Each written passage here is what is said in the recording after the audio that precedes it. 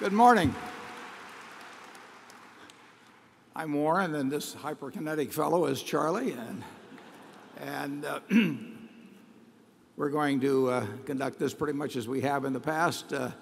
We'll take your questions, alternated among the media and analysts in the audience, until 3:30, with a break around noon for an hour.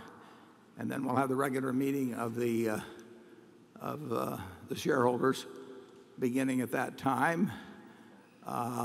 Feel free to drift away and shop in the other room. We have a lot of things for you there.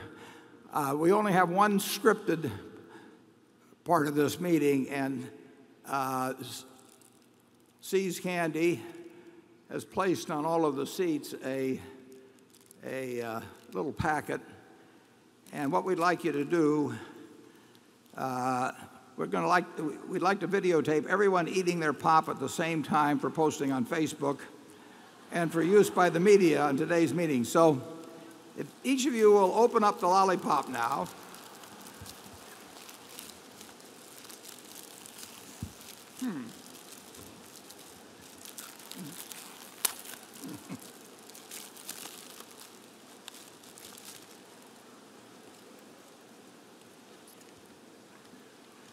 Now, first of all,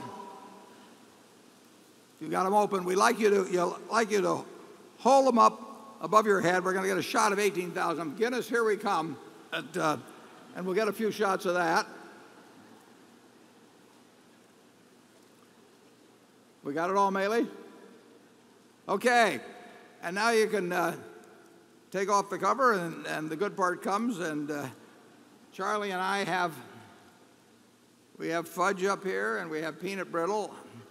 And I said the meeting would run till 3:30. If we've consumed 10,000 calories each, we sometimes have to stop a little early at that point. The only slide we have at this point is we did put out our earnings, first quarter earnings yesterday. And in general, all of our companies are, with the exception of the ones in the residential construction business, which was the case last year, and it's the case this year, that all of the companies, except those in that area, pretty much have shown good earnings. And in the case of the bigger ones, the five largest non-reinsurance companies earned, all had record earnings last year, aggregating, of those five companies, something over $9 billion pre-tax. And in the annual report, I said I thought they would, if business didn't take a nosedive this year, that they would earn over $10 billion pre-tax this year. And certainly nothing we've seen so far would cause me to backtrack on that prediction.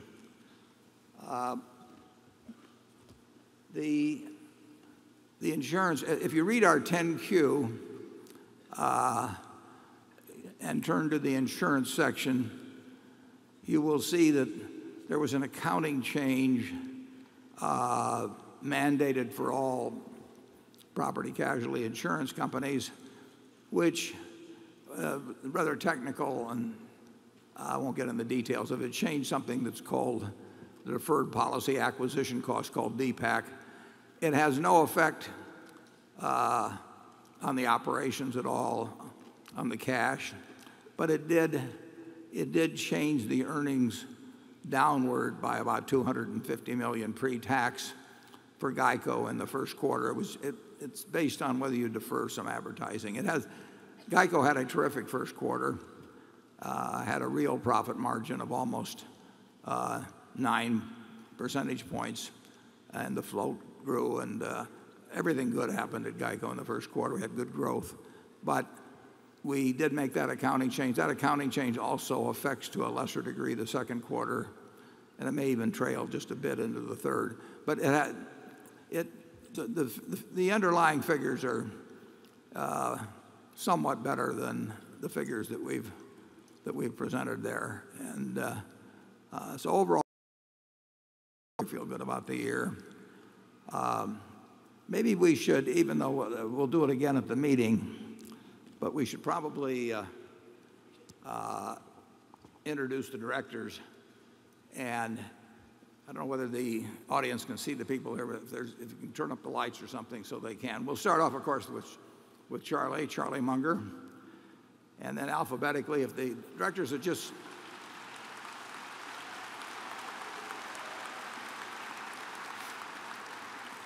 I was going to suggest that you withhold your applause until the end, but I know he's sort of irresistible, so we'll make an excuse for him.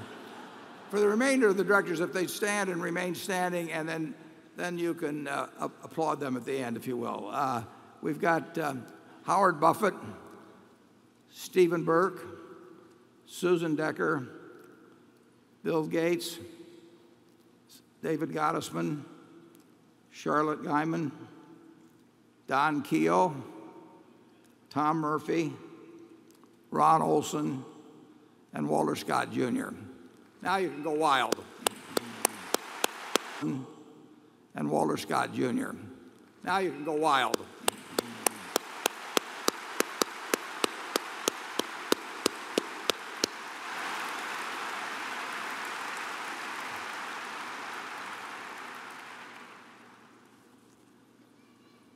Now we'll start with the questions, and what we will do is we'll start over here with the media, with one of them, move to one of the analysts, and then move to one of the shareholders, and we'll go by stations with the shareholders. And if we get, sometimes we've had as many as 60 or 62 questions. If we get to 54, at which point each person on the panel here has had a shot at 6 questions, then from that point on we'll do nothing but from the shareholders from 54 on. So we'll see how that goes. And with that, we'll start off with Carol Loomis of Fortune magazine. Good morning. I'll make my mini speech, which the most important point is that neither Warren nor Charlie have an idea what we're going to ask. The other thing is that we received hundreds, if not thousands, of questions. We don't know the exact count, so we certainly couldn't use every one. If we didn't use yours, we're sorry. So, for the first question, Warren, 2 shareholders wrote me about the heavy responsibilities that will fall on your successor and his or her ability to deal with them. So I'll make this a 2-part question. From Chris Ng. Mr. Buffett, you have stated that you believe the CEO of any large financial organization must be the chief risk officer as well. So, at Berkshire, does the leading CEO candidate for successor, as well as the backup candidates, possess the necessary knowledge, experience, and temperament to be the chief risk officer? The related question is about the Goldman Sachs, GE, and Bank of America deals, all giving Berkshire warrants that you have negotiated. Shareholder Jacques Cartier asked whether these specific transactions could have been done with similar terms without your involvement. If not, what implications would that have for Berkshire's future returns? Yeah, I do believe that the CEO of any large, particularly financial-related company, and really should apply beyond that, but certainly with a financially related company, should be the chief risk officer. It's not something to be delegated. In fact, Charlie and I have seen that function delegated at very major institutions, and the risk committee would come in and report every week, every month, and they'd report to the directors, and they'd have a lot of nice figures lined up and be able to talk in terms of how many sigmas were involved and everything. And the place was just ripe for real trouble. So I am the chief risk officer at Berkshire. It's up to me to understand anything that could really hit us in any catastrophic way. My successor will have the same responsibility, and we would not select anybody for that job that we did not think had that ability. It's a very important ability. It ranks right up there with allocation of capital and selection of managers for the operating units. It's not an impossible job. I mean, the basic risks involve excessive leverage, and then they could involve excessive insurance risk. Now, we have people in charge of our insurance businesses that themselves worry very much about the risk of their own unit, and therefore the person at the top really has to understand whether those 3 or 4 people running the big insurance units are correctly assessing their risks, and then also has to be able to aggregate and think how they accumulate over the units. That's where the real risk is, unless you're engaging in a lot of leverage in your financial structure, which isn't going to happen. Before I answer the second, Charlie, would you like to comment on that? Well, not only was this risk decision frequently delegated in America, but it was delegated to people who were using a very silly way of judging risk that they'd been taught in some of our leading business schools. So this is a very serious problem this man is raising. The so-called value at risk and the theories that outcomes in financial markets followed a Gaussian curve invariably. It was one of the dumbest ideas ever put forward. He's not kidding either. We've seen it in action, and the interesting thing is that we've seen it in action with people that know better, that have very high IQs, that studied lots of mathematics, but it's so much easier to work with that curve because everybody knows the properties of that curve and can make calculations to 8 decimal places using that curve. But the only probability is that curve is not applicable to behavior in markets, and people find that out periodically. The second question, but we're well equipped, Carol, to answer that question. We would not have anybody, we're not going to have an arts major in charge of Berkshire. The question about negotiated deal, there's no question that partly through age, partly through the fact we've accumulated a lot of capital, partly the fact that I know a lot more people than I used to know, and partly because Berkshire can act with speed and finality that is really quite rare among large American corporations. We do get a chance occasionally to make large transactions, but that takes a willing party on the other side. When we got in touch with Brian Moynihan at the Bank of America last year, I had dreamt up a deal which I thought made sense for us, and I thought it made sense for the Bank of America under the circumstances that existed. But I never talked to Brian Moynihan before in my life. I had no real connection with the Bank of America. But when I talked to him, he knew that we meant what we said. So that if I said we would do $5 billion, and I laid out the terms of the warrants, and I said we'd do it. And he knew that that was good and that we had the money. And that ability to commit and have the other person know your commitment is good for very large sums and maybe complicated instruments is a big plus. Berkshire will possess that subsequent to my departure.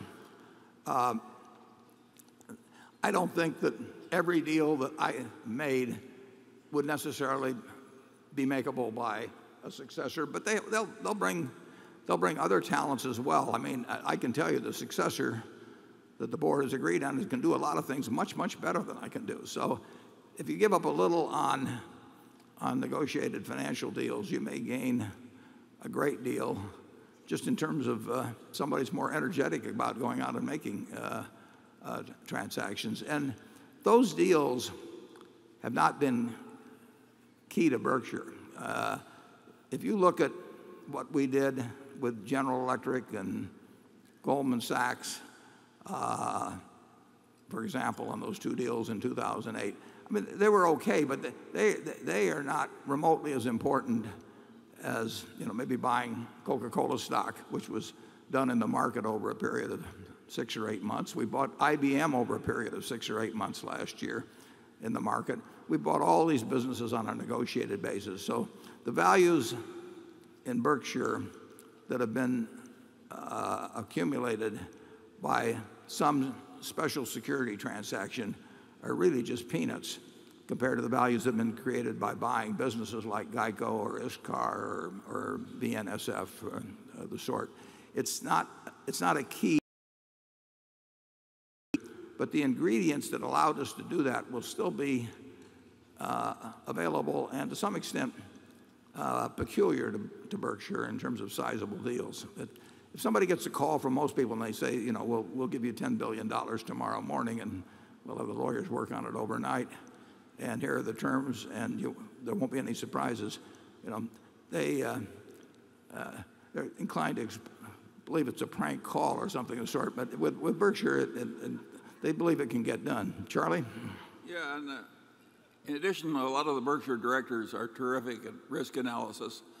Think of the Kiewit Company succeeding as it has over decades in bid construction work on oil well platforms and tunnels and remote places and so on.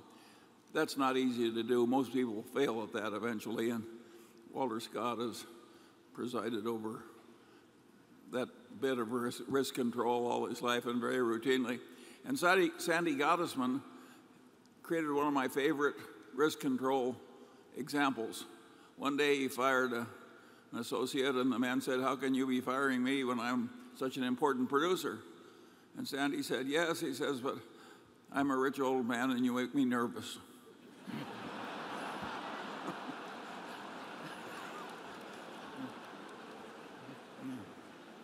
Yeah, we do not have anybody around Berkshire makes us nervous.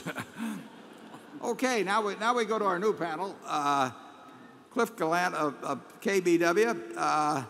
We're getting the first question here from an analyst.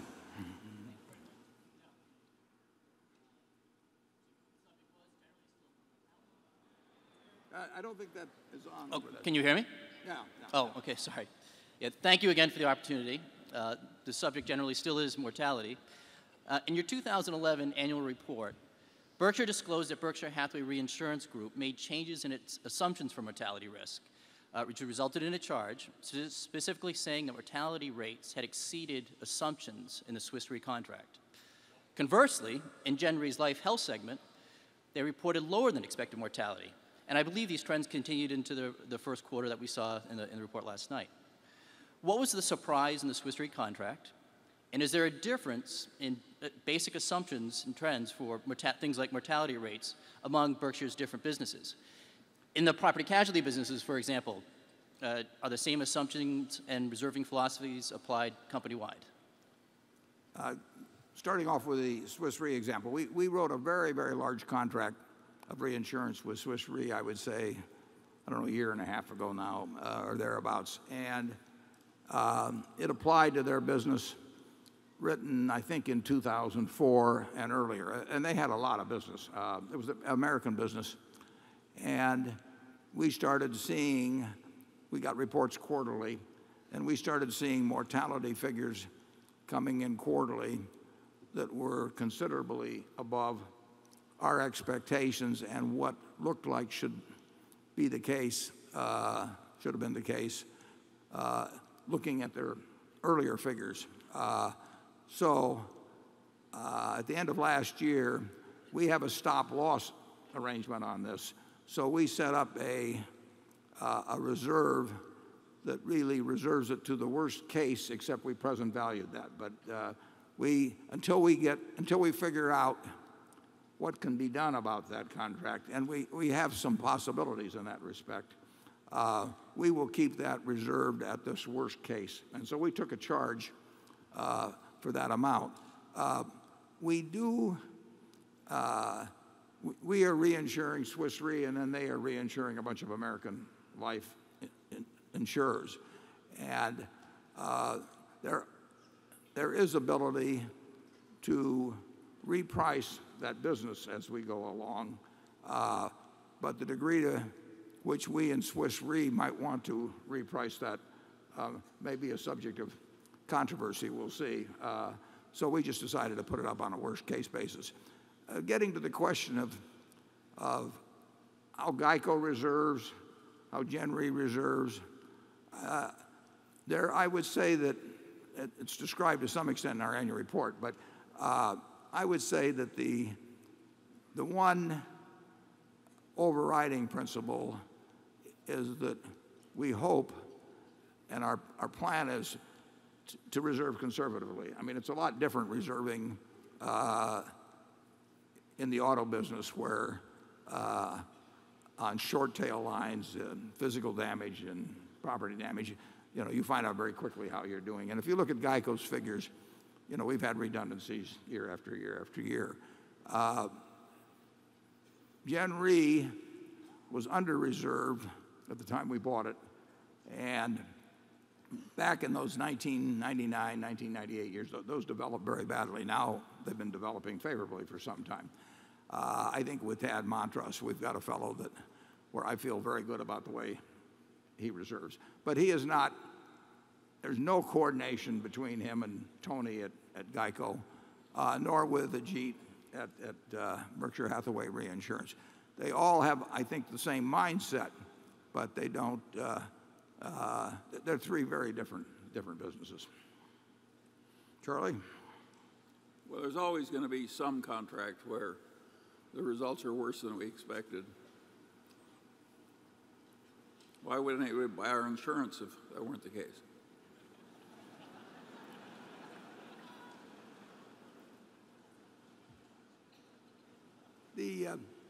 It's interesting how, just take 9/11. It's very hard to reserve after something like 9/11 because to what extent is business interruption insurance, when you close the stock exchange for a few days, are you going to be able to collect on insurance? And when you close restaurants at airports, 2,000 miles away because the airport's closed for a few days, is that business interruption insurance? And there's a lot of questions come up. We turned out to be somewhat over-reserved for 9/11, as it turned out. You've got the same situation going on in both Thailand and Japan because, as you know, the supply chain for many American companies was interrupted by the tsunami in Japan and the floods in Thailand. And if you're a car manufacturer in the United States and you aren't getting the parts, does your business interruption insurance, cover the fact that there were floods for your supplier in Thailand or the tsunami hit in Japan? And sometimes that stuff takes years and years to work out. On balance, I think you will find that our reserves generally develop favorably. Okay, we go to the audience now up at post number 1. And there he is. There he is. Good morning, Mr. Chairman, Mr. Vice Chairman. My name is Andy Peak, and I'm from Weston, Connecticut. In the past, you have made a few investments in China, PetroChina and BYD, to name 2. Given the growing importance of China in the world, what advice would you give the new Chinese leadership and corporate CEOs such that you would make more investments in China? 谢谢. Well, Charlie's made the most recent investment in China, so I'll let him handle that one. Yeah, we're not spending much time giving advice to China.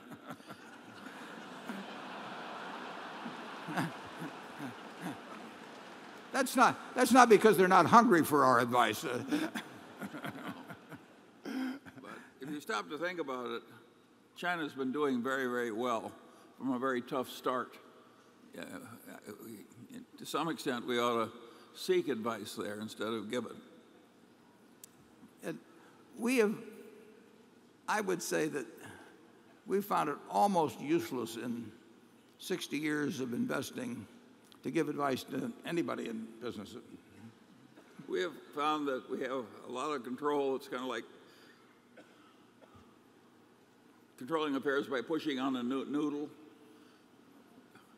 It's amazing how little influence we've had when we've had 20% of the stock. And people have this illusion of vast control at headquarters.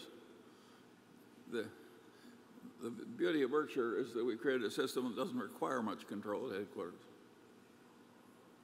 If you look at our 4 largest investments, which are worth, we'll say, they're certainly worth $50 billion today. We've had some of them for 25 years, one of them, another one for 20 years.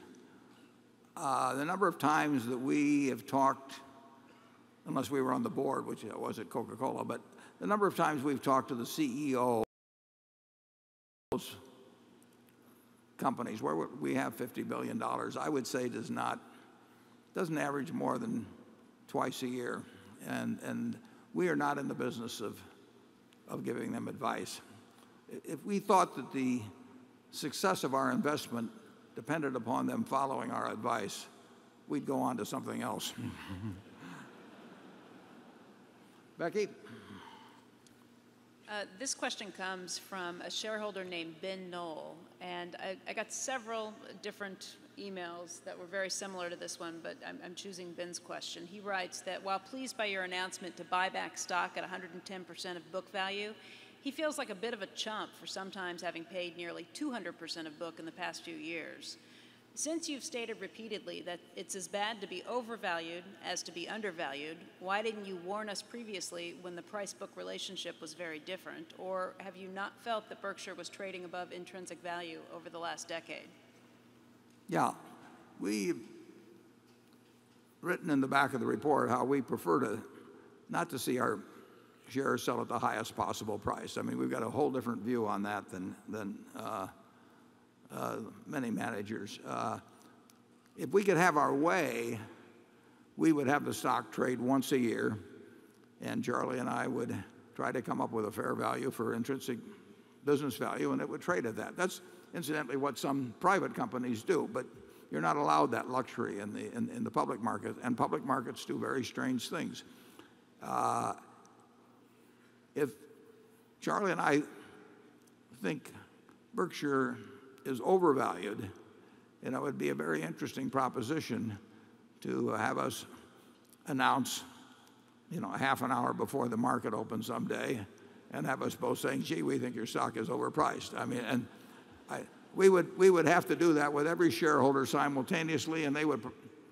Who knows how they would react? We have never, I don't think, certainly never consciously done anything to encourage people to buy our stock at a price we thought was above intrinsic value. The one time we sold stock under some pressure back in the mid-1990s, when somebody was going to do something with a stock that we thought would be injurious to people, we created a stock, and we thought the stock was a little on the high side then, and we put on the cover of the prospectus something I don't think has ever been seen, which is we said that neither Charlie nor I would buy the stock at the price, nor would we recommend that our family did it.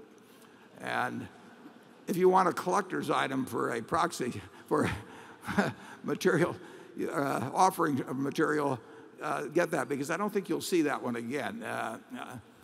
We think that if we are going to repurchase shares from people, that we ought to let them know that we think we're buying it too cheap. I mean, we wouldn't buy out if we had 2 or 3 partners and somebody wanted to sell out. But we'd probably try to arrive at a fair price. But if it was established by a market and they were going to sell too cheap, we'd tell them we thought they were selling it too cheap. We are not saying that 111%, but we're using 110% of book, 111% or 112% is intrinsic business value. We know it's significantly above 110. And I don't think we will ever announce, because I don't see how we would do it, I don't think we'll ever announce that we think the stock is selling considerably above intrinsic business value, but we will certainly do nothing to indicate that we think the stock is attractively priced if that comes about. Charlie? I've got nothing to add. Jay Gelb from Barclays. Thank you. My question is also on share buybacks. Warren, in last year's annual letter, you said not a dime of cash has left Berkshire for dividends or share repurchases during the past 40 years. In 2011, Berkshire changed course and announced a share repurchase authorization. What I'd like to focus in on is what is Berkshire's capacity for share buybacks based on continued strong earnings power? How attractive is deploying excess capital in share buybacks compared to acquisitions, even above 1.1 times book value? And what are your latest thoughts on instituting a shareholder dividend? Yeah, the 1.1 is a figure that we feel very comfortable with. So we would probably feel comfortable with a figure somewhat higher than that. But we want it to be dramatically or very significantly undervalued to do buybacks. And we want to be very sure that every shareholder that sells to us knows that we think that it's dramatically or significantly undervalued when we do it. But we have a terrific group of businesses. The marketable securities that we own, we think are going to be worth more in the future, but we carry them at what they're selling for today. So that's not an undervalued item, in the balance sheet. But some of the businesses we own are worth far more money than we carry them at, and we have no significant business that's worth any significant discount from the carrying value. So we would, from strictly a money-making viewpoint, we would love to buy billions and billions and billions of dollars worth of stock and we'll move that up to tens of billions at 110% of book. I don't think it'll happen, but it could happen. You'd never know what kind of a market you'll run into. And if we get the chance to do it, as long as we don't take our cash position below 20 billion, we would buy it very aggressively at that price. We know we're making significant money for remaining shareholders. The value per share goes up when we buy at 110% of book, and therefore, and it's so obvious to us that we would do it on a big scale if given the chance to, and if it did not take our cash position down below a level that leaves us comfortable. Charlie, you have any? Well, some people buy their own stock back regardless of price. That's not our system. Well, we think a lot of share repurchases are idiotic. I mean, yeah. I was trying to say that more gently. You've never done it before. It's for ego. I've been in a lot of boardrooms where share repurchase authorizations have been voted, and I will guarantee you it's not because the CEO is thinking the way we think at all. They like buying their stock better at higher prices, and they like issuing options at lower prices. It's just exactly the opposite of what we would think. We will only do it for one reason, and that's to increase the per share value the day after we've done it. And if we get a chance to do that with both, in a big way, we'll do it in a big way. I don't, strictly operating as a financial guy, I would hope we'd get a chance to do a lot of it. Operating as a fiduciary for hundreds of thousands of people, I don't want to see them. Yeah, we hope the opportunity never comes. Yeah.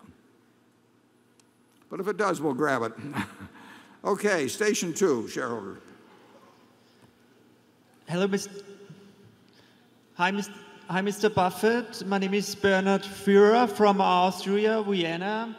My question is about banks. What's your view on the European banks? What's your view on the US banks? And what must happen that you invest in European banks? Thank you.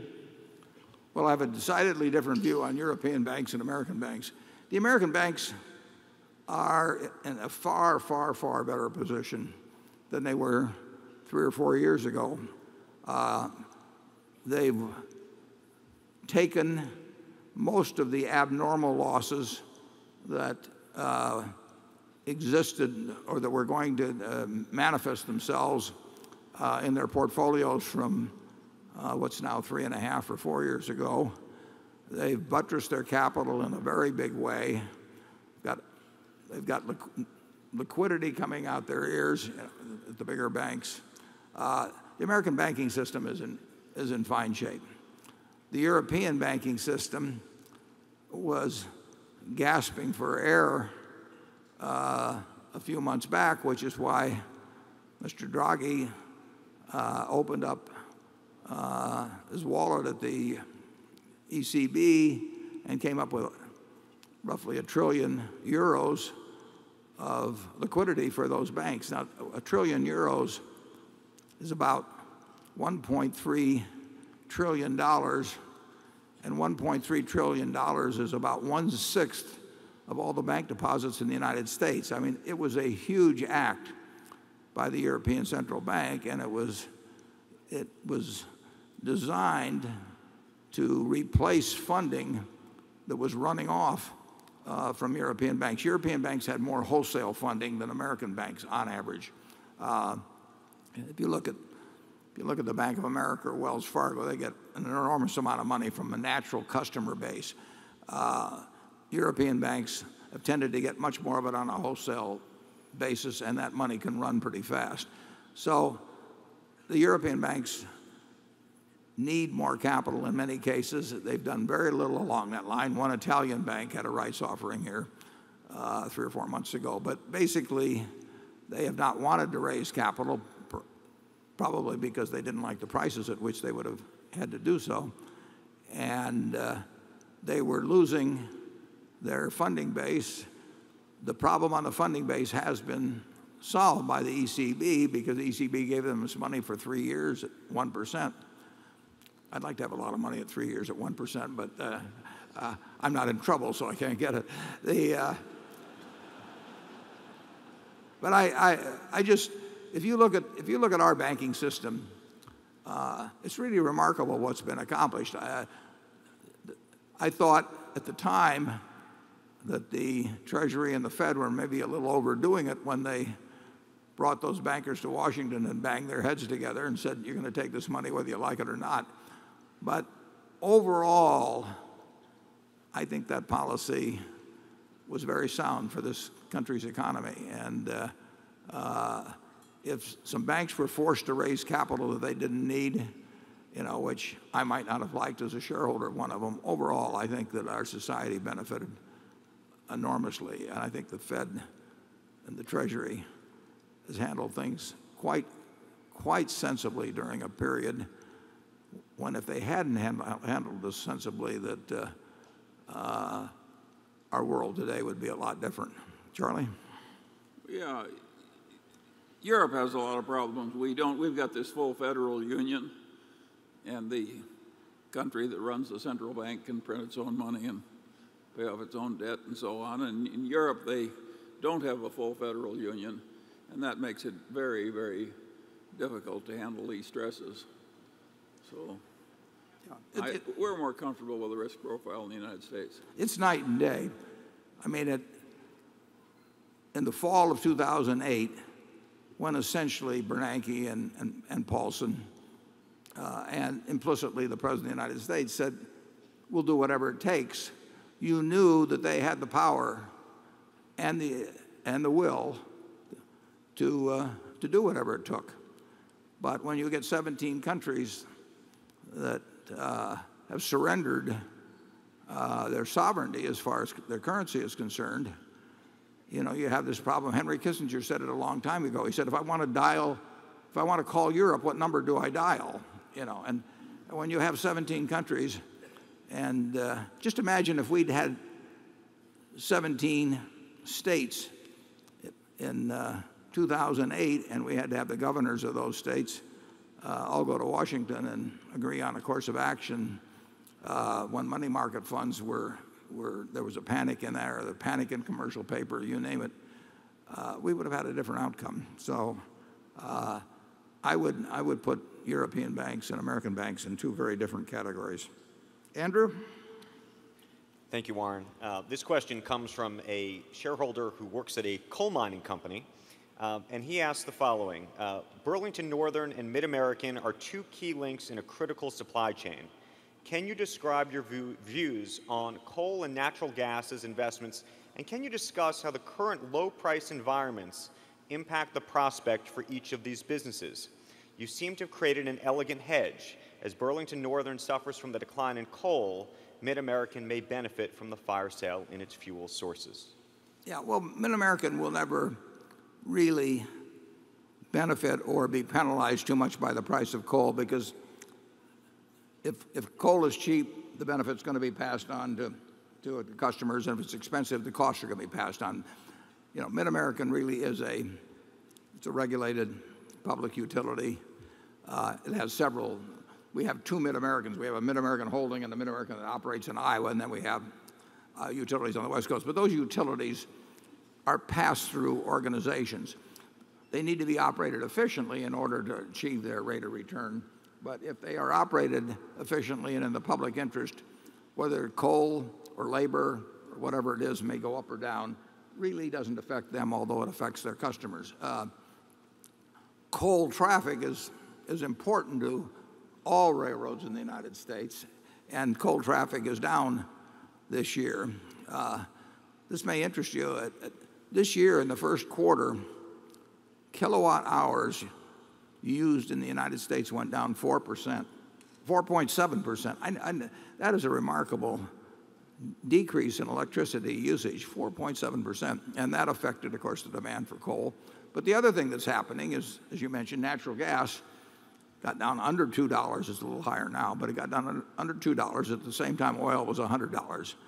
And if you told Charlie or me 5 years ago that you'd have a 50-to-1 ratio between oil and natural gas, I think we would have asked you what you were drinking. Did you ever think that was possible, Charlie? No, and I think what's happening now is, to use your word, it's idiotic. We are using up a precious resource which we need to create fertilizer and so forth, and sparing a resource which is precious but not as precious, which is thermal coal. If I were running the United States, I would use up every ounce of thermal coal before I'd touch a drop of natural gas. But the conventional view is exactly the opposite. I think those natural gas reserves we've just found are the most precious things we could leave our descendants. I'm in no hurry to use it up, and the gas is worth more than the coal. Despite the wild things we've seen in pricing, particularly this ratio of natural gas prices to oil, you can't change. I mean, the installed base is so huge when you get into electricity generation that you can't really change the percentages too much, although there has been a shift in recent months to where gas generation is feasible. It has supplanted some coal generation, and certainly in the future you're going to see a diminution in the percentage of electricity generated from coal in this country. But it won't be dramatic, because it can't be dramatic. You just can't. The megawatts involved are just too huge to have some wholesale change. It's going to be very interesting to see how this whole gas-oil ratio plays out, because it has changed everyone's thinking, and it's changed in a very short period of time. I mean, 3 years ago, people wouldn't have said this was possible. Yeah, the conventional wisdom of the economics professors is that if it happens in a free market, it must be okay, and it'll work out best in the end. That is not my view with 100% accuracy. I think there are exceptions to that idea. And I think it's crazy to use up natural gas at these prices. Okay, Gary Ransom of Dowling. Telematics is the latest pricing technology in the auto insurance business, whereby you put a little device in your car and you can either get a discount or some other determination of your pricing based on actual driving behavior. What is GEICO doing to keep pace with that change? And are there any other initiatives that GEICO has in place to maintain its competitive advantages in pricing? Yeah. Well, Progressive, as you know, has probably been the leader in what you just described, and we have not done that at GEICO. But if we think there becomes a superior way to evaluate the likelihood of anybody having an accident, I think we have 50. I think you have to answer 51 questions, which is more than I would like if you go to our website and to get a quote. And every one of those is designed to evaluate your propensity to get in an accident. Obviously, if you could ride around in the car with somebody for 6 months, you might learn quite a bit about the propensity, particularly if they didn't know you were there, like with your 16-year-old son.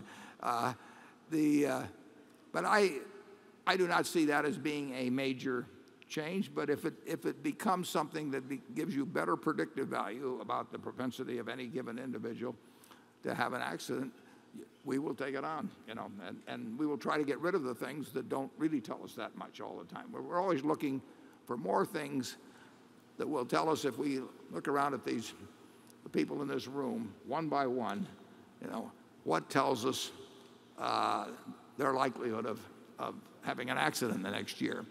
We know that youth is, for example. I mean, there's no question that a 16-year-old male is much more likely to have an accident than some guy like me that drives 3,500 miles a year and is not trying to impress a girl when he does it.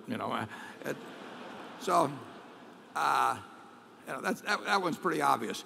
Some of these others, some things are very good predictors that you wouldn't necessarily expect to be. Credit scores are, and they're not allowed in all places, but they will tell you a lot about driving habits. We'll keep looking at anything, but I do not see I don't see in this new experiment anything that threatens GEICO in any way. GEICO, in the first quarter of the year, now the first quarter is our best quarter, but we added a very significant number of policies. I forget what the exact number was, but February turns out to be the best month for some reason. But we were up there, getting pretty close to 300,000 policies. So our marketing is working extremely well, and our risk selection is working extremely well, and our retention is working well. So GEICO is quite a machine.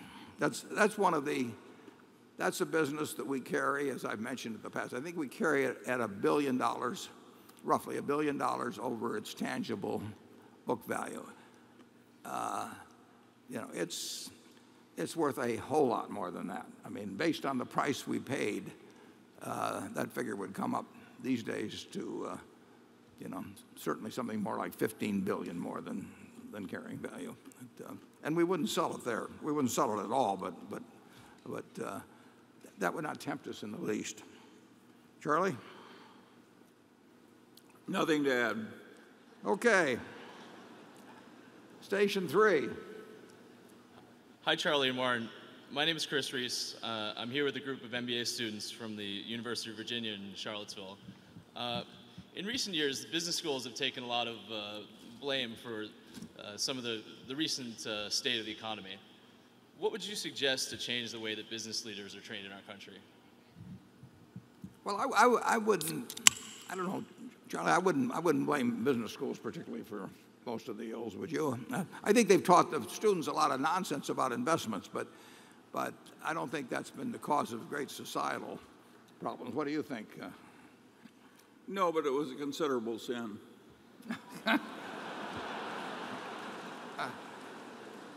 Well, you want to elaborate on what was the more sinful? No, but I think business school education's improving.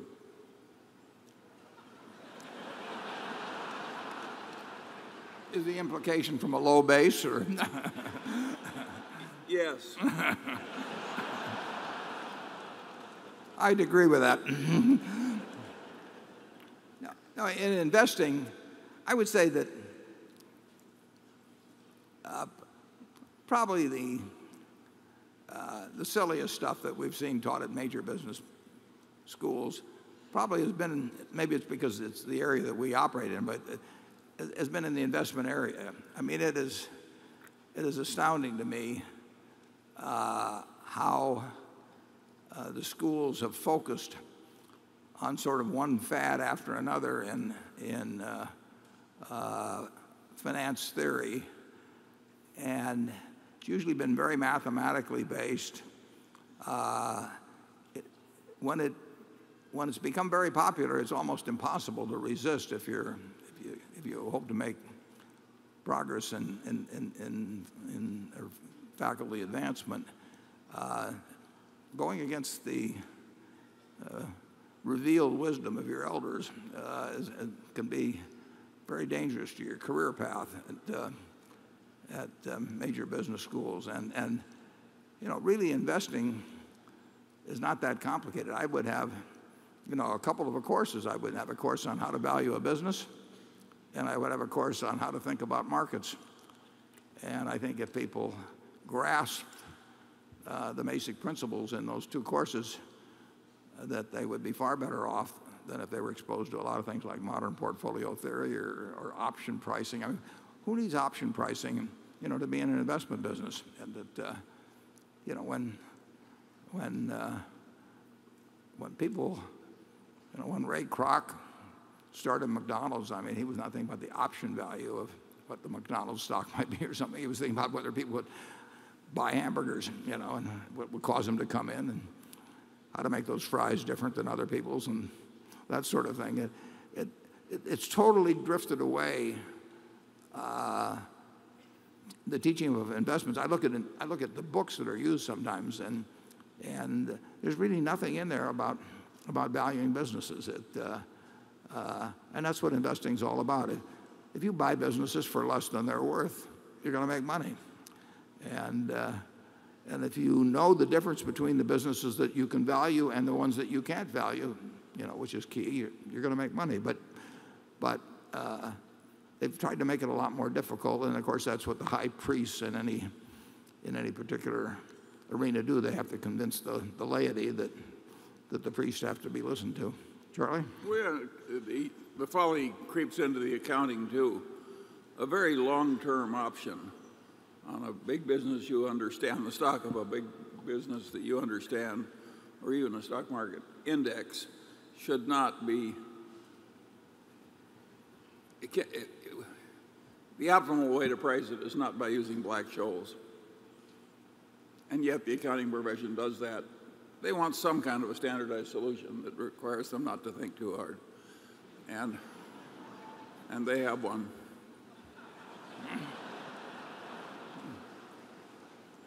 Is there anybody we've forgotten to offend? If you'll send a note up. Carol? Well, talking about not offending, the talk of the Buffett rule is all over newspapers and TV. But I believe your concept of what should happen to taxation of very high earners is different from what is now promulgated as the Buffett rule. Could you clear us up on this? This is a question from Leo Slazelman from the Kansas City metropolitan area. Yeah, I would say this. It has gotten used in different ways. I think intentionally in some cases, because it was more fun to attack something that I hadn't said than to try to attack what I had said.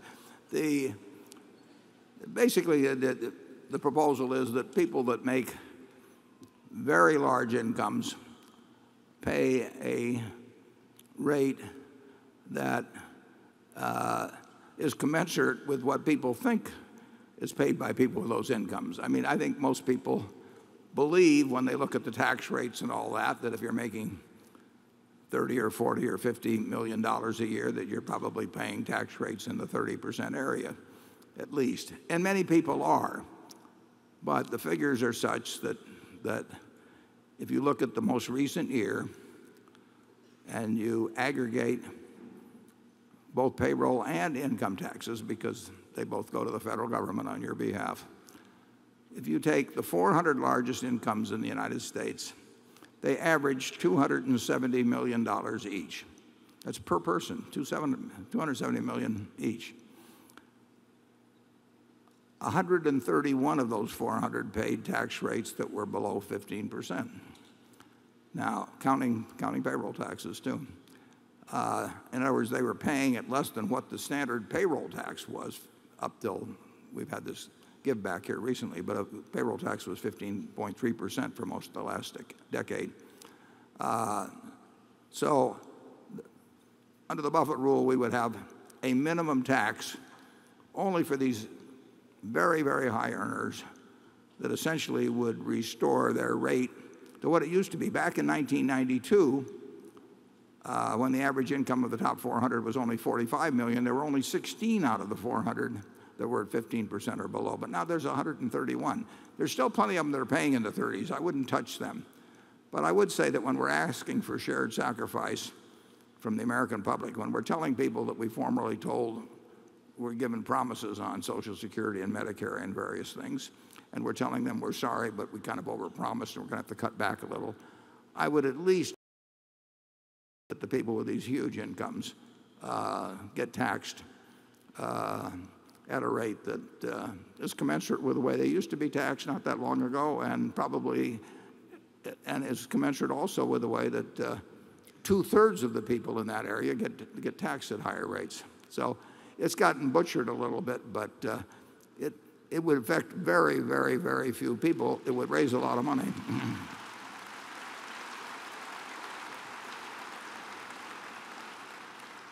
Well, Warren, isn't the suggestion that you can give about half of the 30% to charity instead of the government? Well, but the tax rate still, after the charitable deduction, you have to give, if you're going to give 50% and get a deduction, it has to be all cash. If you start giving appreciated securities. And then if you give to a private foundation, you're down to 20%. Yeah. But there is some exception in this proposal now, isn't it? Obama's proposal that charitable contributions help you. Well, there's a bill actually by Senator Whitehouse of Rhode Island. I mean, that is the only actual bill that was voted on, and it did not get the vote. It got 51 votes in the Senate and needed 60. I can't tell you the exact precision on what it included there. I don't have any, there can be all kinds of other ways of getting at the same proposition. I just think that people like me that have huge incomes, and I have no tax planning. I don't have any gimmicks. I don't have Swiss bank accounts. I don't have any of that kind of stuff. But when I get all through, I made the calculation 3 different times, 2004, 2006, and 2010.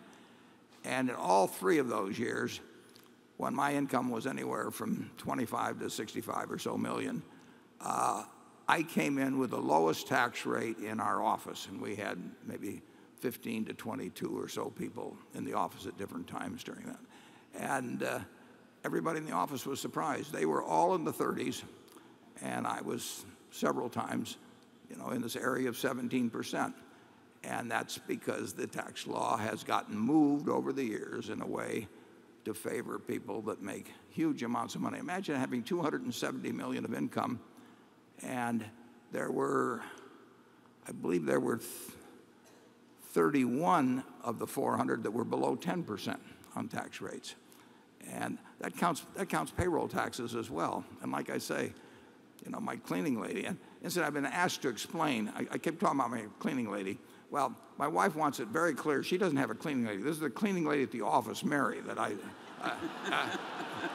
my wife has gotten very, she does not have a cook. She does not have a cleaning lady. And she got a little tired of me implying that she had one. So it's my cleaning lady at the office has been paying 15.3% on Social Security taxes at the same time that an appreciable number of people making hundreds of millions of dollars a year are paying less than 10%. I think it's time to take a look at that. Okay.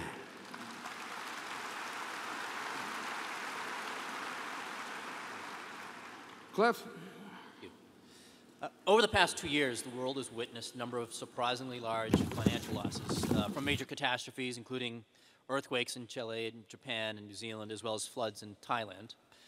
Near term, what do you expect the impact on reinsurance pricing will be for catastrophe risks? And longer term, does this trend of increased frequency of major catastrophes affect Berkshire's view on the global reinsurance business? Yeah, it's very hard to, because of the random nature of quakes and hurricanes and that sort of thing, very hard to know when you really have had a trend. We've had that situation in global warming. I mean, it has been ungodly warm here in the last few months, but a few years ago it was extremely cold. And anything that moves as slowly as the things affecting our globe, separating out the random from new trends is not easy to do. We tend to sort of assume the worst. I mean, if we see more earthquakes in New Zealand than have existed, in the last few years than existed over the last 100 years, we don't say that we'll extrapolate the last couple of years and say that's going to be the case. This huge explosion of of quakes. But we also don't take the 100-year figure anymore. We have written, in the last few months, we have written far more business in Asia, and by that I mean New Zealand, Australia, Japan, and Thailand. We've written quite a bit more, a lot more business than we wrote a year ago or 2 years ago or 3 years ago, because they've had some huge losses and they have found that the rates that they had been using were really inadequate. And they are looking for large amounts of capacity in some cases. And we are there to do that if we think the rate's right. But nobody knows for sure what the right rate is. I mean, we can tell you how many 6.0 or greater quakes have happened in California in the last 100 years and how many Category 3 hurricanes have hit, both sides of Florida, whatever. There's all kinds of data available on that. But the question is, how much does it tell you about the next 50 years? And so if we think we're getting a rate that, if a fairly negative hypothesis would indicate, then we move ahead, and we've done that in the Pacific. I don't know whether you know it, but last year, I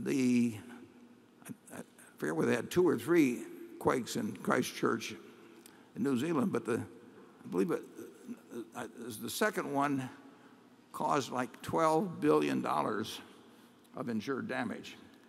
And if you think of that in relationship of a country of 4 or 5 million, and you compare that to the kind of cats we've had in the United States, that's 10 Katrinas. I mean, there have been some really severe, and Thailand was the same way with the floods. The losses were just huge in respect to the entire premium volume in the country. So when that happens, everybody reevaluates the situation, and we are perfectly willing to take on very big limits if we think we're getting the right price. We have propositions out for as much as $10 billion of coverage. Now we don't want that $10 billion to correlate with anything else, and we want to be sure we get the right price. But and we may write some, at some point. It's certainly the market for cat business in some parts of the world is significantly better from our standpoint than it was a year or 2 ago. But that's not true every place. Okay, station 4. Good morning, Mr. Buffett, Mr. Munger. My name is Vern Cushenberry, and I asked this question on behalf of a group of investors that made the trip up from Overland Park, Kansas. MidAmerican has a large investment in wind and solar power. What effect do subsidies and incentives have on that business? And could you share your thoughts on a sustainable energy policy? I gather we should be conserving our natural gas. What is the most appropriate use of that resource? Yeah, well, I believe on wind, and we're much bigger in wind than solar, although we've entered solar in the last 6 months or so. We've got 2 solar projects that we own about a half of each one of them. But we've been doing wind for quite a while. And I think the subsidy is 2.2 cents for 10 years per kilowatt hour. And that's a federal subsidy. And there's no question that makes wind projects in areas where the wind blows fairly often, that makes wind projects work, whereas they wouldn't work without that subsidy. The math just wouldn't work out. So the government, by putting in that 2.2 cents subsidy, has encouraged a lot of wind development. And I think if there had been none, my guess is there would have been no wind development. I don't think any of our projects would make sense without that subsidy. In the case of solar, the projects we have got a commitment from Pacific Gas and Electric to a very long-term purchase commitment. How that ties in with their particular obligations or anything, I mean, there may be some subsidy involved in why they wish to buy it at the price they do from us. I'm sure there is. I don't know the specifics of it. But neither one of those projects, neither solar nor wind, and if Greg Abel is here and wants to go over to a microphone and correct me on this, it'd be fine. But I don't think any solar or wind would be working without subsidy. And of course, you can't count on wind for your base load. I mean, it works and it's clean, but if the wind isn't blowing, it does not mean that everybody wants to have their lights off. So it's a supplementary type of generation, but it can't be part of your base generation. Charlie, do you have any thoughts on that? And Greg, do we have Greg up there? Go ahead, Charlie. Well, I think, of course, eventually we're going to have to take a lot of power from these renewable sources, and of course we're going to have to help the process along with subsidies. And I think it's very wise that that's what the various governments are doing.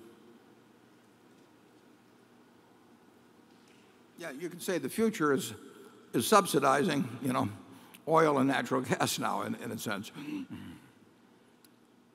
Is Greg up there? Do we have a?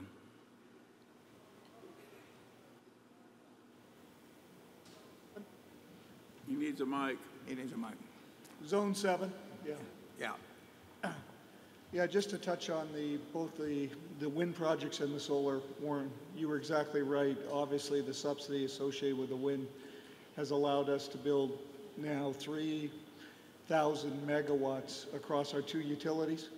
And you were absolutely correct. We would have not moved forward without that type of subsidy. On the solar, there's actually a couple other incentives that are in place. You get a very large incentive associated with constructing the assets.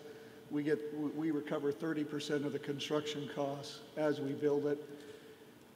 Significant advantage there relative to Berkshire being a full taxpayer, where a lot of other entities in the U.S. are not, or the corporate entities that are competing for those projects relative to ourselves often don't have the tax appetite for those type of assets. So we do benefit from the underlying tax structure. There's no question, both in wind and in solar. Greg's hit on a point that people don't or often don't understand about Berkshire. We have a distinct competitive advantage. It's not unique, but it's a distinct competitive advantage in that Berkshire pays lots of federal income tax. So when there are programs in the energy field, for example, that involve tax credits, we can use them because we have a lot of taxes that we're going to pay, and therefore we get a dollar for dollar benefit.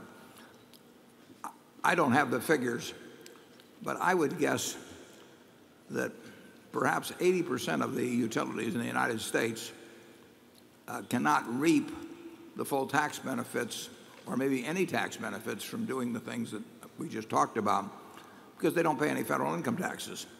They've used bonus depreciation, which was enacted last year, and that where you get 100% write-off in the first year. They wipe out their taxable income. And if they've wiped out their taxable income through such things as bonus depreciation, they cannot have any appetite for wind projects where they get a tax credit or in the solar arrangement. So by being part of Berkshire Hathaway, which is a huge taxpayer, Mid-American has extra abilities to go out and do a lot of projects without worrying about whether they've sort of exhausted their tax capacity. It's an advantage we have. Becky? This question comes from John in Brunswick, Georgia.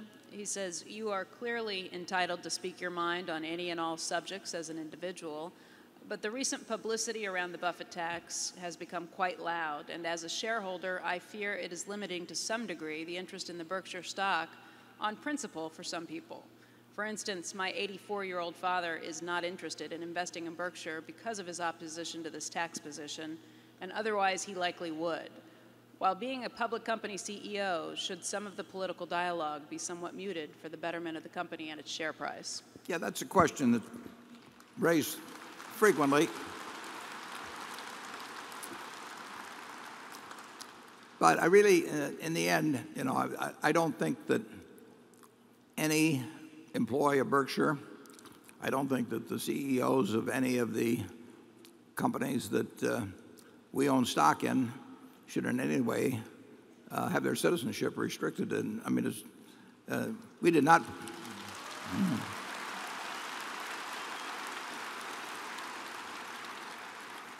When Charlie and I took this job, we did not decide to put our citizenship in a blind trust, and people are perfectly willing. It's fine if they disagree with us. I think it's kind of silly. I don't know the politics of necessarily of Ken Chenault or Muhtar Kent or John Stump. I got a pretty good idea with Kovacevic at one time. But they run these businesses in which we have Ginny Rometty. I mean, we got $11 or $12 billion with her. I don't know what her politics are, and I don't know what her religion is. She's got all kinds of personal views. I'm sure that probably are better than mine, but it doesn't make any difference. I just want to know how she runs the business, and I really think that 84-year-old man making a decision on what he invests in based on who he agrees with politically, it sounds to me like he ought to own Fox.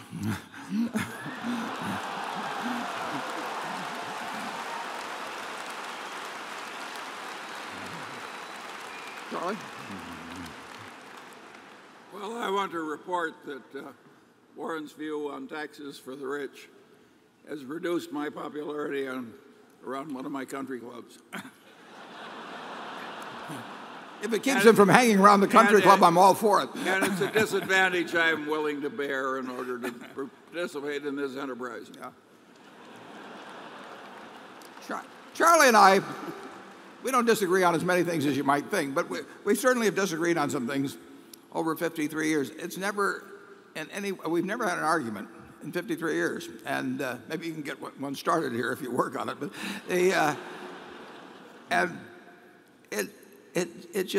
it's irrelevant. I mean,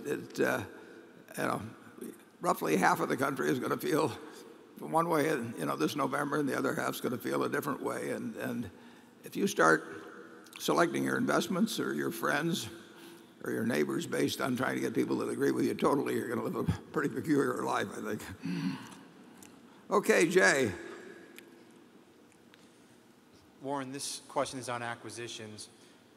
Would you consider an acquisition in excess of $20 billion? And if so, would it be funded in terms of existing cash as well as issuing debt and equity, or perhaps even selling existing investments? Yeah, we considered one here just a month or two ago, which we would have liked. I wish we could have made it. There was probably about $22 billion. I mean, it gets above $20 billion, it gets to be more and more of a stretch, particularly because we won't use our stock at all. We used stock in the Burlington Northern acquisition, and we felt that it was a mistake, but we were using it for what in effect turned out to be about 30% of the deal, and we felt that we were doing well enough with the cash that overall that the mix was okay. But we would not use our stock now, and we wouldn't even use it for 30 or 40% of some deal. It's hard to imagine. So we really have to. It's hard to imagine, but it could conceivably happen. It could happen. It could happen. But I don't think it will happen. I don't either. So we looked at this $22 or $23 billion deal, and we would have done it if we could have made the deal. But it would have stretched us, but we would not have pushed it to the point where it would have taken our cash below $20 billion. We would have sold securities. We would have done whatever was necessary to have a $20 billion cash balance when we got done with the deal. But I would have had to sell some securities I didn't want to sell. I liked the deal well enough, so I would have done it. Now, if that had been $40 billion, I don't think we, no matter how well I liked it, I don't think I would have wanted to peel off 25 billion or so of marketable securities trying to get it done. I certainly wouldn't want to be in limbo, not knowing exactly where the money was going to come from, and therefore be subject to some terrible shock in the world or in the market. If you have a $20 billion deal, though, I've got an 800 number, so. But you've actually sort of hit the point where we start squirming a little bit as to where we would come up with the money. On the other hand, the money's building up month by month, so if we can make the right $20 billion deal, we'll do it. And next year, if we haven't made a deal, I'll probably say if we can find the right $30 billion deal, we would do it. Okay, station 5. Glenn Molinar, Westlake, Ohio. First of all, I want to thank you for having us here today. Very nice. Warren, I'd like to have dinner with you tomorrow night at Garot's. They'll have a bidding at Glide here in June. It went for $2.6 million last year. My question is about jobs coming back to the U.S. I notice a number of companies have started to bring jobs back here. Is Berkshire Hathaway looking at doing that for any job they've shipped out of the United States? Well, I have to finish my fudge here. I would say that of the the number of jobs we have is listed in the back of the report. I think it's about 270,000, and 270,858 at year end. I'm just trying to think. We probably,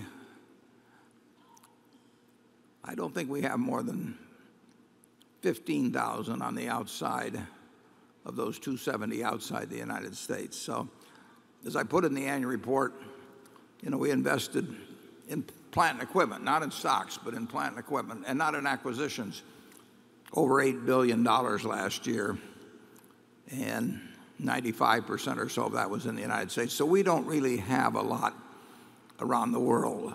I'm not opposed to it. I mean, our ISCAR operation, which is based in Israel, operates throughout the world. I mean, I've been to their plants in Japan, I've been to their plants in Korea, I've been to their plants in India.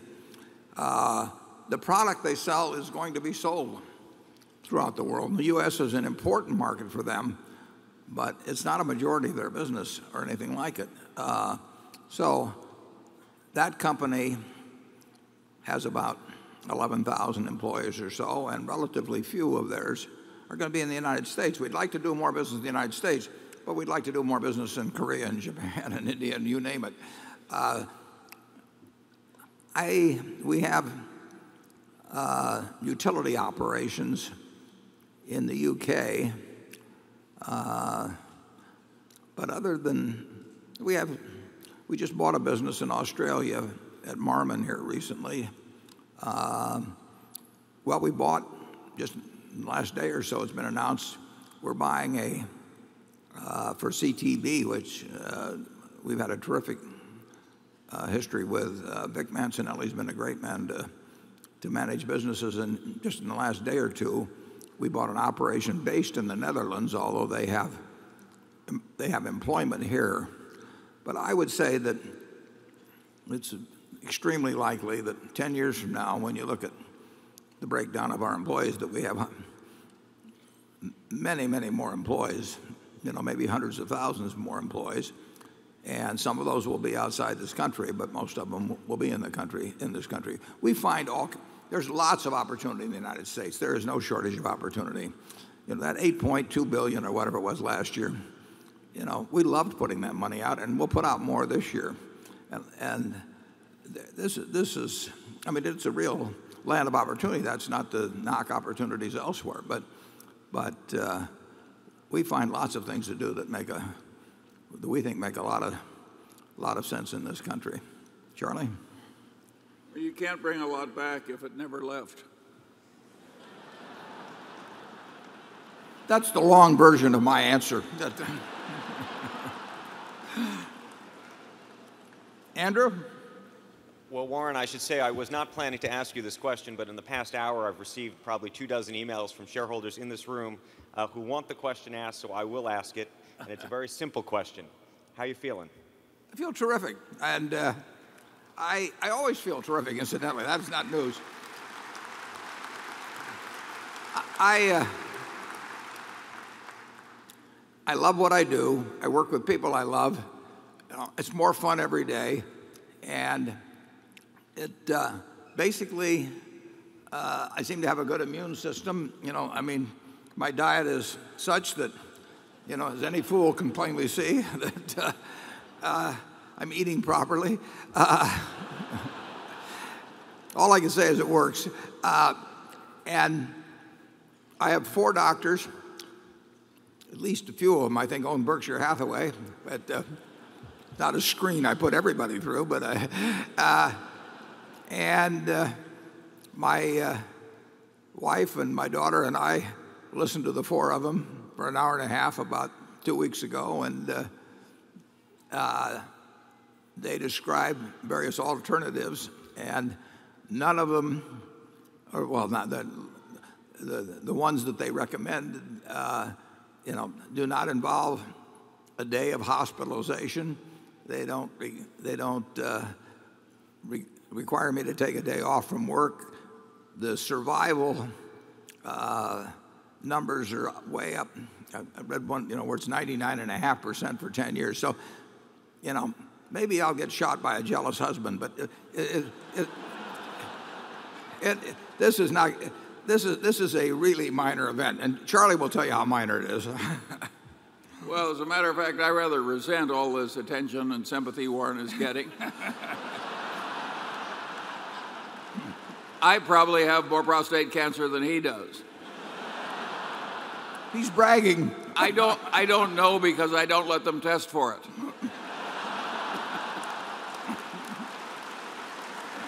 He's not kidding. At any rate, I want the sympathy. My secretary was getting too much attention, so I decided I had to throw the spotlight back on myself. In all seriousness, it is a non-event. Yeah. And, the Med Center is about 2 minutes from the office, and for 2 months I'll have to drop over there every afternoon, and it'll take a few minutes, and I may have a little less energy, but that may mean I do fewer dumb things. Who knows? Okay, Gary. Yes, your insurance operations have taken on a good chunk of some runoff property casualty businesses. There's another business that has an increasing amount of runoff, and that's the annuity business, Hartford, ING, Cigna, et cetera. Is there a time or are there conditions under which you might consider taking on some of those liabilities? Sure. In effect, in some of our businesses, we're taking on some annuity, but not like, I mean, it's generally classified as property casualty. But we would take on annuity books. The problem is we're not going to assume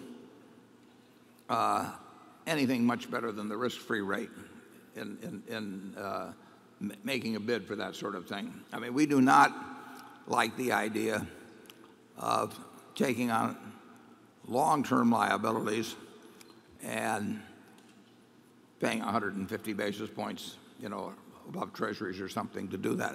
And there are people that will do that. They may not be quite as likely to fulfill those promises in the years to come as we would.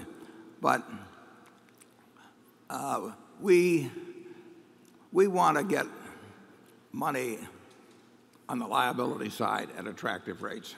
Now, the most attractive is if we can write property casualty business at an underwriting profit and get it for nothing. But we're willing to pay for annuity type liabilities.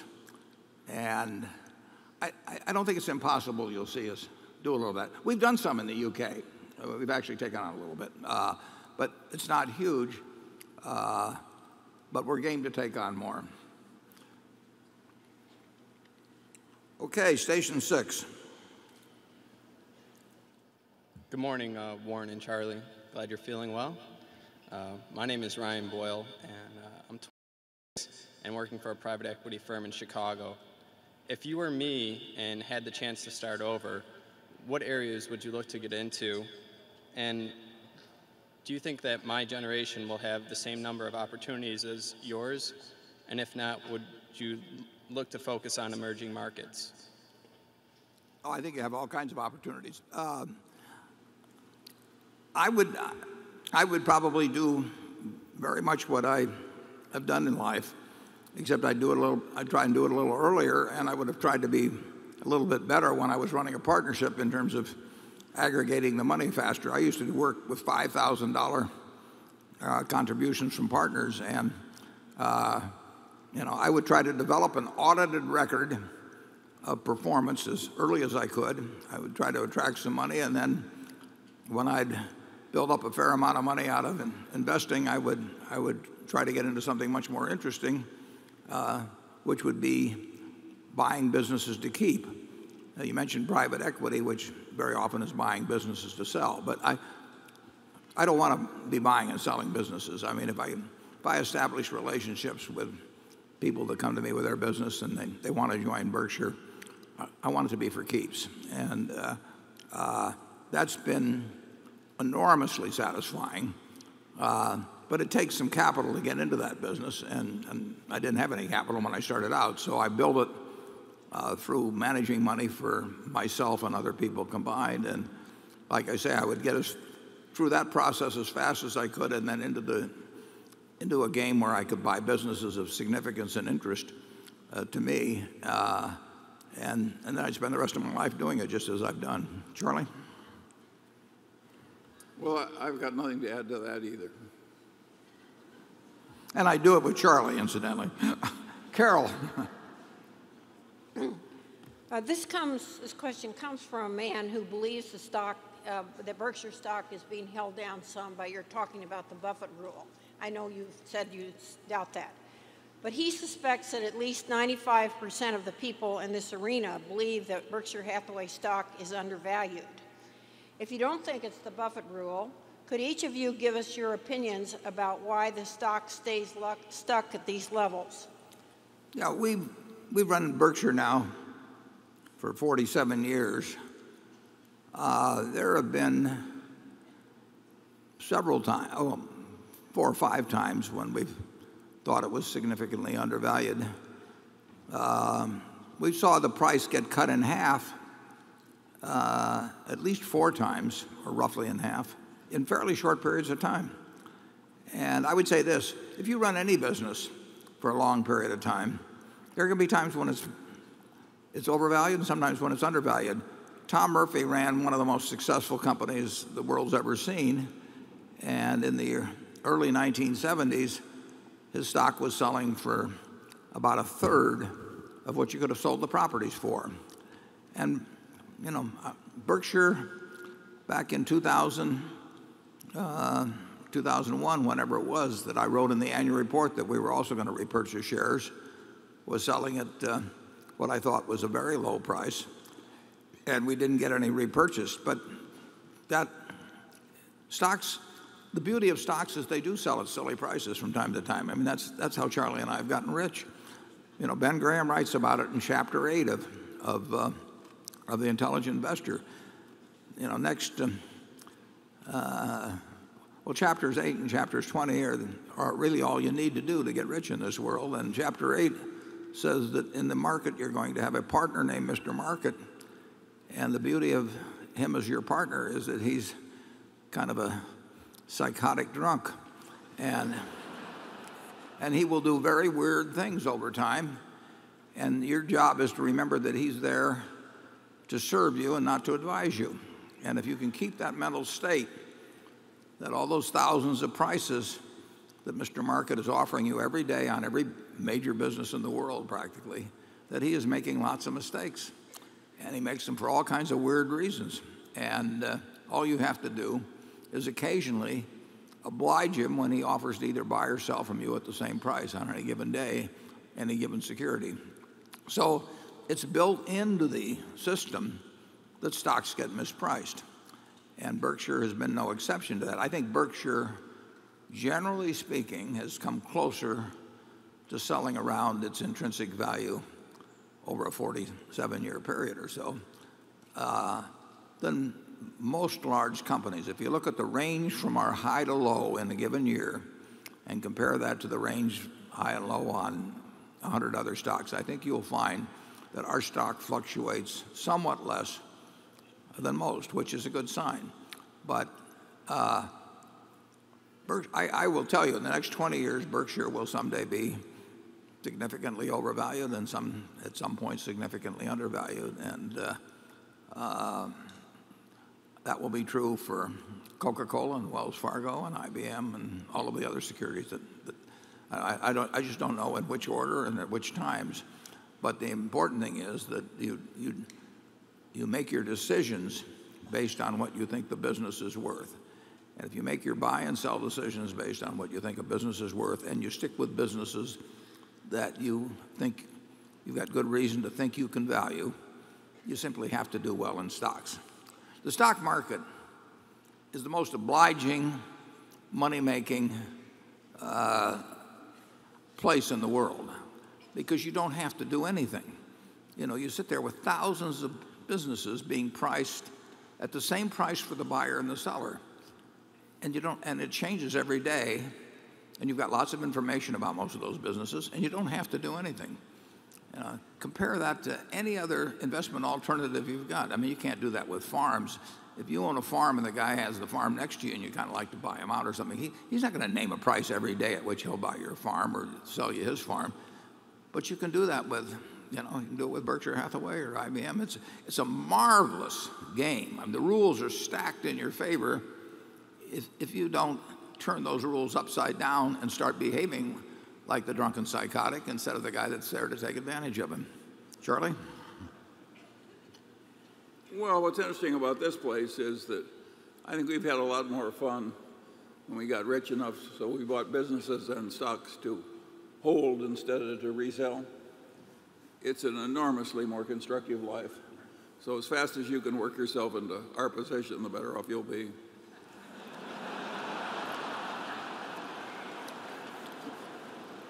And you should be very encouraged by the fact that he's only 88 and I'm only 81. Just think, it may take you a little while.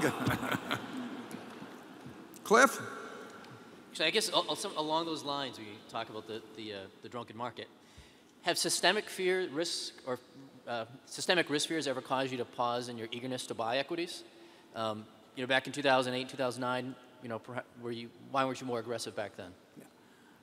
You'll probably find this interesting. Charlie and I, to my memory, in 53 years, I don't think we've ever had a discussion about buying a stock or a business or selling a stock or a business that has been where we've talked about macro affairs. I mean, if we find a business that we think we understand and we like the price at which it's being offered, we buy it. And it doesn't make any difference what the headlines are. It doesn't make any difference what the Federal Reserve is doing. It doesn't make any difference what's going on in Europe. We buy it. There's always going to be good and bad news out there, and which gets emphasized the most depends on the moods of people or newspaper editors or whomever. And there's a ton of bad. I bought my first stock, in June of '42, and what had happened, we were losing the war, until the Battle of Midway. I mean, so here was a country that all my older friends had gone, were disappeared. We weren't going to make any kinds of goods that people wanted. We were going to build battleships and things to drop in the sea, and we were losing, But stocks were cheap, and I wrote that article in October of 2008 in the Times that I should have written a few months later. But in the end, I said, we've just had a financial panic, and it's going to flow over into the economy, and you're going to read all kinds of bad news. But so what? America's not going to go away, and stocks are cheap. We look to value, and we don't look to headlines at all. And we really don't. Everybody thinks that we sit around and talk about macro factors. We don't have any discussions about macro factors. Charlie? Yeah, but we did keep liquid reserves at the bottom of the panic that if we'd known it was not going to get any worse, we would have spent. But because we didn't know that. Yeah, we know what we don't know, and we know we don't want to go broke. I mean, we start with that, and we know you can't go broke if you got a fair amount of liquid reserves around and you don't have any near-term debts and so on. So, our first rule is always to play tomorrow, no matter what happens. But if we've got that covered, and we can find things that are attractive, we buy. Well, Charlie has a little company called the Daily Journal Company, and he sat there with a whole lot of cash. And when 2008 came along, he went out and bought a few stocks. He won't tell me the names of them, but and that was the time to use the money, not to sit on it. Was that the name of a stock, Charlie?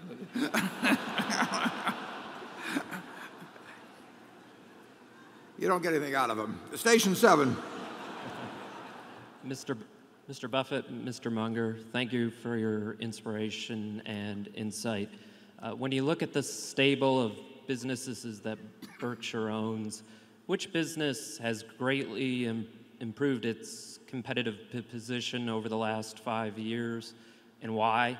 And then conversely, perhaps you might name a business that was not so lucky.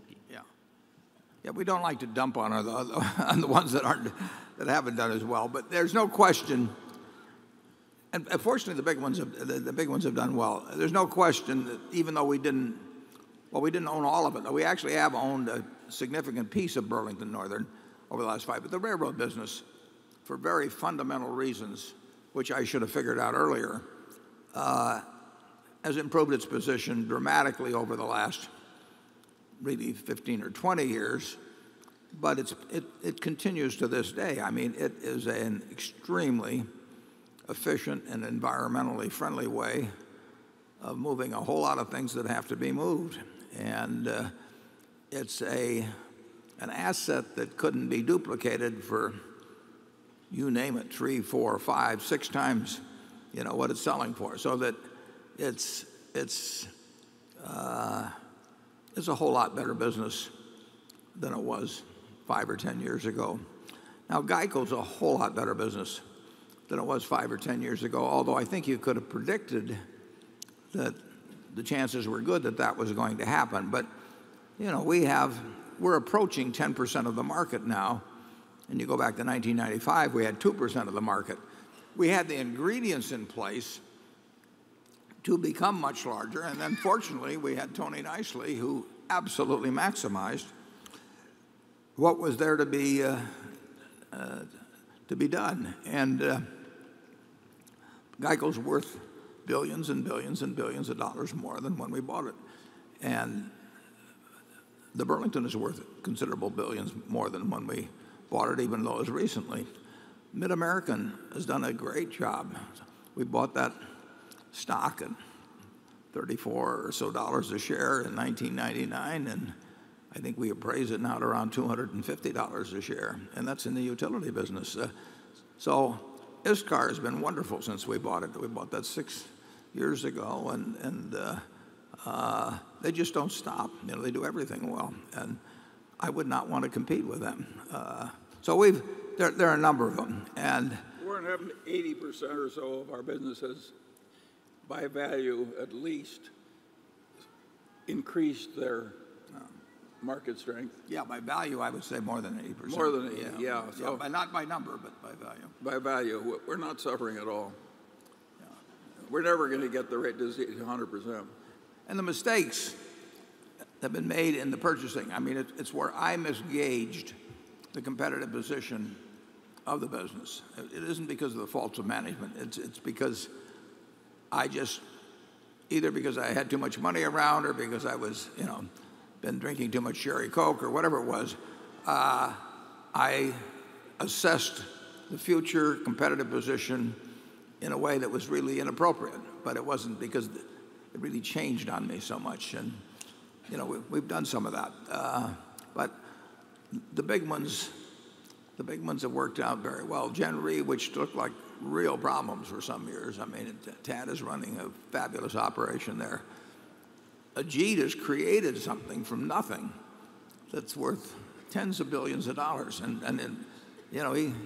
He created that out of walking into the office in 1985 and entering the insurance business for the first time. But he just brought brains and energy and character to something, and we backed him with some money, and he's created a business like nobody I've never seen. Charlie? Well, we've been very fortunate. And what's interesting is the good fortune is not going to go away merely because Warren happens to die.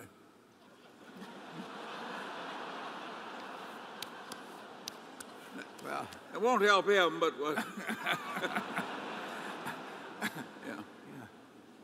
You'll have an explanation of that in the second half of this. Becky? This question comes from Joel Bannister in Dallas, Texas, who says, Warren, you personally run the derivative book. Who will manage these weapons of mass destruction after your tenure? We don't want to end up like AIG under someone else's watch. He also adds, P.S. I am wearing the wedding ring you sold my wife last year at the annual meeting at Borsheim's. Well, obviously a man of intelligence.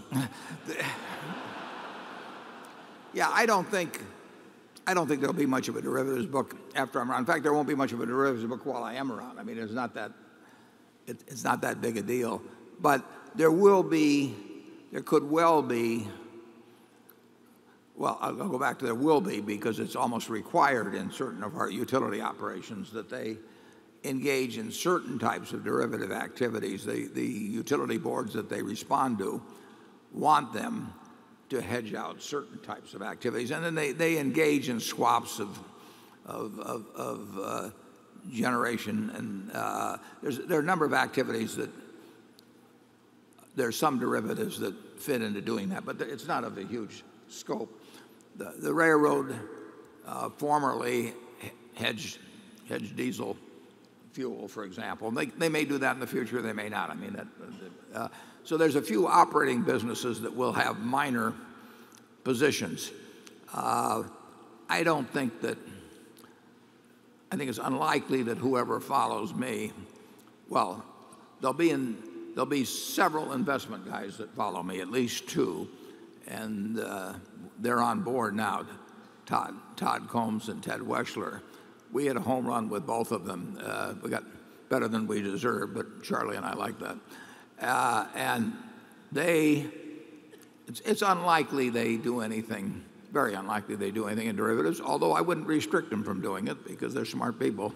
And sometimes derivatives get mispriced. So, but it's not going to be a huge factor at Berkshire. I think we're going to do really probably quite well with the derivative positions that we have. We've done fine with the ones that have expired so far, and I like the positions, but the rules have changed in relation to collateralizing, and I don't like ever exposing us to anything that would cause me to worry about Berkshire's financial condition if the Federal Reserve were hit by a nuclear bomb tomorrow or anything of the sort, or Europe, something terrible happened. We think about worst cases all of the time around Berkshire. Charlie and I probably think about worst cases more than any two managers you'll ever find, and we are never going to expose ourselves to a worst case. And a requirement to collateralize things means that you are putting yourself in a position where you may have to come up with some cash tomorrow morning, and we're never going to do that on any significant scale because we don't know what tomorrow morning will bring. Charlie? Well, we wouldn't have, the derivatives had bothered some people. We never would have entered if we'd had to sign normal contracts. We had better credit than anybody else, and we got better terms. And I think by the time that is all run off, we will have made at least $10 billion, and maybe a lot more. In other words, we're going to be very lucky we did those contracts. Jay? Warren, when you discuss Berkshire's intrinsic value, why do you value the insurance business at only cash plus investments per share? And what's a reasonable multiple to apply to the pre-tax earnings of the non-insurance businesses? Well, I don't value the insurance business quite the way you said. I would value GEICO, for example, differently than I would value Gen Re, and I wouldn't value even some of our minor companies differently. But basically, I would say that GEICO has an intrinsic value that's greater, significantly greater, than the sum of its net worth and its float. Now, I wouldn't say that about some of our other insurance businesses, but that's for two reasons. One is I think it's quite rational to assume a significant underwriting profit at GEICO over the next decade or 2 decades, and I think it's likely that it will have significant growth, and both of those are items of enormous value. So that adds to the present float value, but I can't say that about some other businesses. But in any event, I'll let you come up with your own valuation on that. In terms of the operating business, obviously different ones have different characteristics, but I would love to buy a new bunch of operating businesses that had similar competitive positions and everything. Under today's conditions, I would love to buy those at certainly 9 times pre-tax earnings, maybe 10 times pre-tax earnings. I'm not talking about EBITDA or anything like that, which is nonsense, but I'm talking about regular pre-tax earnings. If they had similar characteristics, we'd probably play a little more in that because we know so much more about them than we might know about some other businesses. What would you say, Charlie? Well, when you use the word EBITDA, I thought to myself, I don't even like hearing the word. There's so much nutcase thinking involving EBITDA. Earnings before what really counts in costs. Yeah. We prefer EBE, which is earnings before everything. Right.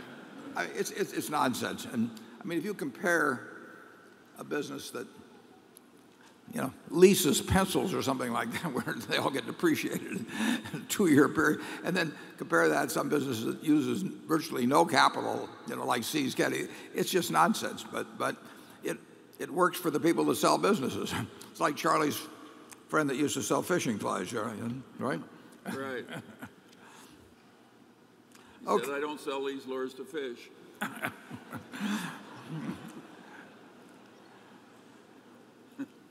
Station 8.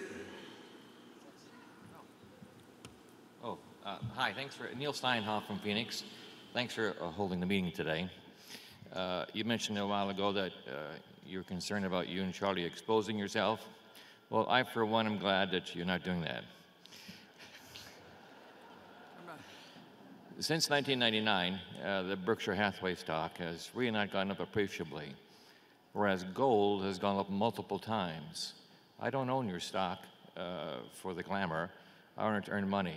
What happened? Well, I would say this, that when we took over Berkshire, gold was at $20 and Berkshire was at $15. So gold is now at $1,600 and Berkshire's at $120,000. So you can pick different starting periods.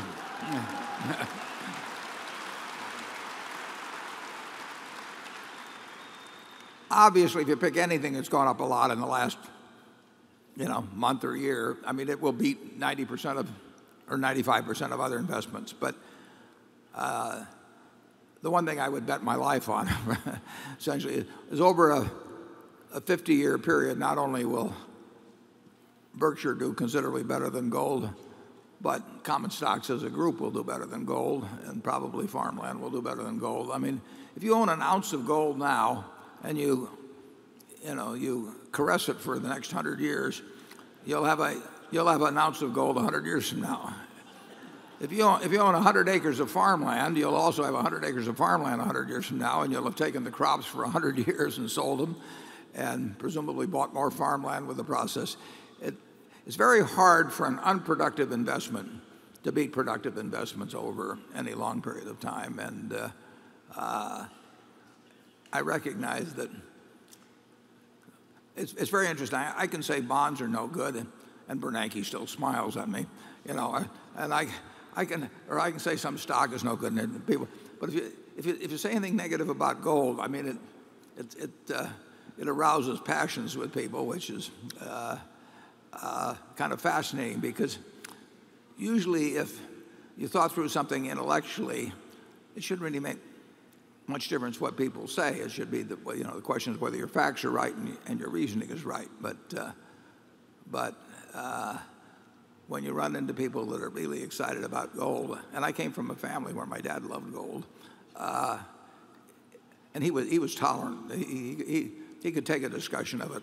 I find many people have trouble with it. Charlie? Well, I have never had the slightest interest in owning gold. It's a much better life to work with businesses and people engaged in business.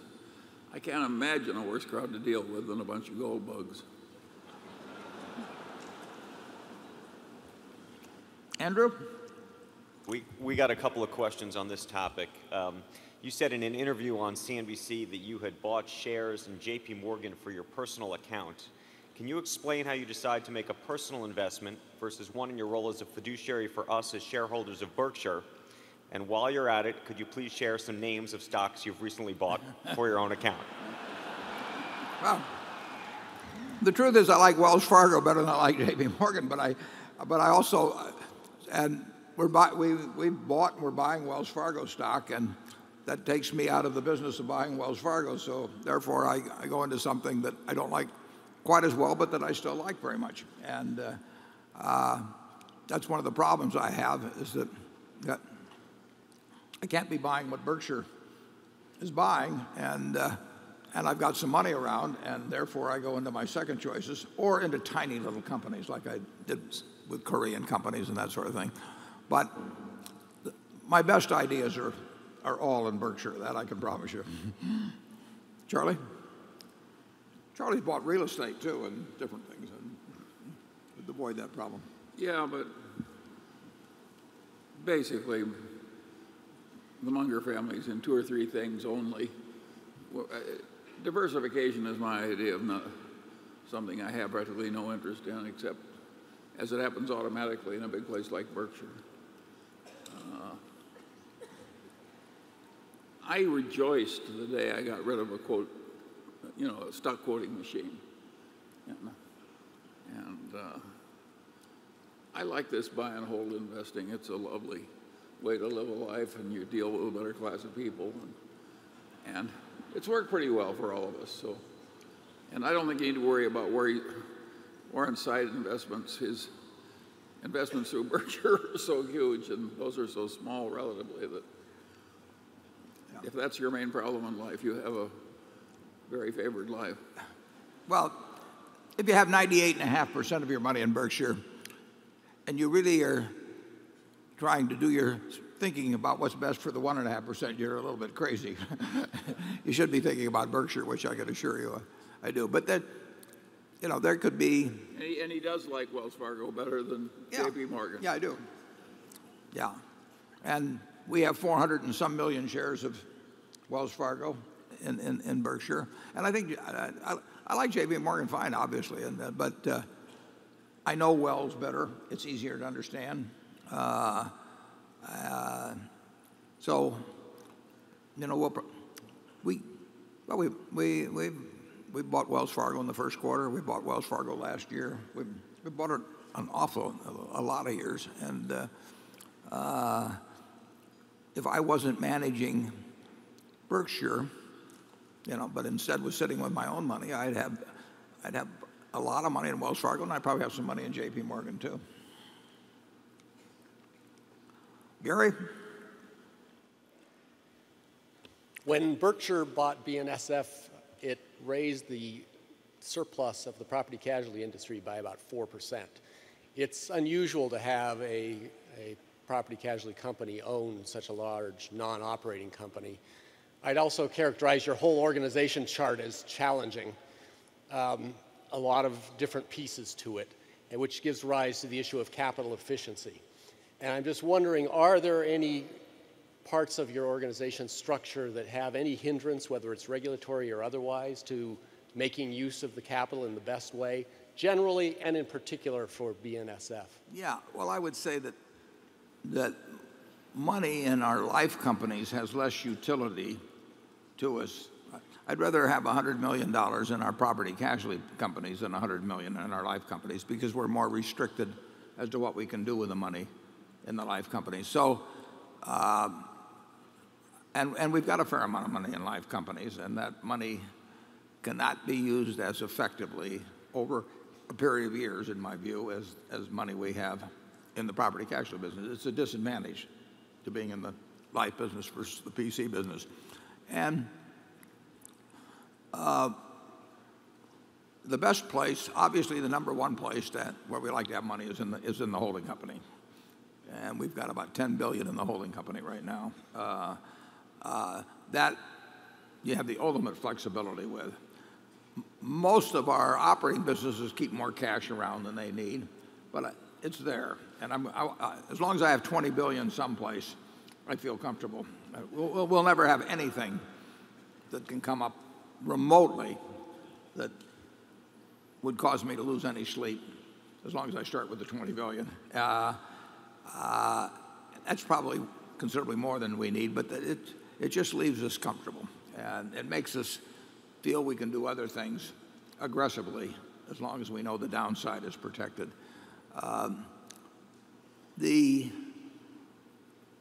Having the railroad in National Indemnity was just something we thought was nice to have a huge asset like that there that should make the rating agencies and everyone feel comfortable. And there's no disadvantage to us. Very interesting. The rating agencies, at least one rating agency, said they didn't want to give us any credit for that asset in there. Although if we had 20% like we had earlier, they would have given us full credit for the market value. I didn't push them too hard on that. But there's a fair amount of logic, I think, to where things are placed.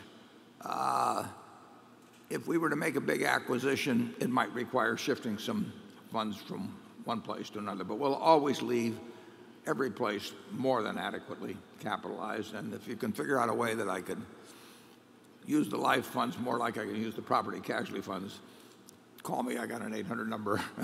Well, two things are peculiar about that casualty operation.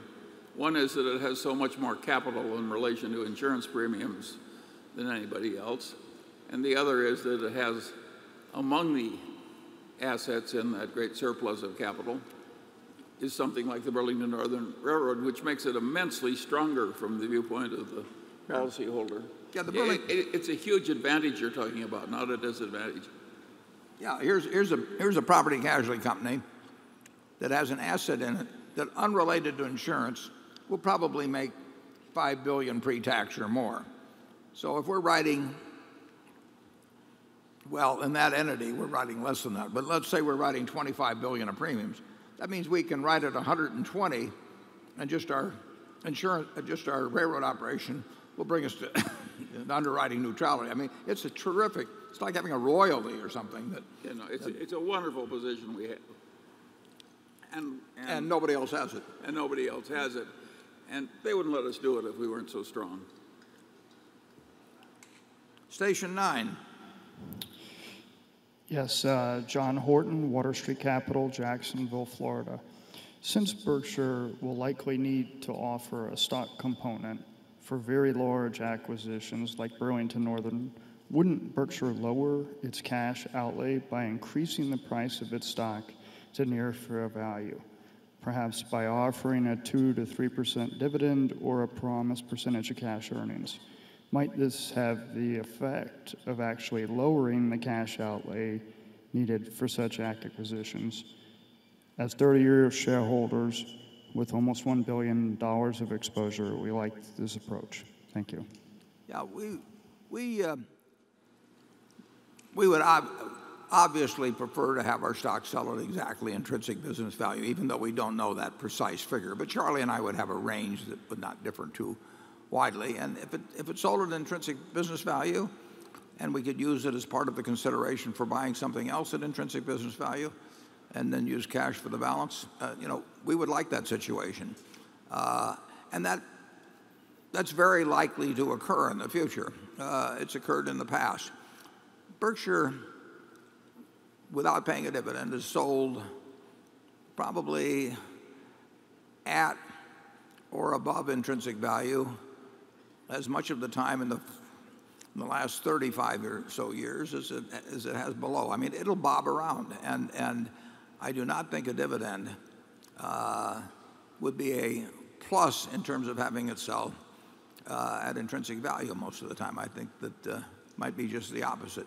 I mean, here we are, we're willing to pay, 110 cents on the dollar for what's in there. So the idea of paying out money, which we think is worth at least 110 cents on the dollar within the place, and have it turn into 100 cents on the dollar when paid out, just does not appear attractive to us, unless we find we can't do things in the future that make sense.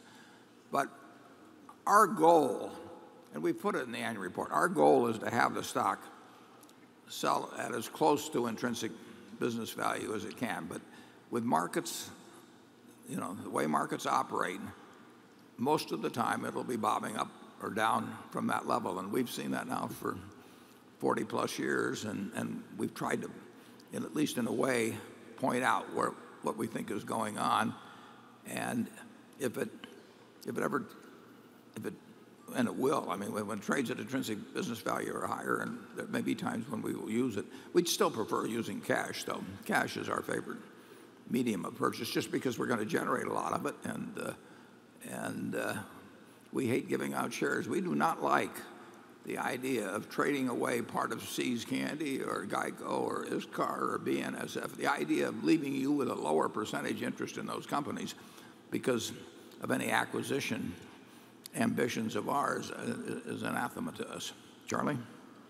Well, what he suggested is a very conventional approach, and we think it's better for the shareholders to do it the way we're doing it.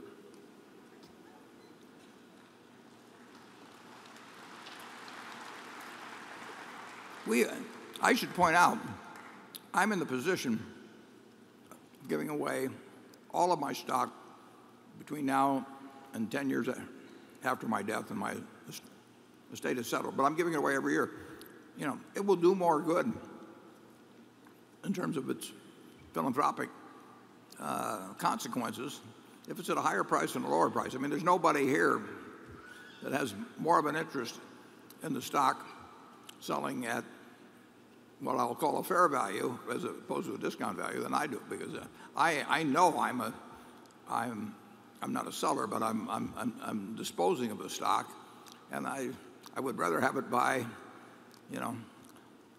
X quantity of vaccines than 80% of X. So it isn't like we've got some great desire to have the stock sell cheap. If it does sell cheap, we'll buy it in. But our interest is really in having it sell at more or less the fair value, and we think that if we perform reasonably well in terms of running the business, and if we tell the truth about the business and explain to a selected group of shareholders who are interested in that aspect of investing, that over time it will average that. And that's happened over the years. But it doesn't happen every year. If people get excited enough about internet stocks, they're going to forget about Berkshire. When they get disillusioned with internet stocks, then I'm going back 10 or 12 years on that. But there have been times when people have gotten very excited about Berkshire, and there have been times when they've gotten very depressed. Charlie, anything? Okay. Carol? This question comes from Kevin Gednowski of Utan, Nebraska. And to it, I've added one question at the end, which came from another shareholder writing about the same subject. You have described the newspaper business in the past as chopping down trees, buying expensive printing presses, and having a fleet of delivery trucks, all to get pieces of paper to people to read about what happened yesterday. You constantly mention the importance of future intrinsic value in evaluating a business or company. With all of the new options available in today's social media and the speculation of the demise of the newspaper media, why buy the Omaha World Herald? Was there some, this is the question from the other one, was there some self-indulgence in this? Well, I would say this about newspapers. It's really fascinating because everything she read is true, and it's even worse than that. The newspapers have three problems, two of which are very difficult to overcome, and one, if they don't the third, if they don't overcome it, they're going to have even worse problems, but maybe can be overcome. Newspapers, news is what you don't know that you want to know. I mean, everybody in this room has a whole bunch of things that they want to keep informed on. And if you go back 50 years, the newspaper contained dozens and dozens and dozens of areas of interest to people where it was the primary source. If you wanted to rent an apartment, you could learn more about renting an apartment by looking at a newspaper than going anyplace else. If you wanted a job, you could learn more about that job. If you wanted to know where bananas were selling the cheapest this weekend, you could find it out. If you wanted to know whether Stan Musial went 2 for 4 or 3 for 4 last night, you went to the newspapers. If you wanted to look at what your stocks were selling at, you went to the newspapers. Now, all of those things, which are of interest to many, many, many people, have now found other means, they've found other venues where that information is available on a more timely, often cost-free basis. So newspapers have to be primary about something of interest to a significant percentage of the people that live within their distribution area. And there were so many areas where they were primary 30 or 40 years ago that you could buy a newspaper and only use a small portion of it, and it still was valuable to you. But now, you don't use a newspaper to look for stock prices. You get them instantly off the computer. You don't look for the newspapers for apartments to rent in many cases, or jobs to find, or the price of bananas, or what happened in the NFL yesterday. So they've lost primacy in all of these areas that were important.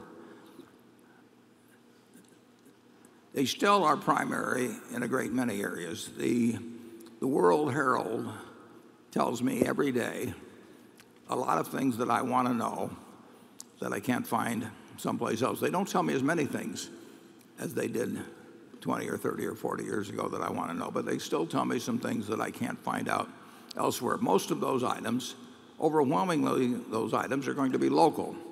They're not going to tell me a lot about Afghanistan or something of the sort that I want to know but I don't know. I'm going to get that through other medium.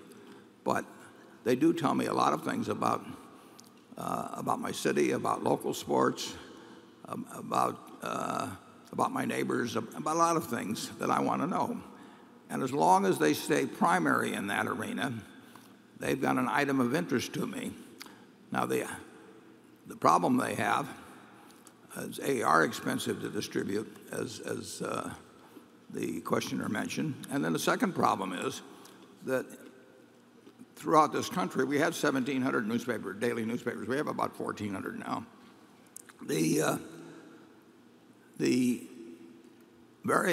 a great many cases, they are going up on the web and giving free the same thing that they're charging for in delivery. Now, I don't know of any business plan that has sustained itself for a long time. Maybe Charlie can think of one, but that is charged significantly in one version and offers the same version free to people that had a business model that would work over time. And lately, in the last year even, many newspapers have experimented with and to some extent succeeded in those experiments in getting paid for what they were giving away on the net that otherwise they were trying to charge for in terms of delivery. I think there is a future for newspapers that exist in an area where there's a sense of community, where people actually care about their schools and they care about what's going on in the given geographic area. I think there's a market for that. It's not as bulletproof at all as the old method when you had 50 different reasons to subscribe to the newspaper. But I think if you're in a community where most people have a sense of community and you don't give away the product and you cover that local area in telling people about things that are of concern to them and doing that better than other people, whether it be high school sports. I've always used the example of obituaries. I mean, people still get their obituaries from the newspaper. It's very hard to go to the internet and get obituaries. But I'm interested in Omaha and knowing who's getting married or dying or having children or getting divorced or whatever it may be. When I lived in White Plains, New York, I really wasn't that interested in it. I did not feel a sense of community there. So we have bought, and we own a paper in Buffalo where there's a strong sense of community, and we make reasonable money in Buffalo. It's declined, and we have to have a internet presence there where people have to pay to come on. We have to develop that. But I think that the economics, based on the prices we paid, and we may buy more newspapers, I think the economics will work out okay. It's nothing like the old days, but it still fulfills an important function. It's not going to come back and tell you that on Wednesday what stock prices closed at on Tuesday and have you rush to the paper to find out. It's not going to tell you what happened in basketball last night when you've gone to ESPN.com and found out about it. But it will tell you a whole lot about what's going on if you're interested in your local institutions. And we own papers in towns where people have strong local interests. Charlie? Well, we had a similar situation years ago when World Books Encyclopedia business was about 80% destroyed by Bill Gates. He gave away a free computer with every bit of software. We charged $5, I think, Charlie. and well, whatever it was. But we are still selling encyclopedias, and we still make a reasonable profit, but not nearly as much as we used to. Right. Some of these newspapers, we hope, will be the same kind of investments. They're not going to be our great Lollapaloozas. No. The prices were, well, we actually may be doing more in newspapers, and we will be going where there's a strong sense of community. But if you live in Grand Island, Nebraska, where we have a paper in North Platte, and your children live there, your parents probably live there, your church is there, you are going to be quite interested in a lot of things that are going on in North Platte and in the state of Nebraska that you won't find readily on television or the internet. And you'll be willing to pay something for it, and advertisers will find it a good way to talk to you. But it won't be like the old days. Cliff? Thank you. Just on that general topic, it is true that in the past, some of your investments have been greatly affected by technology in newspapers or World Book. Are there other businesses where you're concerned about technology affecting them? For example, Amazon or online grocery stores? Could they affect a business indirectly like McLean? Amazon's a tough one to figure. I mean, Amazon, it could affect a lot of businesses that don't think they're going to be affected today. I mean, in the retailing area. It's huge. It's a powerhouse. I don't think it's going to affect the Nebraska Furniture Mart, but I think it could affect some of the other retailing operations that we have. It won't affect the Nebraska Furniture Mart. I should report to you that in the first 4 days, Tuesday, Wednesday, Thursday, and Friday of this week, our business at the Furniture Mart is up about 11% over last year. So you people are doing your part there. On Tuesday, we did over $6 million of business. Now, those of you who are in the retailing business thinking about a Tuesday and 6 million plus of volume, we'll do more probably today, but those are huge volumes. And we're going to go to Dallas here in a couple of years. We've got a 433-acre plot of ground down there, and I think we're going to have a store that will make any records we've set in the past look like nothing. Going back to Amazon, though, GEICO was very affected by the internet, and at first we missed that.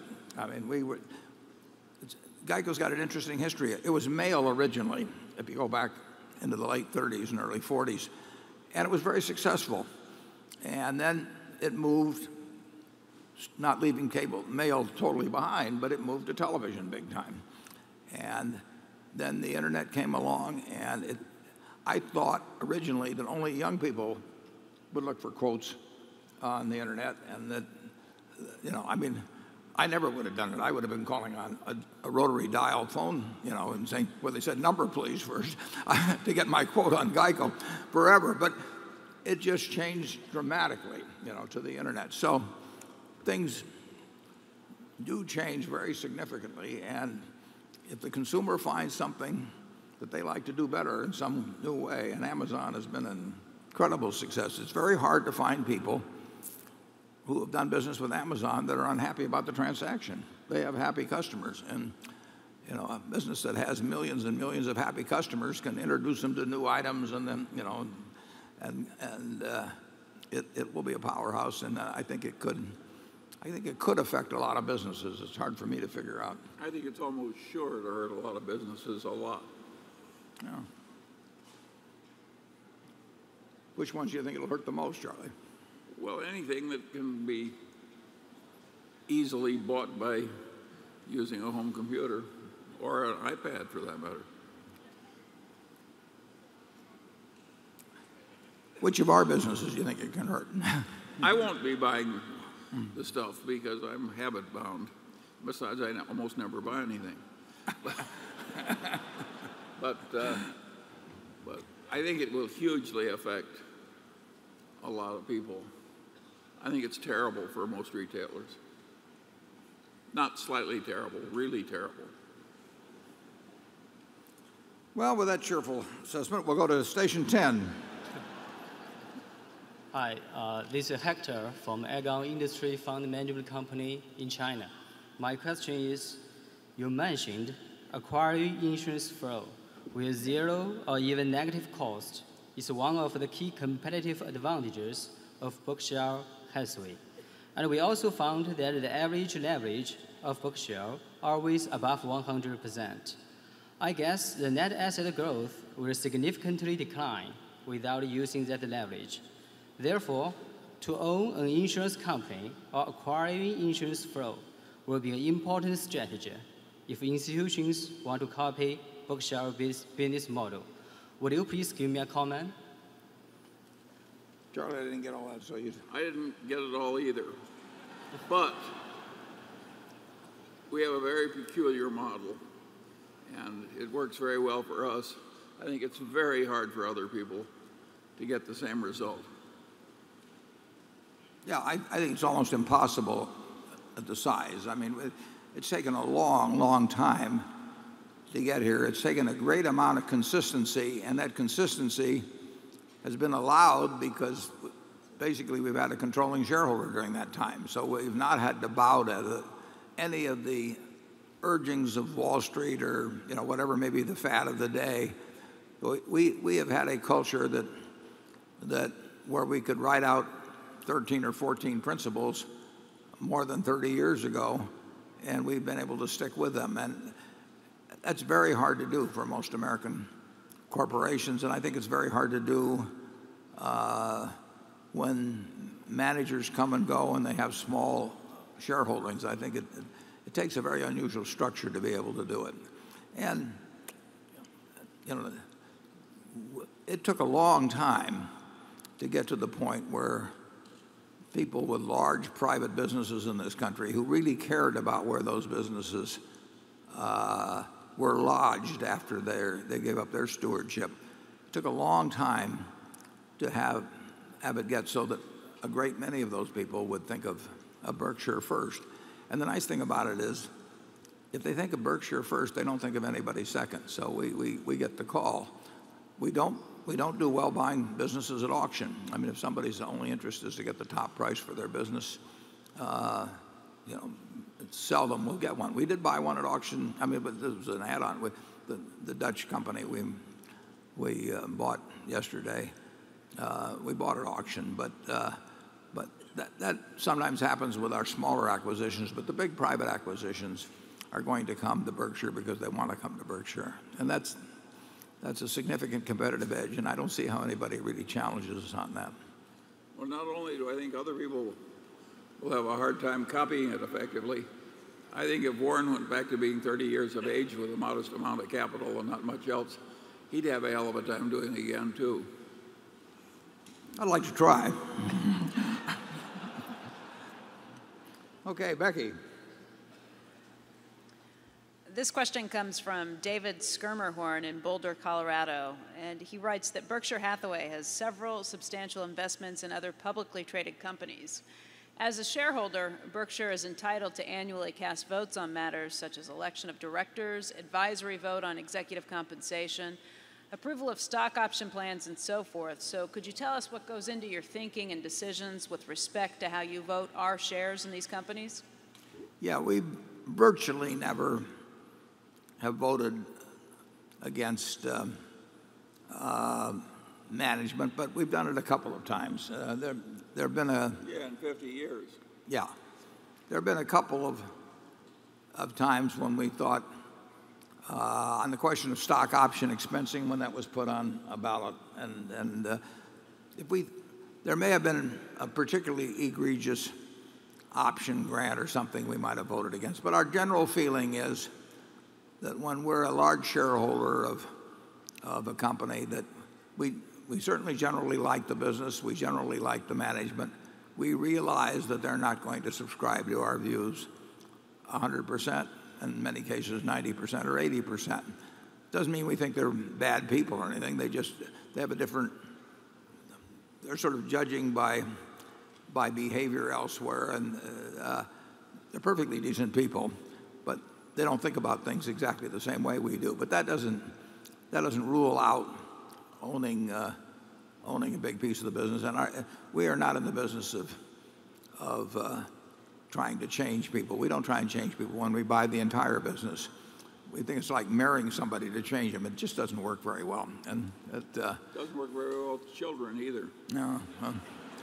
And we know we don't want anybody to marry us to change us. So, I mean, we're not going to do it. We accept people the way they come, pretty much. Doesn't mean we decide we'll associate with anyone, but we don't expect everybody to be clones of us. And if we were to see a particularly dumb merger, a particularly egregious stock option plan, we might vote against it. It would pass anyway. We wouldn't conduct a campaign against it, but we have seen a few of our companies engage in some what we thought were really dumb deals, and we've usually been right. But we couldn't stop them. But I think we voted against maybe one or two of them. Charlie? Well, I think you've said it all. Okay, Jay. This question is on Berkshire's commercial insurance operations. Berkshire has a smaller presence in primary commercial lines insurance compared to its much larger reinsurance and auto insurance businesses. Under what circumstances would Berkshire be open to increasing the scale of its primary commercial insurance operations, including acquisitions? Yeah, we thought we could either expand internally, which would be tough, or buy a great company in the commercial field, that'd be the more likely way. We'd do it. Now, we got a chance, I don't know, 6 or 7 years ago to get in the medical malpractice field when GE wanted out, and we bought that, and then we added to that with our Princeton Insurance acquisition last year. So we did get a chance to go into a first-class company with a first-class manager, Tim Kenesey, about 6 or 7 years ago, and we jumped at it. And GE was just getting out of the insurance business. So it's hard to think of very many commercial insurance companies that I would get excited about. Very few. There might be a couple, and we'd like the business. I mean, there are very few personal lines companies we'd like, but we love Geico, obviously. There are very few reinsurance companies we would like, but we love the ones we've got. And if we could find a quality company in commercial lines, and presumably it would have quality management, we'd buy it in an instant. We've got nothing against that business. Station 11. Mr. Munger, Mr. Buffett, this is Whitney Tilson. I'm a shareholder from New York. I have a question for Debbie. I'm just kidding. I applaud the fact that you've set... She's in the president's box. I applaud the fact that you've set a price above which you won't buy back your stock, but it seems, based on the trading of the stock since the announcement, that while it may have put a floor on the stock, it also may have put a ceiling on it slightly above 1.1 times book value. If so, this is obviously contrary to your desire to have the stock trade close to intrinsic value, which you've said is far higher than 1.1 times book. Have you considered being a little more flexible in the price at which you'd buy back your stock, depending on how well your business is going and what other opportunities are available? For example, I would have much preferred if you'd bought back $3.4 billion of your own stock at 1.15 times book value last quarter, rather than the stocks you bought of other companies. Yeah, so would I. But I'm afraid, I don't think it puts the ceiling on, but I do think it certainly has an effect on a floor. It doesn't make a floor. I mean, you and I have seen enough of markets to know that, if things get chaotic or anything like that, floors disappear. So I think there could be circumstances under which we would buy a lot of stock, but I don't think they're, highly likely at all. I think if we were at 115, and believe me, 115 would not be a crazy price, I don't think we'd probably buy a lot more stock. It might have the effect of the stock selling at, a little above that or even a lot above it, just like 110 can do the same thing. I do think it signals to a lot of people that they don't have much to lose if they buy it just slightly above the price we've named, and perhaps they've got a lot to gain. But I don't think it sets a ceiling, Whitney. When people feel differently in markets, it could sell at a much different price.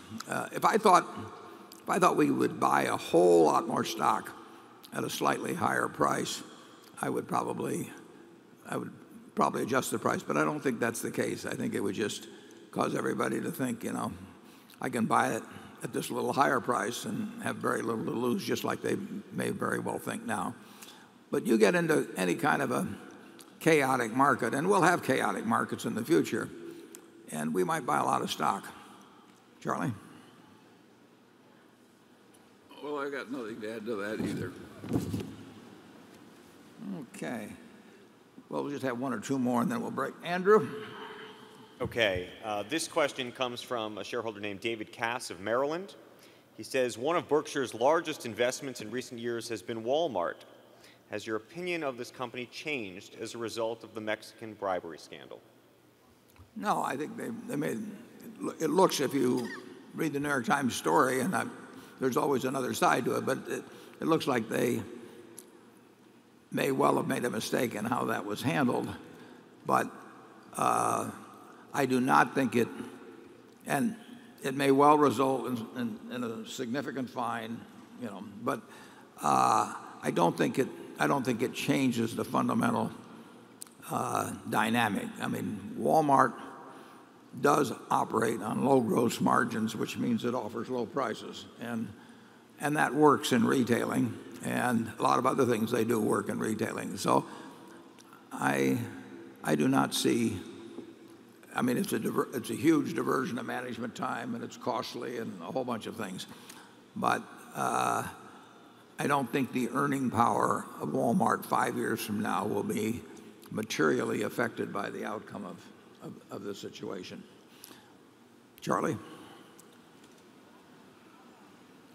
Well, these are interesting issues. I'm unaware of any place where Berkshire is slipping on this, but we have so many employees that it's not inconceivable we could have some slippage somewhere. And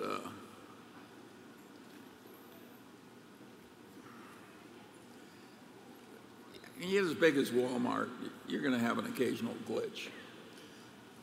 I don't think there's something fundamentally dishonorable about Walmart. When you have something as big as Berkshire, you're going to have an occasional glitch. I mean, we have 270,000 people today interacting with customers and government officials and vendors and all kinds of people.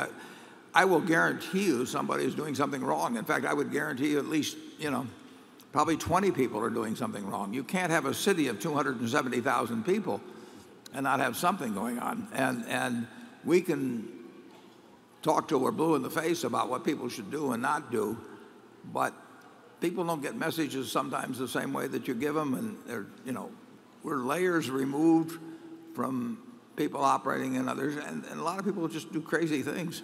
So it is a real worry if you're running a business like this, that you don't worry about the fact somebody's doing something wrong, because there is going to be somebody doing something wrong. What you worry about is that it's material and nothing gets done about it, and that you act fast if you hear about something. And we've got hotlines and we've got all communications and everything, but that does not stop the fact that right now somebody is doing something wrong at Berkshire, and if we get twice as large someday, we'll have more people, and we try to convey to the managers that when they find out about something,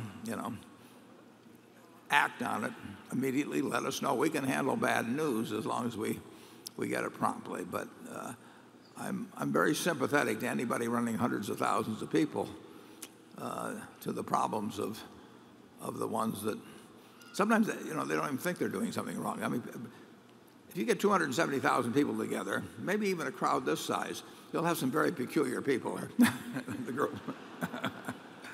Okay, we're at noon roughly.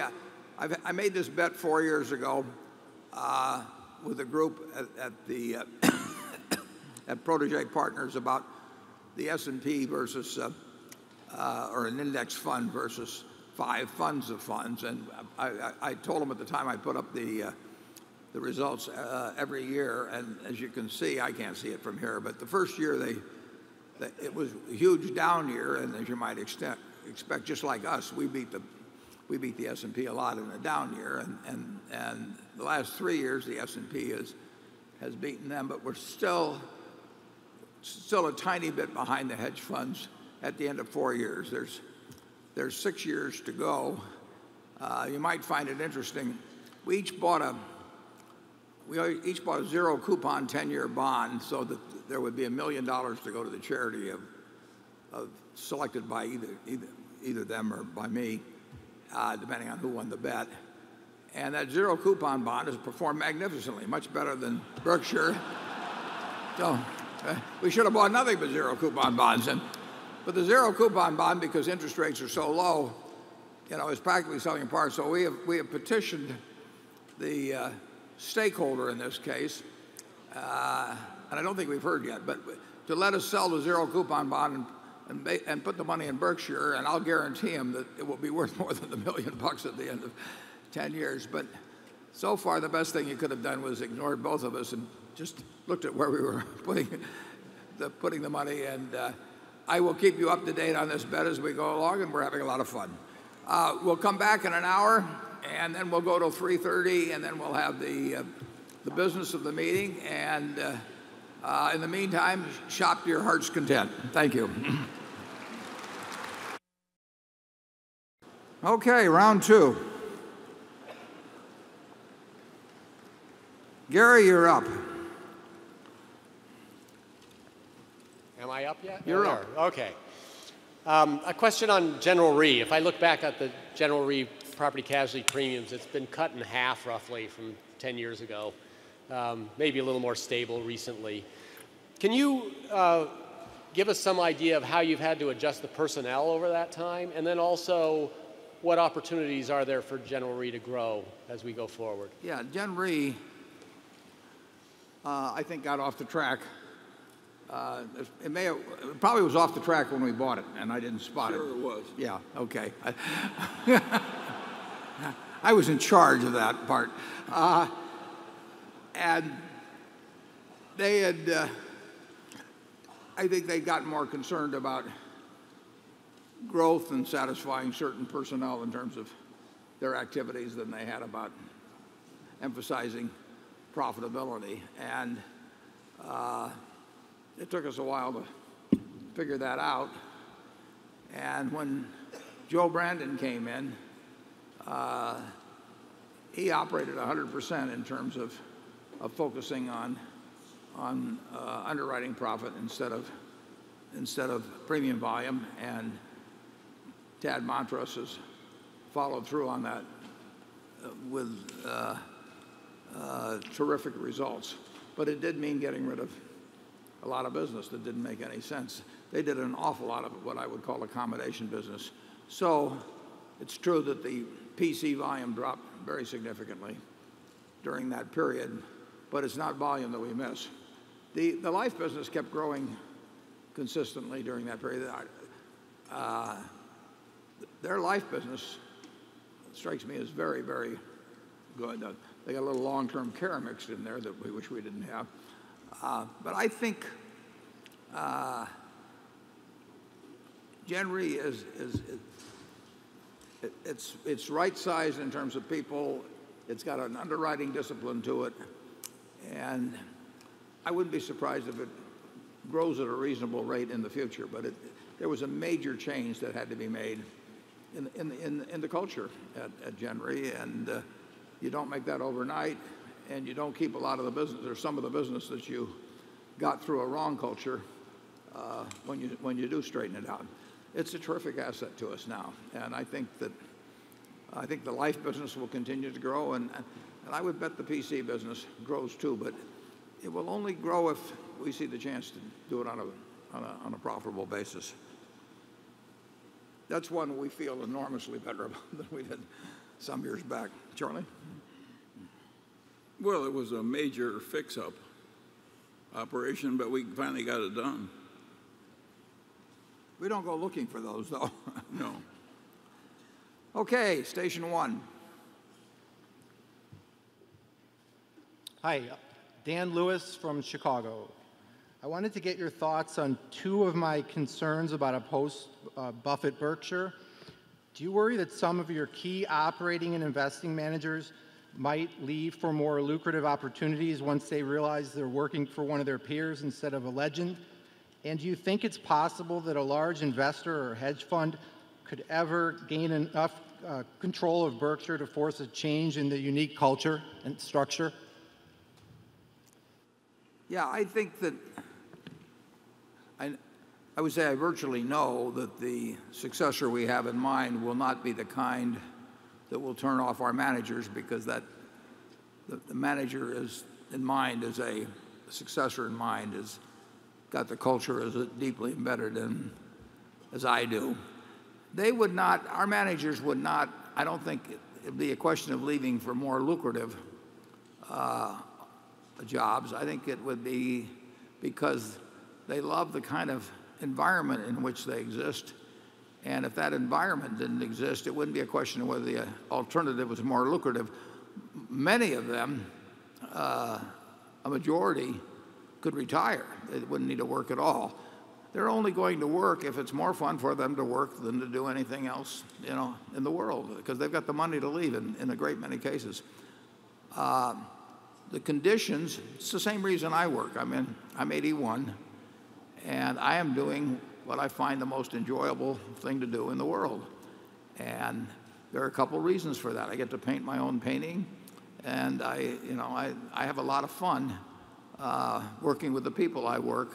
And our managers work for the same reason. They do get to paint their own paintings.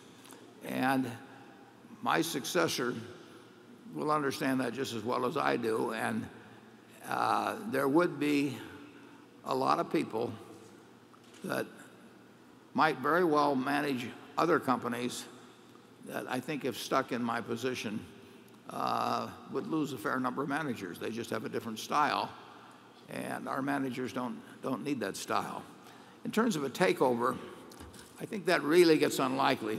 Size is a huge factor, and even because of the A and B shares, the A shares get converted to B shares when I give them away. And even 10 years from now, it would be likely that I would own, or my estate would own, something in the area, perhaps of 20% of the votes, thereabouts. So the Buffett family will probably have 10 times the voting power for a long time of anybody else. So I think it's extraordinarily unlikely for both those reasons, size and the concentration that will exist. And the longer we go, the larger we'll get. So as the voting power aspect goes down, the size aspect goes up. So I don't think there will be a takeover of Berkshire. And you do not need to worry about my successor. In many ways, he'll be better than I am. He will be totally imbued with the culture. The company's imbued with the culture. It would reject anything. The board of directors reflect that culture. It's every place you look around. Berkshire stands for something different than most companies, and that's not going to change. Charlie? Well, what I said last night was that the first $200 billion was hard, and the second $200 billion with the momentum in place is likely to be pretty easy compared to what's been accomplished in the past. So I don't think it's going to hell at all. I think the momentums are in place and the right kind of people are in place, and the culture is by and large pretty well loved, I would say, by the people who've chosen to be in it. Nobody's going to want to change it. Yeah, the businesses are in place to take it to $400 billion. We have the businesses to take it to $400 billion. Well, but in addition to that, I think people of the type who have sold to us when we were the only acceptable buyer, I think will come to our successors because they will be the only acceptable buyer, at least for some significant part of what's done. So I don't think it's going to be all that difficult. Don't make it sound too attractive, Charlie. Carol? You're interested in businesses that throw off lots of cash, for instance, See's Candy, as well as those where you expect significant capital reinvestment needs, for example, Burlington Northern. What is it about a capital-consuming business that persuades you to forego the cash yield you seem to have historically preferred? How do you balance the expected need for reinvestment in a capital-consuming business against the other possible uses of cash Berkshire may have in the future, such as new investments or stock repurchases? Yeah. Well, cash-consuming businesses are by their nature are unattractive unless the cash they consume gets to earn a reasonable return. And in the electric utility business, we can expect cash retained to perhaps earn an average of 12% or something like that, which we regard as quite satisfactory. It's not as exciting as having some business that's going to grow 20% a year and not require any capital. I mean, there are a few wonderful businesses like that. But it's perfectly satisfactory. Same way with the railroad business. We are going to invest a lot of capital over the next 10 years in railroads. Every year we will spend way more than depreciation charges. I think the prospect of earning reasonable returns on that are pretty darn good. But if I had to put a lot of money, into some capital-intensive business where all we were doing was staying alive with that money, we would be in a terrible situation. And we don't have, in any meaningful way, we do not have any capital-consuming businesses where I see that as the prospect. It's true if you go back to a world where we thought we could earn 20% on equity or something of the sort, then there's very few capital consuming businesses where huge amounts of incremental capital can earn at a 20% rate. So that would be disadvantageous. But we don't know how to make 20% on equity going forth in the future with the kind of sums we're working with. And we will be very happy if we can earn 12% or something like that on equity, particularly when some of that capital that's being consumed is generated by float, which doesn't cost us anything. I mean, we've got some small advantage there. Charlie? Yeah, well, I think it's going to work pretty well.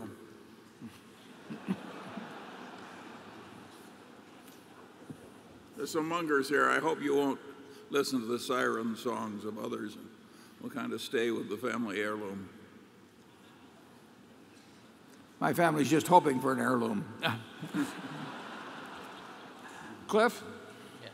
Actually, along those lines, in regard to float, in your annual letter this year, you say that you expect the rate of growth in your float to slow going forward. How slow? What are the drivers? Is it possible that float could shrink going forward? The float could shrink because we have lots of retroactive contracts that by their nature the float runs off of, although not at a really rapid rate. And the float at GEICO is going to grow. I mean, the float at our smaller insurance companies will probably net grow over time a little bit, but it's not a lot of money. In Ajit's operation, where we have a lot of the retroactive stuff, it's very, very tough. You've always got a melting ice cube that you've got to, add a little more water to. And I felt when the float was 40 billion, it probably wasn't going to grow very much, and now we're at 70 billion. So we are looking for ways to intelligently grow the float all the time. I mean, that's been true ever since I got in the insurance business in 1967. So the desire is always there. We've been reasonably imaginative in figuring out ways to do it and still have the float cost us less than nothing. We've got the smartest guys in the business out there working on it. But the numbers are huge now, and you do have a natural runoff from the retroactive contract. So I just thought that it was fair to tell the shareholders that they really should, when they look at that history of float growth, that they really can't extrapolate that. If we get lucky, we could add a fair amount more. But it's also, it's possible that it'll actually dwindle down a little bit, and not at a fast rate. And it's certainly more than possible that it won't grow at very much of a rate from here on. Ajit told me that when I put that in the annual report, that it became a challenge to him. So I'm glad I stuck it in there. He wants to make me look like an idiot, which isn't too hard sometimes. And I may have to stick some other things in the annual report next year that if I get the attention. If I had bet on whether a float will be higher or lower 5 years from now, I'd probably bet just a slight bit higher. But I also want the shareholders to know there's a possibility that it will decline a bit. We're working on things, though. Every day we're working on things to try and figure out how to increase it. Charlie? Yeah, the casualty insurance business, by its nature, is not a terribly good business. You have to be in the top 10% really to do it all well in it. And I think we're very lucky. We probably have the best large-scale casualty insurance business in the world. Just because it came out of nothing doesn't mean it's nothing now. But I don't think it'll be wildly. It won't grow wildly, will it, Warren? No. But if you have something that's very good and it doesn't grow wildly, that's not the end of the world. No. It certainly brought us to where we are today. Yes. It's done wonders for us, and there's been multiple people that have done that.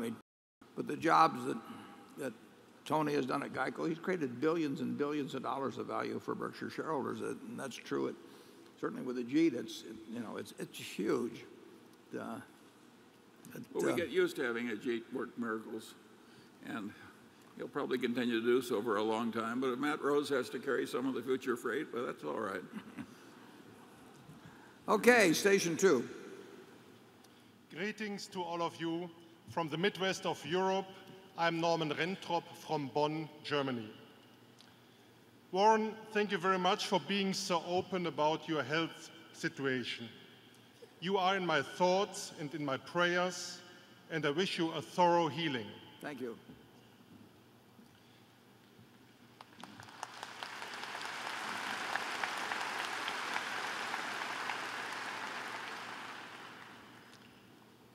As I have traveled a long way and can no longer ask questions in Pasadena, I'm hoping for an elaborate answer from you, Charlie, as well.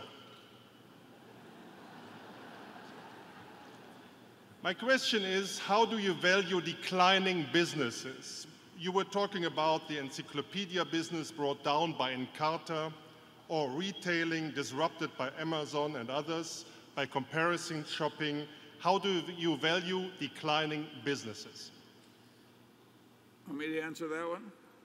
They're not worth nearly as much as growing businesses. Well, but they can still be quite valuable if a lot of cash is going to come out of them. Yeah, generally speaking, it pays to stay away from declining businesses. It's very hard. You'd be amazed at the offerings of businesses we get where they say, you know, it's, I'm going to upset Charlie, but they say, you know, it's only 6 times EBITDA. And then they project some future that doesn't have any meaning whatsoever. If you really think a business is declining, most of the time you should avoid it. Now, we are in several declining businesses. You know, the newspaper business is a declining business. We will pay a price in that business. We do think we understand it pretty well. We will pay a price to be in that, but that is not where we're going to make the real money at Berkshire. The real money is going to be made by being in growing businesses, and that's where the focus should be. I would never spend a lot of time trying to value a declining business and think, you know, I'm going to get one free. It's what I call the cigar butt approach, where you get one free puff out of the cigar butt that you find.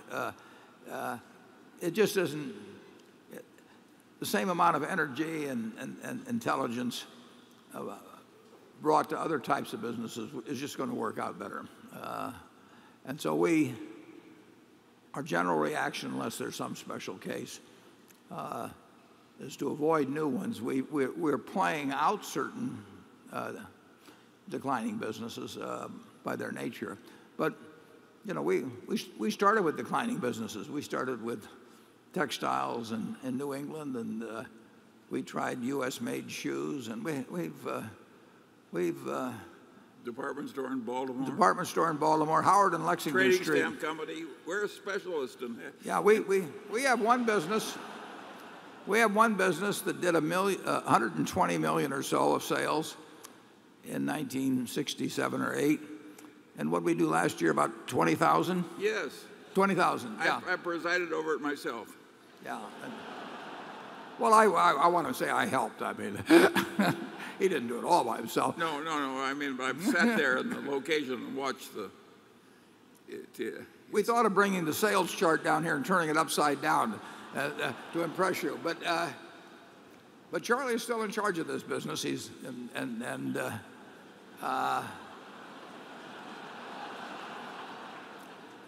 I can't get him to sell it, but make me an offer.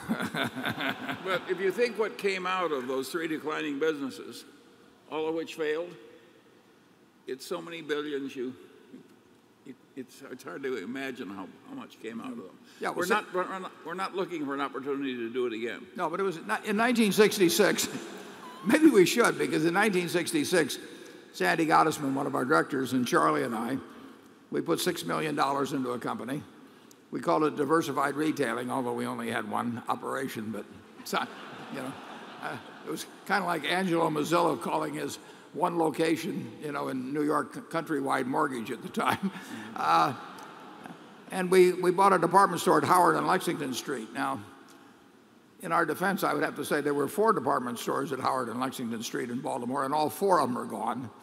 But that $6 million has turned into about $30 billion, starting with that Failed business. failed business. Yeah, yeah.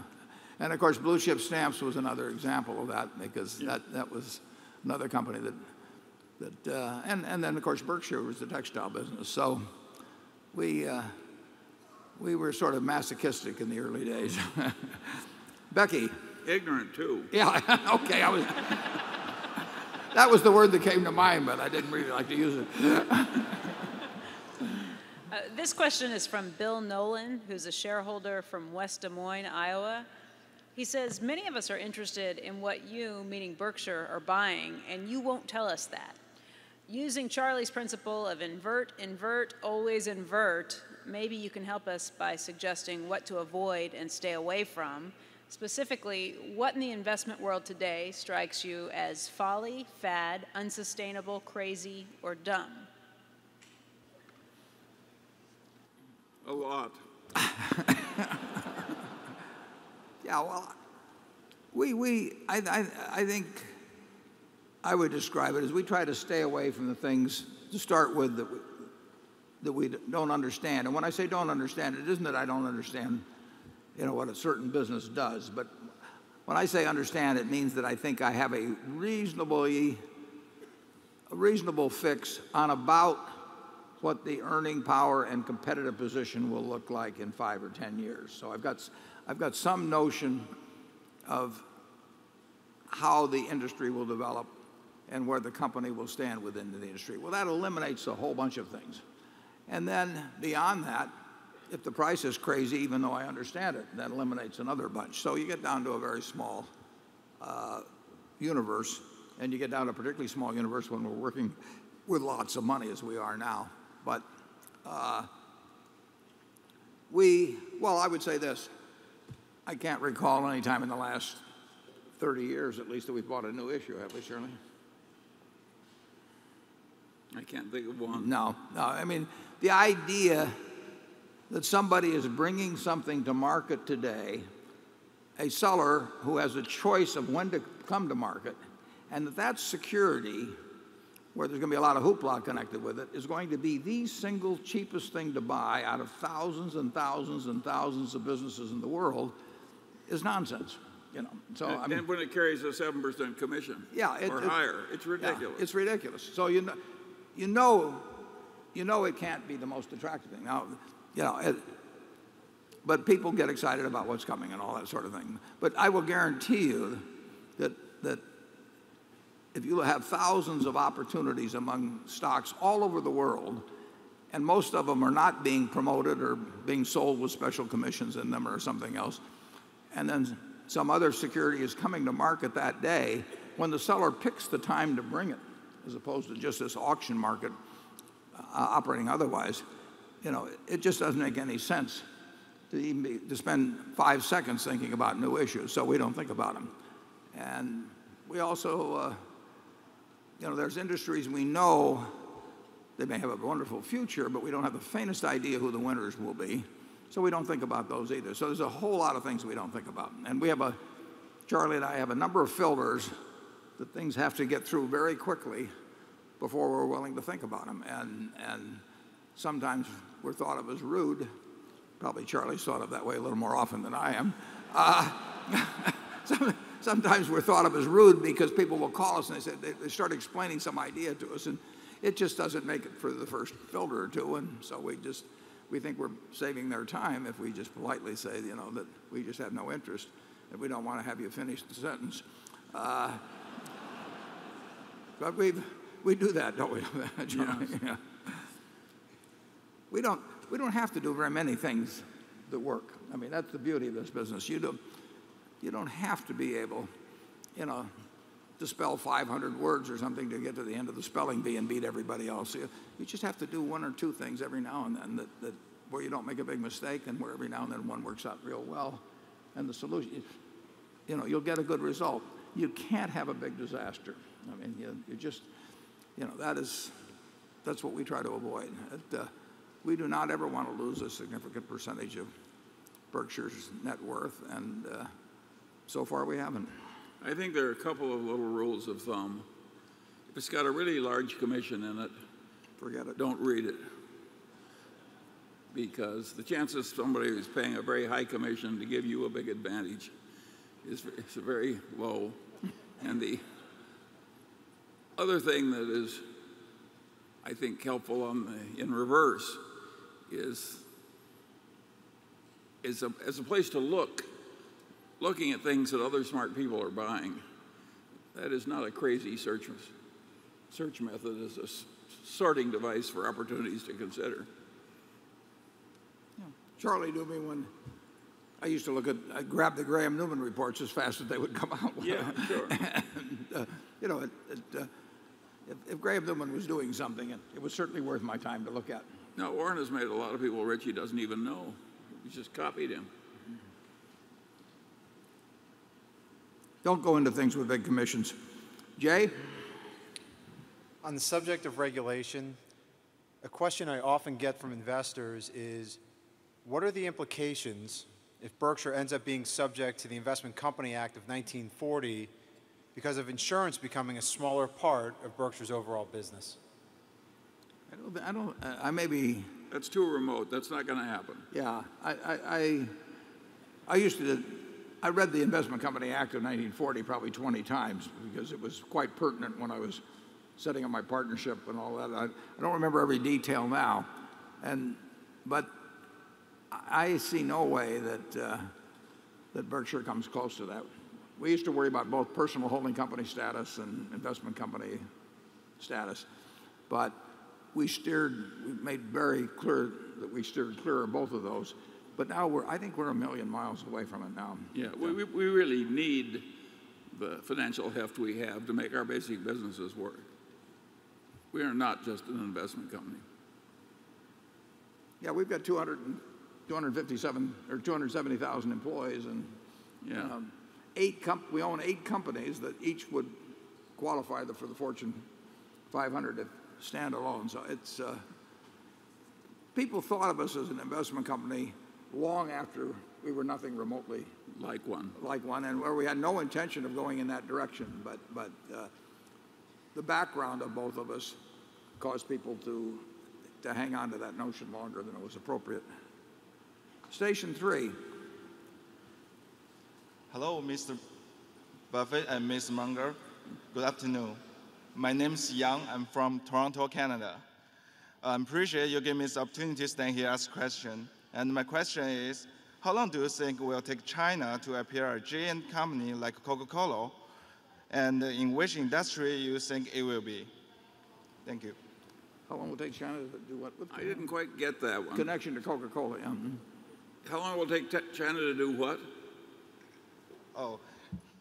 Just how long do you think it will take China to appear a great company like Coca-Cola? And in which industry you think? Well, China already has some great companies. It's hard to think of a great branded goods company, but China has some very great companies already. Yeah, Huluai, I can't pronounce them, but they've got some very great companies.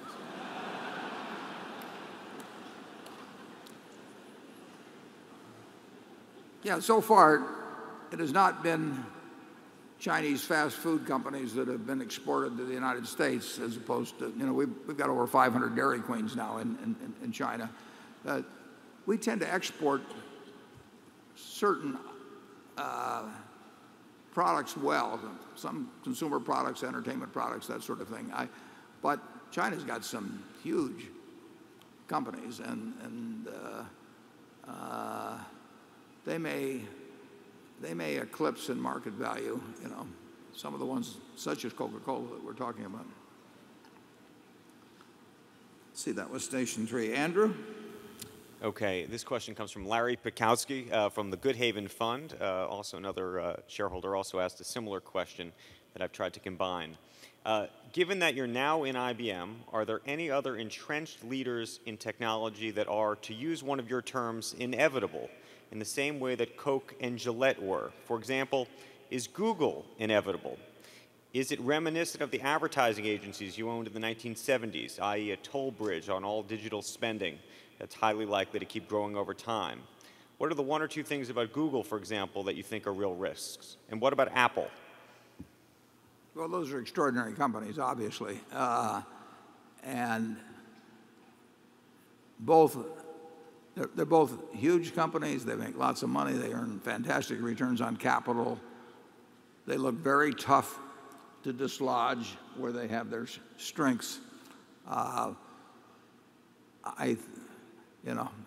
would not be at all surprised to see them be worth a lot more money 10 years from now, but I wouldn't want to buy either one of them. I do not get to the level of conviction that would cause me to buy them, but I sure as hell wouldn't short them either. Charlie? Oh, I think we can fairly say that other people will always understand those two companies better than we do. We have the reverse of an edge, and we're not looking for that. Now he's going to say, isn't the same thing true in IBM? Well, I don't think it is. I think IBM is easier to understand. Yeah. The chances of being way wrong in IBM are probably less, at least for us, than being way wrong with Google or Apple. But that doesn't mean that the latter two companies aren't going to do, say, far better than IBM. I mean, but we wouldn't have predicted what would happen with Apple 10 years ago. And it's very hard for me to predict, what will happen with the next 10 years. There's certainly, they've come up with these brilliant products. There's other people trying to come up with brilliant products, and I just don't know how to evaluate the people that are out there working either in big companies or in garages that are trying to think of something that will change the world the way they have changed it in recent years.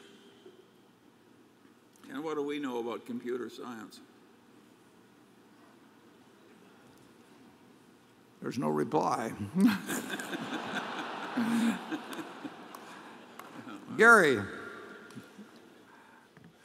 Politics sometimes affects your businesses. Recently, we've seen some coal plant closings, turn down of an XL pipeline, all of which seem to have potential effect on BNSF revenues. Can you talk about how you manage that risk or what the impact might be of some of those political issues? Yeah, well, BNSF runs their own business very much. I went down to Fort Worth once after we bought it a few years ago, and I haven't been there since. And I probably talked to Matt on the phone, I don't know, once every 3 months or something of the sort. But there's no question that railroads, utilities, insurance companies are all very much affected by the political process. Fortunately, I think, in the railroad industry, we've got economics on our side, and economics usually win out. I mean, we can move a ton of product 500 miles on 1 gallon of diesel, and that may be 3 times or so as efficient as trucking, and that may be why the railroads currently move, say, 42% of all intercity traffic. I don't think our percentage is going to go down, the railroad industry as a whole, no matter what the politics may be. It's just too compelling to move heavy traffic long distances over steel rail. And in terms of congestion, in terms of emissions, all kinds of reasons. So we've got a wonderful product, and there will always be struggles in the political arena between competitors in railroads and customers in railroads. It's the nature of the game, and there'll be some of that in utilities too. But overall, I like our position in that. They do have to be involved in politics. I mean, the railroads, all 4 of the big railroads, are going to be involved in the political process because people who would like to change some of the rules, either as customers or competitors, are going to be in politics too, and things will get decided in state capitals and more important in Washington of importance. So they'll have lobbyists, and they'll play a political game, and their opponents will. I like our position. It would be very dumb for the country to do anything that discouraged the railroad industry from spending the kind of capital that will need to be spent to take care of the transportation needs of this country in the future. If you think about the money that will have to be spent on highways and the costs involved in there and the congestion problems, the emissions problems, and everything, the country has a strong interest in the railroad industry having every incentive to invest, and the railroad industry pays its own way.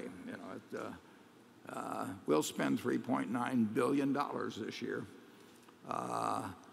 and a lot of it will go to improve our present system an awful lot, and some will go toward expansion of a type, and the country will be better off on that, and the federal government will not write a check for it. Charlie? Well, yeah, it's in the nature of things that there are waves of good breaks and bad breaks. Burlington Northern was enormously helped when you could double the container carriage by making the tunnels a little higher and the bridges a little stronger. And they were enormously helped when they found all this oil in North Dakota and there weren't any pipelines.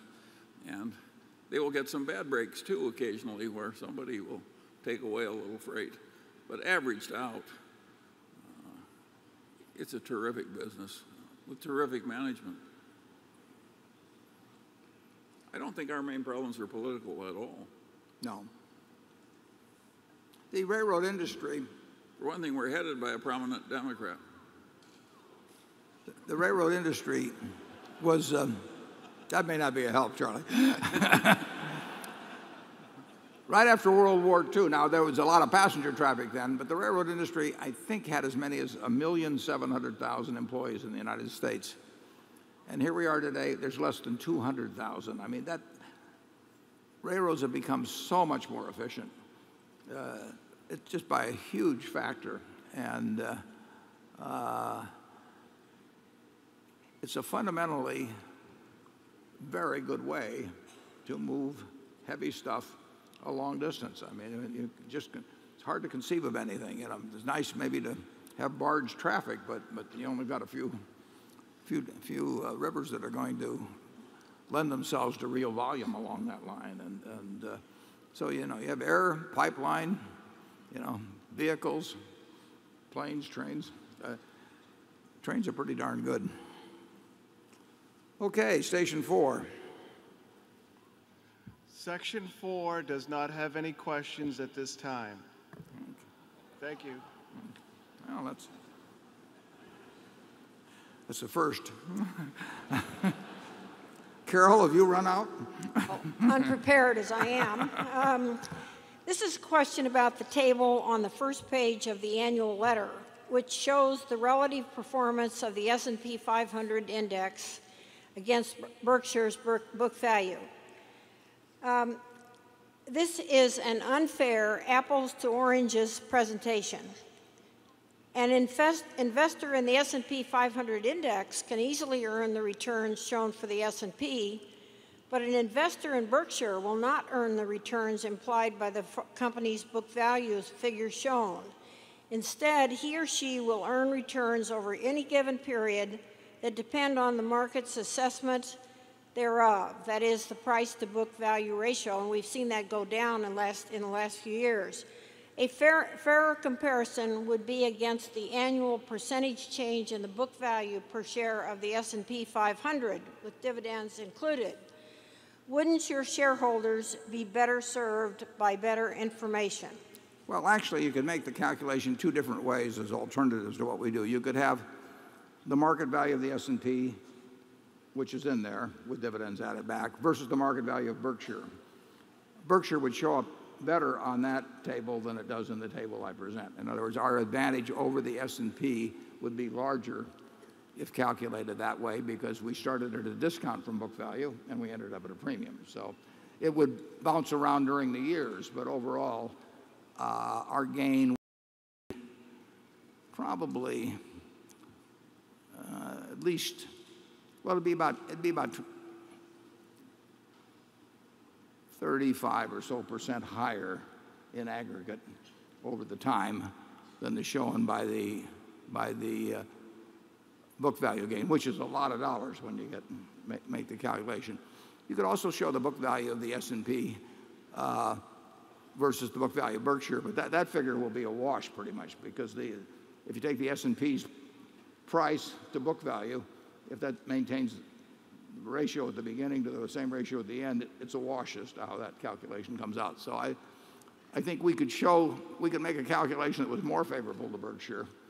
I don't think what the person suggests there would result in a calculation that's less favorable to Berkshire. Long term, the stock value has tracked fairly well the book value. But it's overperformed book value. Yes, for the whole that's time, true. and which is the point the question seems. But you've been criticized for making yourself look worse. Yeah. No. It's all right. You can bear it. I've done the other too. Not been. Cliff. Thank you. When in studying the collapse of AIG, one of the things that we learned is that there were parts of the company which understood there were certain financial risks in the market and were lowering their exposure, while at the same time there were other parts of AIG which were actually increasing their exposure to the same risk. In terms of enterprise risk management at Berkshire, how do you share information across units to make sure that the same mistakes aren't made? Cliff, I didn't totally get that. Did you get that, Shirley? Well, he was talking about how do we share information across units. Oh. Well, if there's any sharing, they're doing it. We're not. Yeah. We don't have any. We're the most uncoordinated pair of individuals, and operating both in sports or at the executive level. There are certainly some people at Berkshire that have some contact with other people at Berkshire, but there's nothing in the way of an organized way of doing that. I mean, Tad and Tony and Ajit are friends, and Don Worster, and they see each other sometimes, and I'm sure they talk insurance, but we don't make any attempt. If somebody goes in to get a quote from Gen Re and gets a quote from Ajit, we have no system that prevents or that coordinates them, our two units, to give the same quote or anything of the sort. We want our businesses to run very autonomously, and we want the managers of those businesses to feel like they're their own business. That's enormously important at Berkshire. So we don't tell the people at Clayton Homes to buy their carpet from Shaw or to buy their paint from Benjamin Moore. We just don't do that. And you can say that's kind of silly, but it's any gains we would get from doing that by selling incremental units, I think would be far offset by the change in the feeling of the manager as to whether they're really running their own business. We hand people billions of dollars, and they hand us stock certificates, and they have been running those businesses for decades in many cases, and we want them to feel the same way the next day when they've got the money and we've got the stock certificates as the day before when they had the stock certificates and we had the money. And the moment we start telling them how to change the way they operate or to coordinate with this guy or get this person's approval or anything like that, that just erodes that advantage, which we think is very substantial, that they have this proprietary feeling about their business. Have I answered that, Charlie? Yeah, we're trying to fail at what you want us to succeed at.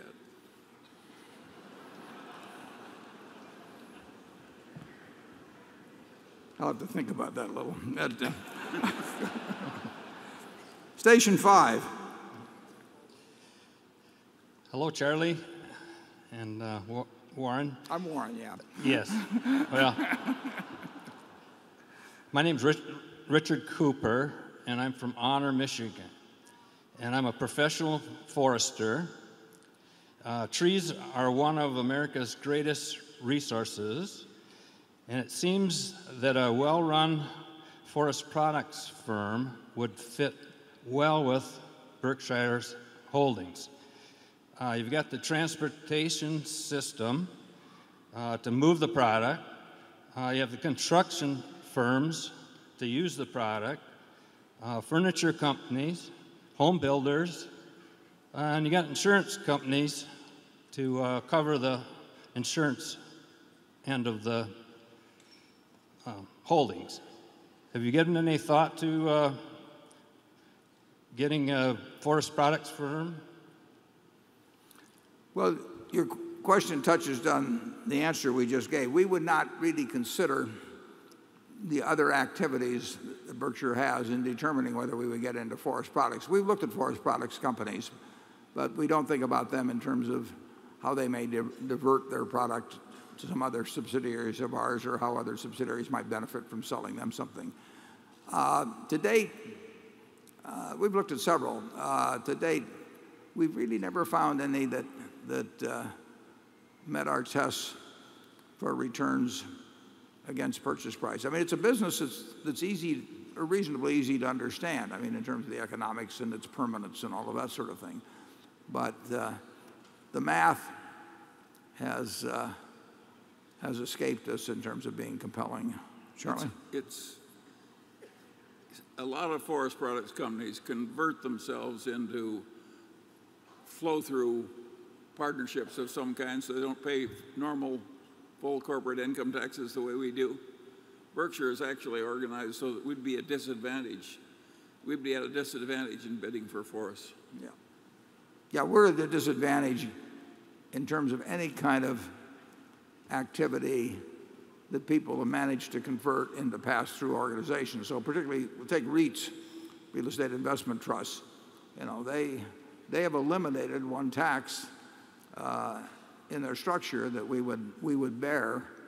And like Charlie says, you know, you have firms like Plum Creek Timber and those sort of operations where they have eliminated the federal income tax, and we don't have any structure like that. So just going in, we have this structural disadvantage that is really quite significant. Becky? This question comes from Scott Bondurant, who is from Chicago, Illinois, and he's a shareholder. And he asks, can you please elaborate your views on risk? You clearly aren't a fan of relying on statistical probabilities, and you highlight the need for $20 billion in cash to feel comfortable. Why is that the magic number, and has it changed over time? Yeah, well, it isn't the magic number, and there is no magic number. I would get very worried about somebody that walked in every morning and told us precisely how many dollars of cash we needed to be, you know, secured at 3 sigma or something like that.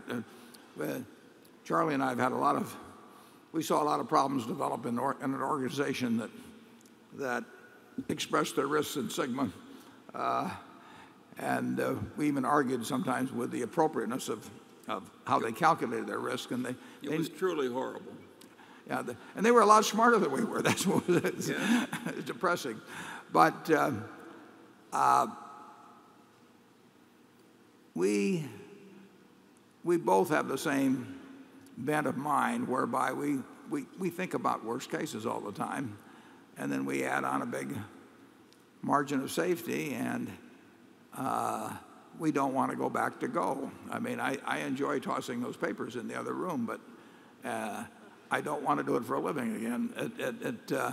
So we undoubtedly build in layers of safety that others might regard as foolish. But we've got 600,000 shareholders, and we've got members of my family that have 80 or 90% of their net worth in the company, and I'm just not interested in explaining to them that we went broke because there was a 1/100th of 1% chance that we would go broke, and there was the remaining probability was filled by the chance of doubling our money, and I decided that was just a good gamble to take. We're not going to do that. It doesn't mean that much. We are never going to risk what we have and need for what we don't have and don't need. We'll still find things to do where we can make money, but we don't have to stretch to do it. And it's my job, and Charlie thinks the same way. I mean, we don't have to talk about it much, but it's our job to figure out what can really go wrong with this place. And we've seen September 11th, and we've seen September of 2008, and we'll see other things of a different nature but similar impact in the future. And we not only want to sleep well of those nights, we want to be thinking about things to do with some excess money we might have around. So it is, if you're calibrating it in some mathematical way, I would say it's really dangerous. I could give you a couple of examples on that, but unfortunately, I've learned about them on a confidential basis. But some really great organizations have had dozens of people with advanced mathematical training and thinking about it daily, making computations, and they don't really get at the problem. So it's at the top of the mind always around Berkshire, and your returns in 99 years out of 100 will probably be penalized by us being excessively conservative, and 1 year out of 100 will survive when some other people won't. Charlie? Yeah, but how do these super smart people with all these degrees in higher mathematics end up doing these dumb things? I think it's explainable by the old proverb that to a man with a hammer, every problem looks pretty much like a nail.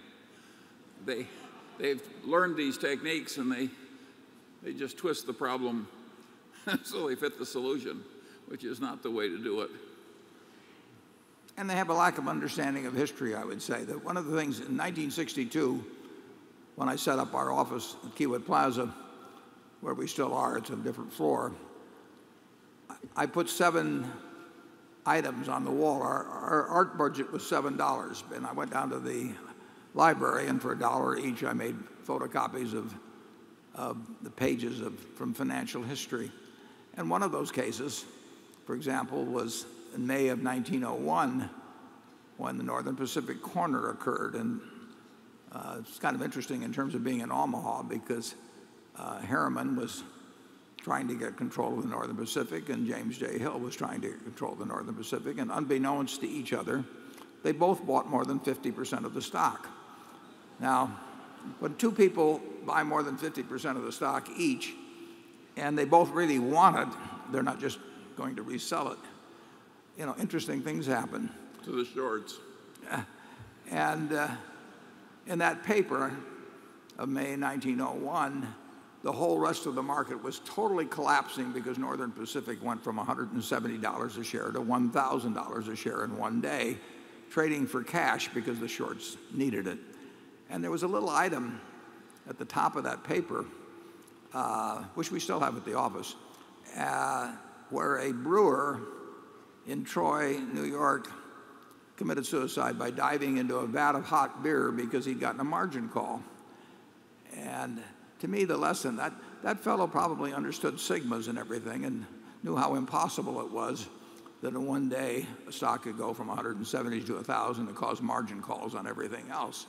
And he ended up in a vat of hot beer, and I've never wanted to end up in a vat of hot beer. So those 7 days that I put up on the wall, life in financial markets has got no relation to sigmas. I mean, if everybody that operated in financial markets had never had any concept of standard errors and so on, they would be a lot better off. Don't you think so, Charlie? Well, sure. Here, have some fudge. It's created a lot of false confidence. And now it has gone away. Again, as I said earlier, the business schools have improved. So has risk control on Wall Street. They now have taken the Gaussian curve and they've just changed its shape. Away. They threw it away.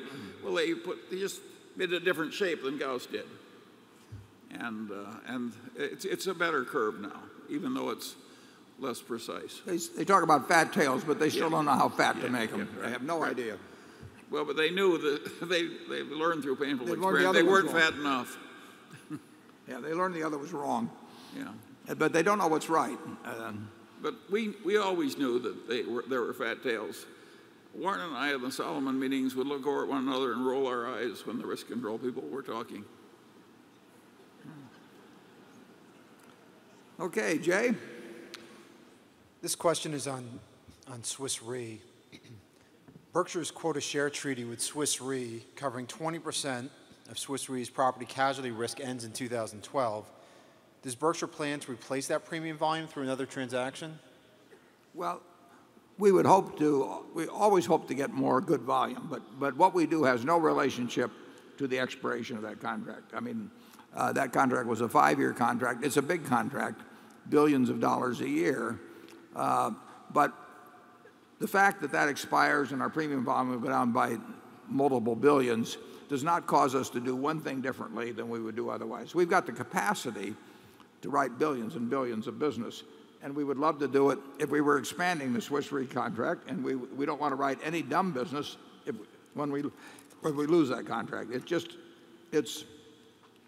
It's a non-event in terms of future strategy. It's not a non-event in terms of losing some business that we like, but it's a non-event in terms of any future strategy. We regard every decision, as independent. We don't do. If money comes in, that doesn't cause us to want to think about doing something today that we weren't thinking about doing the day before. We just don't. We don't operate that way. We'll have things that come along that are terrific, and that doesn't mean that the next day we don't want to look for something additionally that's terrific. Every decision is sort of independent. I don't think there's another large insurance operation in the world that is more cheerful about losing volume than we are. If it doesn't make sense, when the business has to shrink, we let it shrink. Yeah. We don't measure ourselves in any way by size, except by the growth in value over time. Okay, station 6. Mindy Wasserman from Boston. Warren, best wishes on a speedy and complete recovery. My question is regarding Fannie Mae and Freddie Mac. You wrote that you expected the housing market to be improved by now, but that it hasn't improved.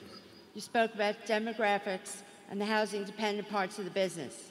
You did not, however, speak about Fannie and Freddie. Fannie Mae, the Federal Reserve, and Freddie Mac are the 3 largest financial institutions.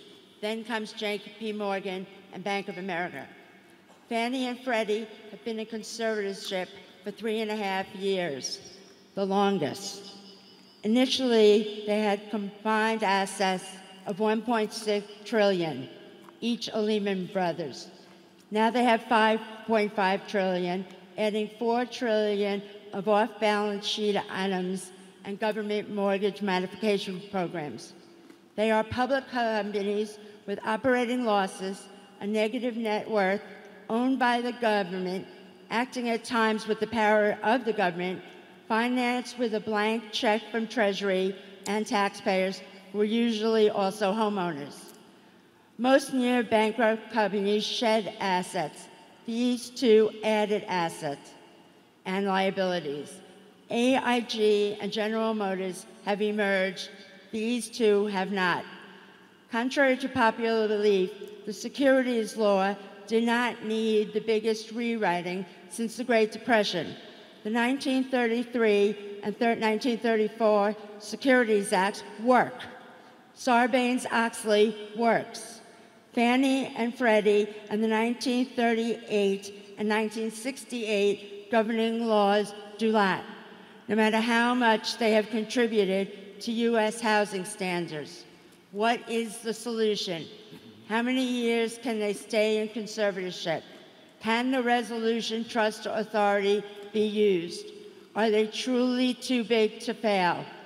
What role will banks like Wells Fargo and U.S. Bancorp, who are leading mortgage players, play now that they are well capitalized? What happens to the MBS market and the Mayer system?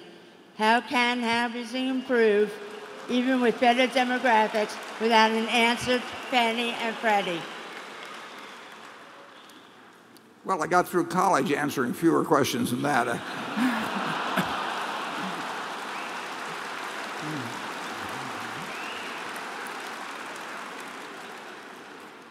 I would say that that the overall tone of your remark, which indicates that you think that Freddie and Fannie are a mess, is probably justified. And of course, the reason they're a mess is we haven't figured out yet, or we can't get agreement on what the best structure is to have in this country going forward to generally finance mortgages.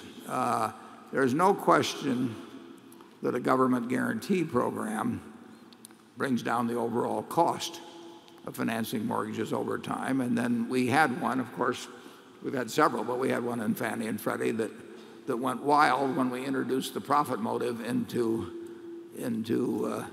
the mix of two institutions that really were half trying to serve a housing mission and half trying to serve a profit mission, and gradually the profit mission sort of overcame the housing mission. Congress hasn't sorted that out yet. It's a huge item, obviously. There are roughly 50 million residential mortgages in the United States, and they total 10 trillion or so. It's important that you have a market that does minimize costs for borrowers who have adequate down payments and adequate income and all of that. And I think for a while we were going in that direction with Fannie and Freddie, and then they left the tracks. But that's going to get fought out. How long they can stay in conservatorship? They can stay there a long time.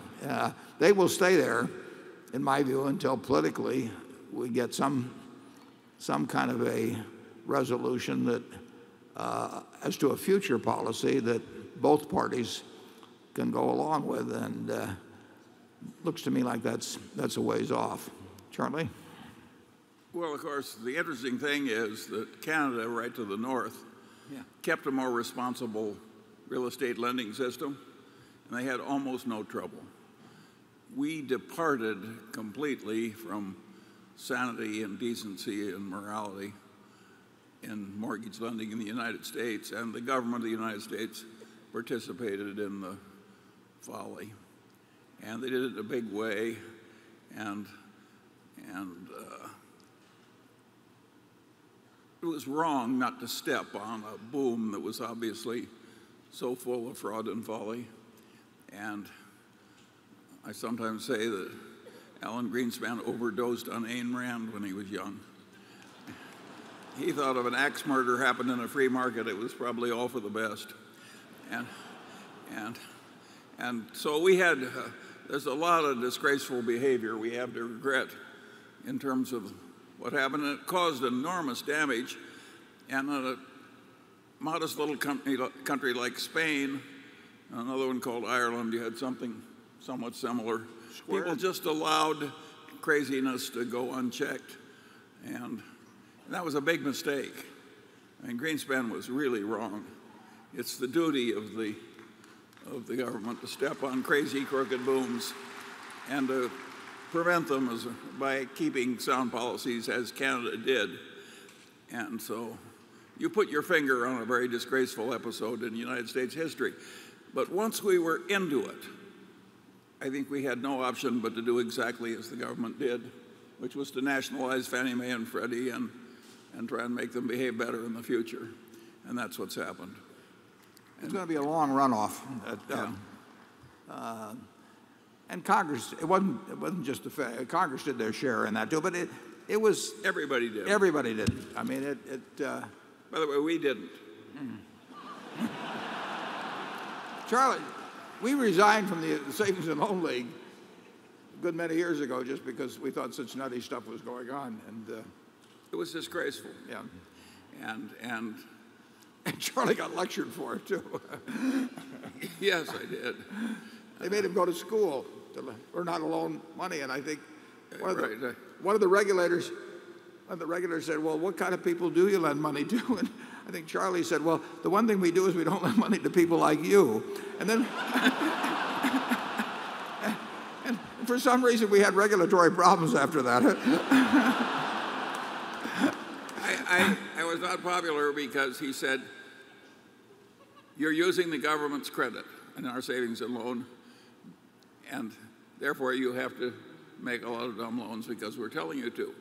And I said, we're not using the government's credit. As a condition of one of our mergers, Berkshire Hathaway agreed you'd never have trouble with our savings and loan.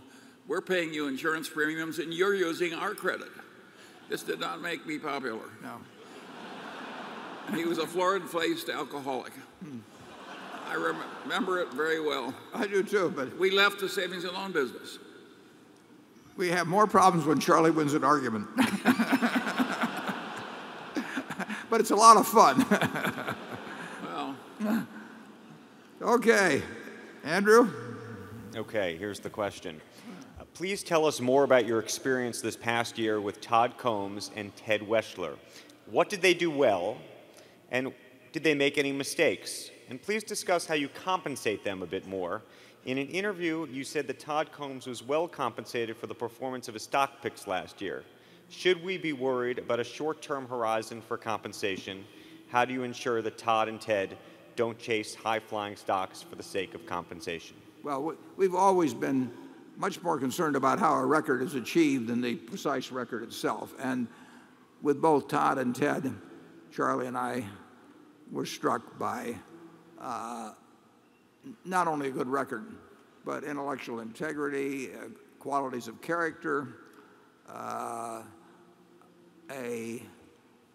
real commitment to Berkshire, a lifelong type commitment. And we've seen hundreds and hundreds of good records in our lifetimes. We haven't seen very many people we want to have join Berkshire. But these two are perfect. And we pay them each a salary of $1 million a year, and we give them 10% of the amount by which their portfolios beat the S&P, so that if they beat the S&P by 10 points, they get 1 point, for example, and we get 9 points. But we do it on a 3-year rolling basis so that you don't get the seesaw effect. And each one gets paid 80% based on their own efforts and 20% based on the other person's, so that they have every incentive to operate in a collaborative way rather than sit there jealously guarding their own ideas and hoping the other guy doesn't do very well. So I don't think we could have a better structure. It's the same structure on pay, basically, that we had with Lou Simpson for 20-some years, except he did not have a partner. To the extent that they employ people underneath them, that comes out of their performance record. And it's worked far better than either Charlie and I had hoped, and we had pretty high hopes. We had $1 3/4 billion with each of them at year end, but we've added another billion each on March 31st, so they're running $2 3/4 billion apiece. I don't look at what they do. I see it eventually when I look at a GEICO portfolio at the end of the month or something of the sort. But they operate through their own brokers. They don't. I've told them that the only thing I want to know is if they're getting into a new name, I just want to know the name so that I'm certain that it isn't something that I am familiar with some inside information on or something, so that there's no inadvertent appearance that we would be, or that their purchase would have been influenced by something that I knew about. That's never come up. They can't. If there's something we would have to file a 13D on, they would have to check with you. But basically, none of that's going to happen. Never happened with Lou either. I mean, they operate in different stocks. They've got a much bigger universe than I have because they're working with $2 3/4 billion instead of $150 billion. So they can look at a lot more things. And they've cheerfully pitched in for other duties that they don't really get compensated directly on, but that are helpful to Berkshire. And they'll do a great job for Berkshire when they're running a whole lot more money than they are now. Ted only joined us this year. Todd did substantially better than the S&P last year, so he racked up a big performance gain. a third of which was paid to him in the first year, but the 2 years is deferred, and he could lose that back if he were to underperform. And so I think we've got a good system and terrific people. Charlie? Well, what's interesting about it is that at least 90% of the investment management business of the United States would starve to death on our formula. And I think these people will do pretty well with it. So, yeah. And not only that, they'll be terrific for the long pole for Berkshire. They're the kind of people we like having around headquarters. Yeah, I hope they get into those 400 taxpayers I mentioned. But if they do, even under the present law, they'll be paying taxes in the mid-30s. They are doing what they did before, which they ran hedge funds, but they're going to work every day thinking about the same things, and they get taxed at 35% plus. And if they were running hedge funds, they get taxed at 15%. And for all of those in the audience who can reconcile that, there'll be a free deli bar. I think each of them could earn more money in a different format, but with a less desirable lifestyle.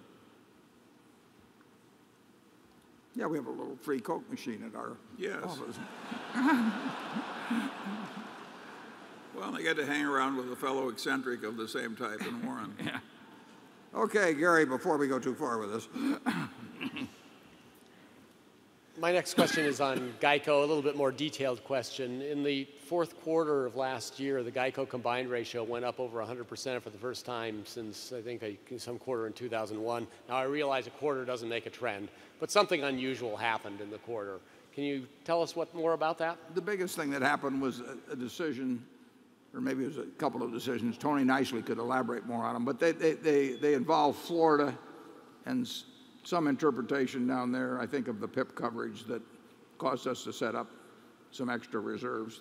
And they weren't extra. They looked called for by what was happening in Florida at that time. But it was a one-time sort of arrangement. And in the first quarter of this year, on a comparable basis, as you've probably seen in our Q, we wrote it about 91. So the basic business is good. But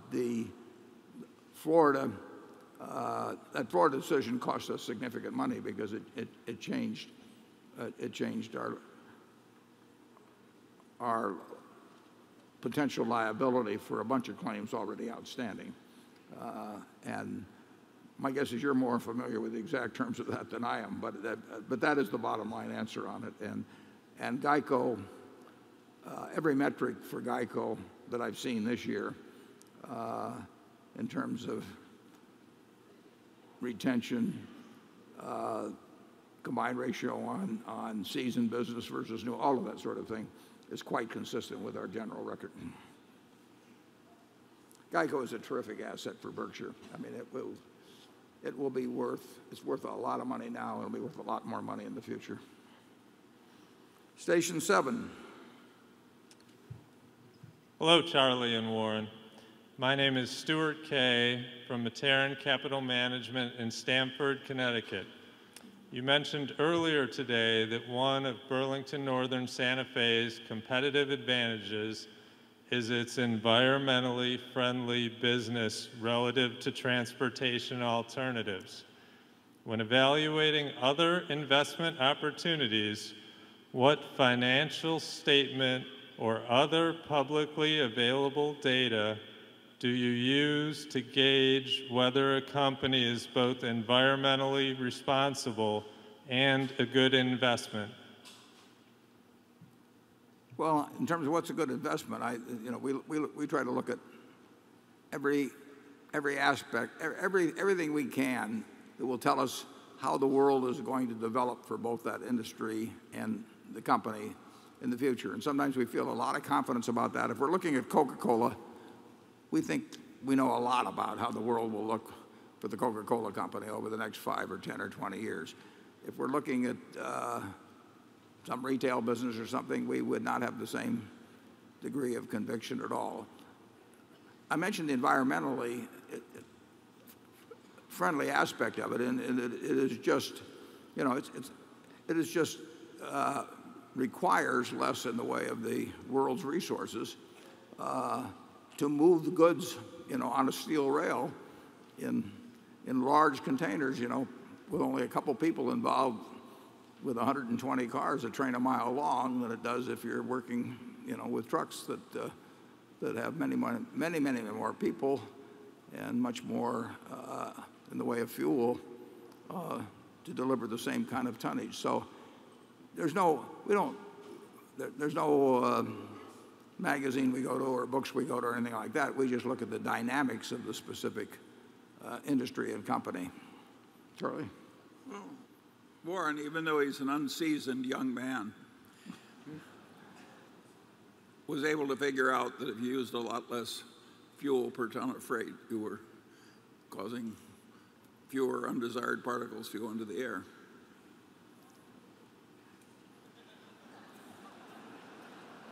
That's about the limit of my capabilities, folks. Okay, station 8.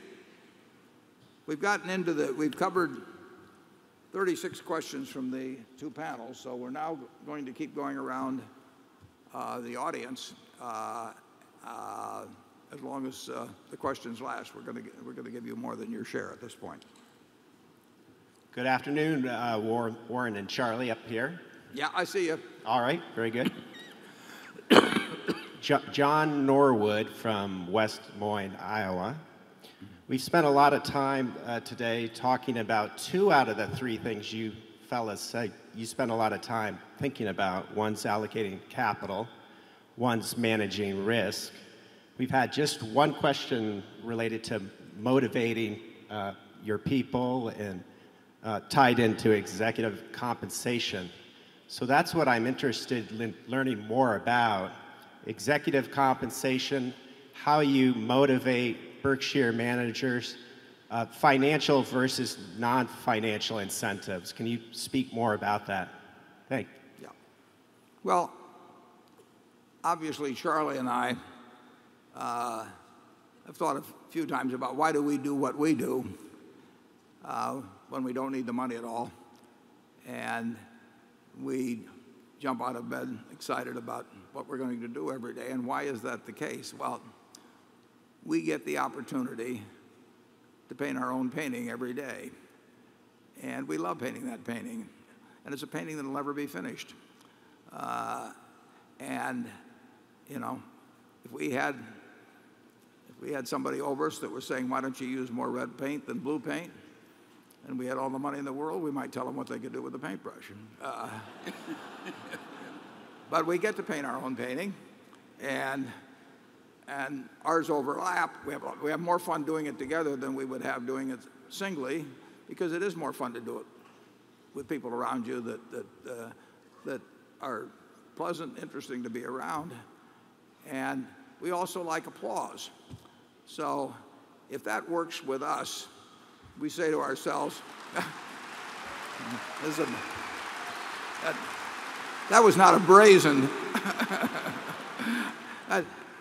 If that works for us, why shouldn't it work for a bunch of other people who have long been doing what they like to do and now, in many cases, have all the money they possibly need, but still, they may have to sell us their business for one reason or another, connect with family or taxes, who knows what else. But they really like what they've been doing. That's the reason, probably the reason they've been so good at it, part of the reason they've been so good at it. So we give them the paintbrush, let them keep the paintbrush, and we don't go around and tell them to use more red paint than blue paint or something of the sort. And we applaud, and we try to compensate them fairly, because though they aren't primarily doing it for the money in many cases, nobody likes to be taken advantage of. So but that has not been a big problem at Berkshire. We have not had compensation problems over time. If you think about it, over 40 odd years, the times when compensation has been of importance is just, practically nil. We don't. We'll just take we talked about the compensation of 2 investment people. Those people are making below hedge fund standards, below private equity standards, and having a less favorable tax treatment. They'll still make a lot of money. I mean, huge amounts of money. And I hope that they are having a good time doing what they're doing. I think that's why they're here. And I think they'll enjoy it a lot more over the years than going around to a bunch of people explaining why they're worth 2 and 20 even, in the years that aren't so good, and trying to attract new money when other people are making bigger promises someplace else. It's just a different way to live your life. So we want to have our managers enjoying their lives and enjoying their business lives, and we get rid of some of the things they don't like, a lot of them.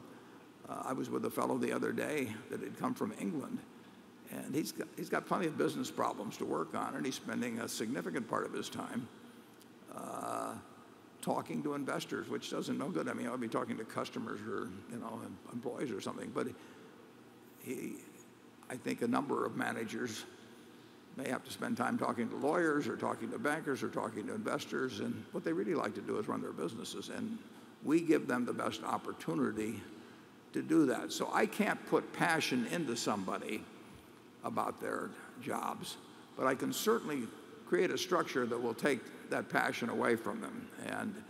And Berkshire is a negative art in that way. We focus on not messing up something that's already good. And that's my job, and I think the person that follows me will have a very similar job. But, we have a bunch of managers nobody else can hire. And, how many companies of size can you say that about, around the country these days? And I think we will retain that advantage for many, many decades to come. It works, and people know that it works within the company. It's self-reinforcing, and there's nothing like getting proof that what you've designed works to cause you to desire to perpetuate it and to build upon it. Charlie? Well, and we don't have any standard formulas like they have in some big companies where X% is on diversity and Y% is on something else and Z% is on something else, and everybody is putting all this stuff through a big human resources department. And every incentive arrangement with a key executive is different from every other.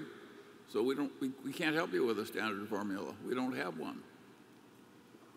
Yeah, our businesses are also different. It'd be crazy to try and have some master arrangement, that involve return on capital. There's some businesses don't use any capital in our companies, or operating margins, and they're just, we could hire consultants in compensation to come in, and we never have. No, we never will.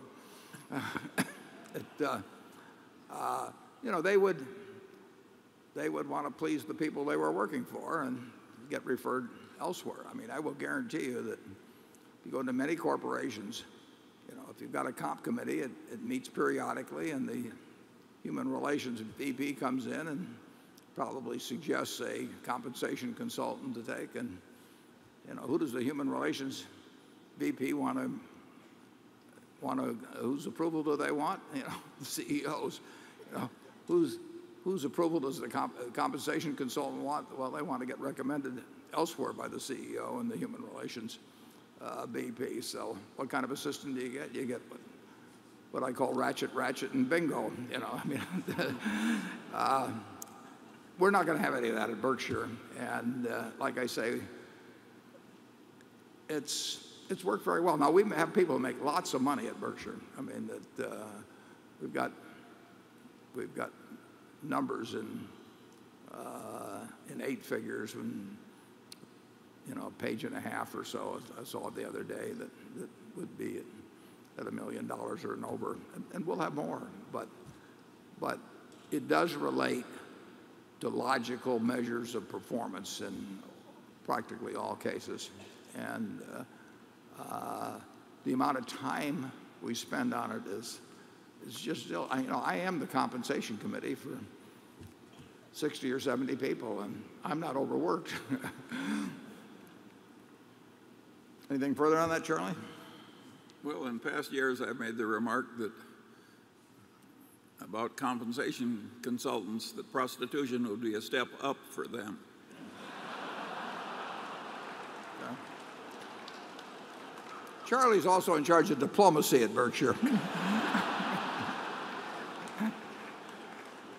We told you we get to everybody in terms of offending them before the day was over. Didn't even take till 3:30. Station 9. Good afternoon, gentlemen. Arjun Van Catherman, Arlington, Virginia. I have a question for you. What will it take to get America growing by 4% again? Well, Charlie, that's too easy for me. You take it.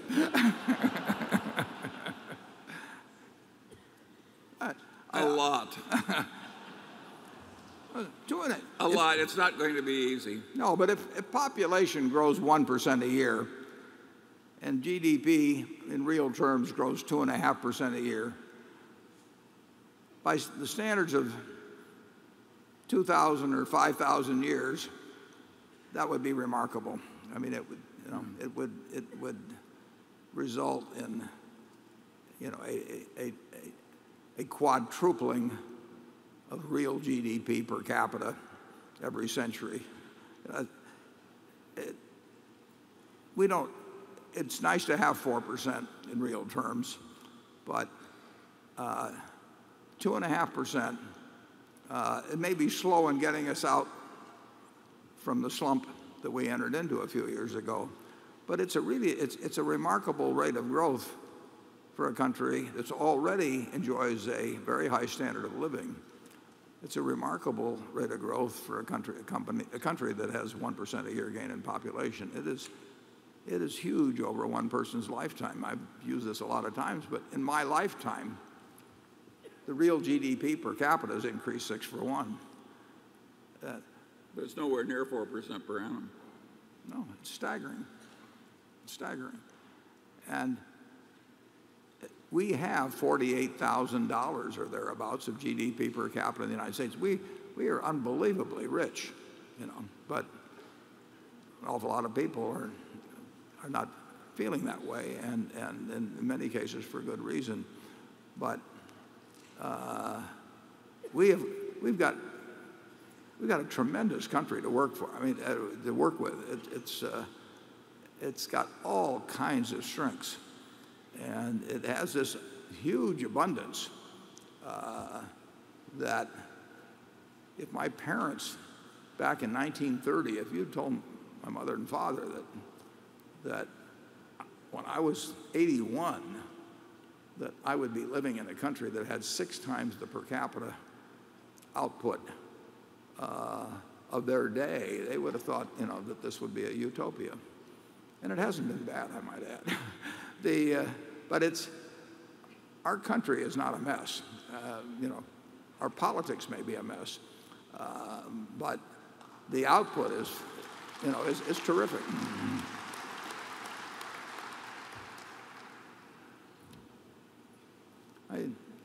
Charlie, if you had to guess at the real growth rate per capita over the next 20 years in the United States, what do you think it would be? That's after inflation. Oh, no, this is just real. Right, yeah, real. That's what I mean. I mean, after taking inflation out of it. Yeah. Well, if God would make the guarantee, I would settle for a very low figure. I think we're a very mature economy with a lot of social safety net and a lot of competition from new nations rising. I think 1% per capita in real growth would be a sensational result. Yeah, which in 20 years means people would be living close to 25% better on average. Yeah, yeah. That's not bad. So I think that's the next generation. In one generation, they improve. When you get your expectations too high, when you think that 4% is what the world ought to provide you, you're asking for trouble. It won't do it. That's what happened in the housing boom. People got these foolish dreams, and then they just started doing foolish things to try and reach unattainable objectives. But if you had the 1%, you would be talking about each generation living something, something over 20% better than their parents did. From this base, it would be a sensational result. And we'll probably get it, in my view. But, it won't come in even increments, but this system still works. works. And incidentally, you've actually seen, even after the incredible crash, in effect, that we had in fall of 2008, you've seen an enormous amount of resilience here. And of course, you compare it with Europe, and it looks particularly strong. But yes, but the resilience has been better for the businesses than it has been for the employment situation, which is too bad. Yeah, business has done extraordinarily well. You know, business profits as a percentage of GDP were right at the height, you know, last year, and of course our own were. I mean, and that produces a lot of strains on the political system. Well, we've mused enough on that, so let's go to station 10. Hi, Warren. Arthur Lewis from Denver, Colorado, new home of Peyton Manning. But my question is... It's also the home of Johns Manville. my question is, with the election coming up, have you thought about making a donation to a super PAC to try to protect a competitive advantage? No, I won't. You know, I wish it never Citizens United never happened. It's very tempting, and I will hear this argument put forth to me. People will say, well, you know, we don't believe in it either, but they're doing it on the other side, and you know, you've got hundreds of millions pouring in on the other side, and you're going to tie your hands behind your back, you know, just over principle. But you know, I think the whole idea of super PACs is wrong, and I think the idea of huge money by relatively few people influencing politics. I think we've got enough of a push toward a plutocracy from a lot of other factors that we don't need to throw it into the voting process. And I might say that, I'll say this for Sheldon Adelson, who was, you know, he and his wife, I think, probably put $12 million or something like that. He says this, and I believe him entirely. I mean, he says the same thing. He thinks the system is wrong, but he says that's the way the system is. So he has to, you know, he has to play, or other people will play, and he won't be. I can understand that, but I don't want to do it. I mean, I just think that you know, you've got to take a stand someplace, and that the idea that I should toss $10 million into some super PAC, which is going to spend its whole time kind of misleading people about the opponent's behavior or record. I don't want to see democracy go in that direction. Charlie?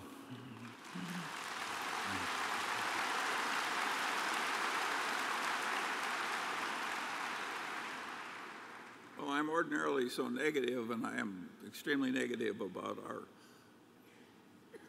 the nature of our politics, with both parties doing the gerrymandering and requiring this unified thought so that the crazies on each side get all this power. And I remember when we did the Marshall Plan with bipartisan support. That's more my kind of a world. So I don't like it. That said, I think we're lucky to have two candidates as good as we have. Considering the system, I think we've done pretty well this year. How would you feel about contributing to a super PAC if the other side had way more going to their super PACs? Well, there are certain subjects where I would give money to a super PAC if I thought it would work. If I thought I could really reduce legalized gambling in the United States by a major amount, I would be willing to spend some money to get it done. I think it does us no good. And the extent we have allowed our securities markets to be more like gambling casinos, I think that's a dumb outcome too. Yeah. If you got a super PAC out there, call on Charlie. Not me. 11. Glenn Tung, T2 Partners, shareholder from New York. In an interview with Becky yesterday, Mr. Munger commented that in the old days, the vast majority of Berkshire's value was embedded in the investment portfolio, which is presumably worth around book value. Today, the majority is in the controlled businesses, which we believe are worth a substantial premium to book. In light of this, Berkshire Hathaway's intrinsic value as a multiple of book value should be increasing over time, yet Berkshire's price to book value has been declining. I'm trying to understand this. Since the beginning of the year, Berkshire's investment portfolio, since the beginning of last year, Berkshire's investment portfolio has increased in value by $20 billion, and you acquired Lubrizol. The controlled businesses are going gangbusters, yet the stock price hasn't budged. Is Mr. Market simply in one of his manic moods? Charlie? Well, I'd say no, but I'd say it's in the nature of things that the market is not going to do exactly what you want when you want it. I think over time, Mr. Market will treat the Berkshire shareholders fine, and I wouldn't worry too much about what happens over this 6 months or this 12 months. I don't think you're really all that welcome in this room if the short-term orientation is what turns you on.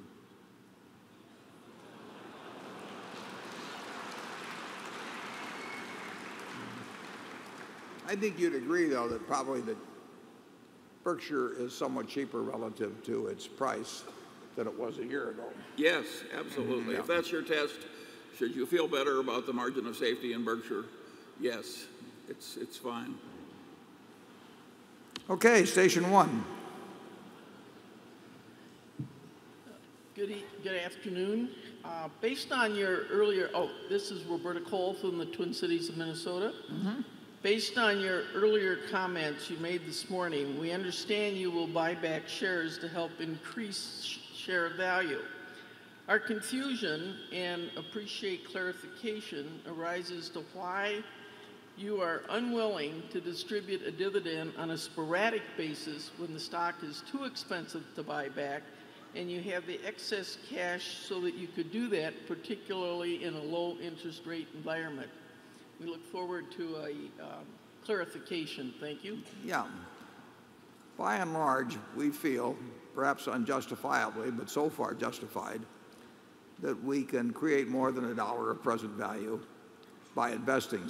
Sometimes, if the stock is cheap, we can create more than $1 of present value by simply repurchasing shares. But even if that option isn't available, we feel that by every $1 we retain, we can turn that into a greater than $1 of present value.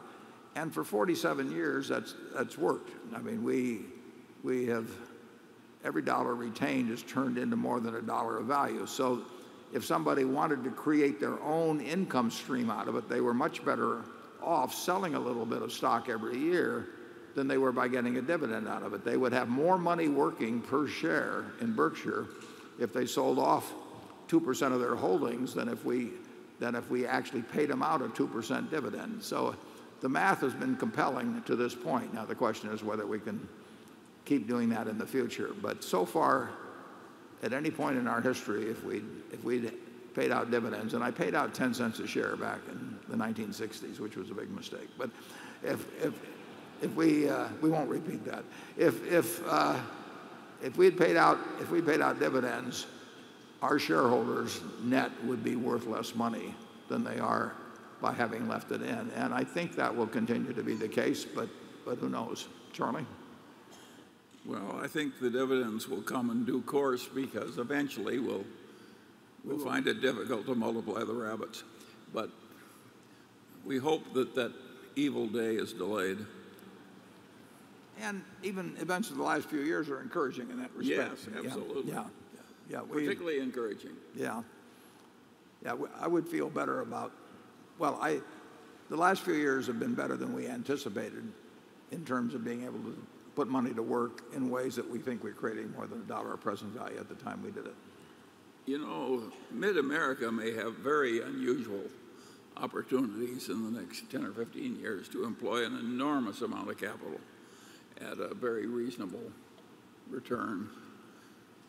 Yeah, we have some. Perhaps $100 billion. What? Perhaps $100 billion. Perhaps $100 billion, Yep. and you can see why that doesn't make us too excited about dividends.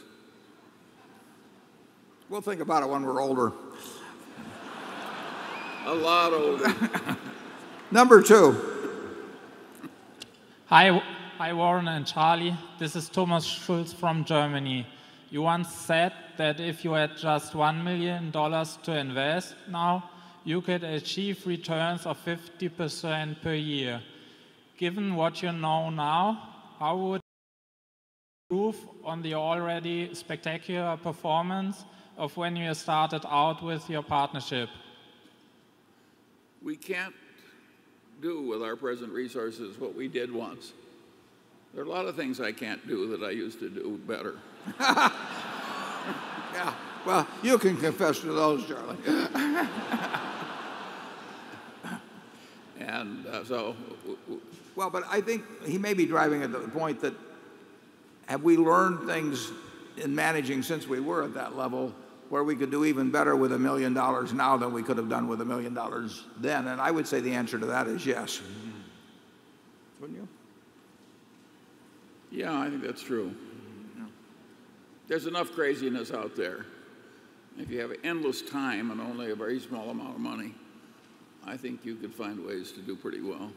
And in the course of 50 or so years, we have probably learned more or been exposed to more that if we were back at the $1 million level, we would know more places to look, I think.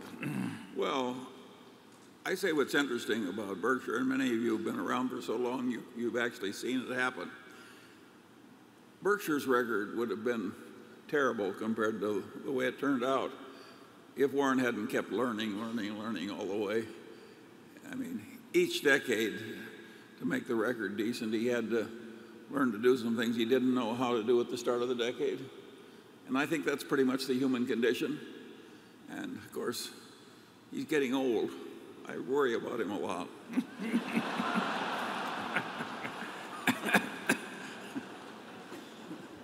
I'll resist commenting. Okay, station 3. Hi, my name is Jeff Chen. I'm from San Francisco. I'm 26, and I run a software startup out there. My question is about mistake minimization. I found that I've made a lot of mistakes in my business looking back, and I want to know, besides thinking harder and learning from your own mistakes, what are the most effective techniques you've used to minimize the mistakes? Yeah, well, we made mistakes, we'll make more mistakes. We think not so much, we think in terms of not exposing ourselves to any mistakes that could really hurt our ability to play tomorrow. And so we are always thinking about, worst case situations. And there are, on the other hand, we have a natural instinct to do things big, both of us. So we have to think about whether we're doing anything really big that could have really terrible consequences. And I would say this, that I don't worry much about mistakes. I mean, the idea of learning from mistakes, the next mistake is something different. I mean, so I do not sit around and think about my mistakes and think about things I'm going to do differently in the future or anything of the sort. I would say that you may get some advantage. I think I've learned something over the years. I haven't learned more about a basic investment philosophy. I got that when I was 19, and I said, I think I've learned more about people over the years, and I'll make mistakes with people, and that's inevitable. But I think I'll make more good judgments about people. I'll recognize the extraordinary ones better than I would have 40 or 50 years ago. So I think that improves, but I don't think it improves by certainly any conscious sitting around and focusing on what mistake that I make with that person or this person. I just don't operate that way. Charlie? Well, Warren, I would argue that what you've done and what I've done to a lesser extent is to learn a lot from other people's mistakes. That is really a much more pleasant way to learn hard lessons. And we have really worked at that over the years, partly because we find it so interesting, the great variety of human mistakes and their causes. And I think this constant study of other people's disasters and other people's errors has helped us enormously.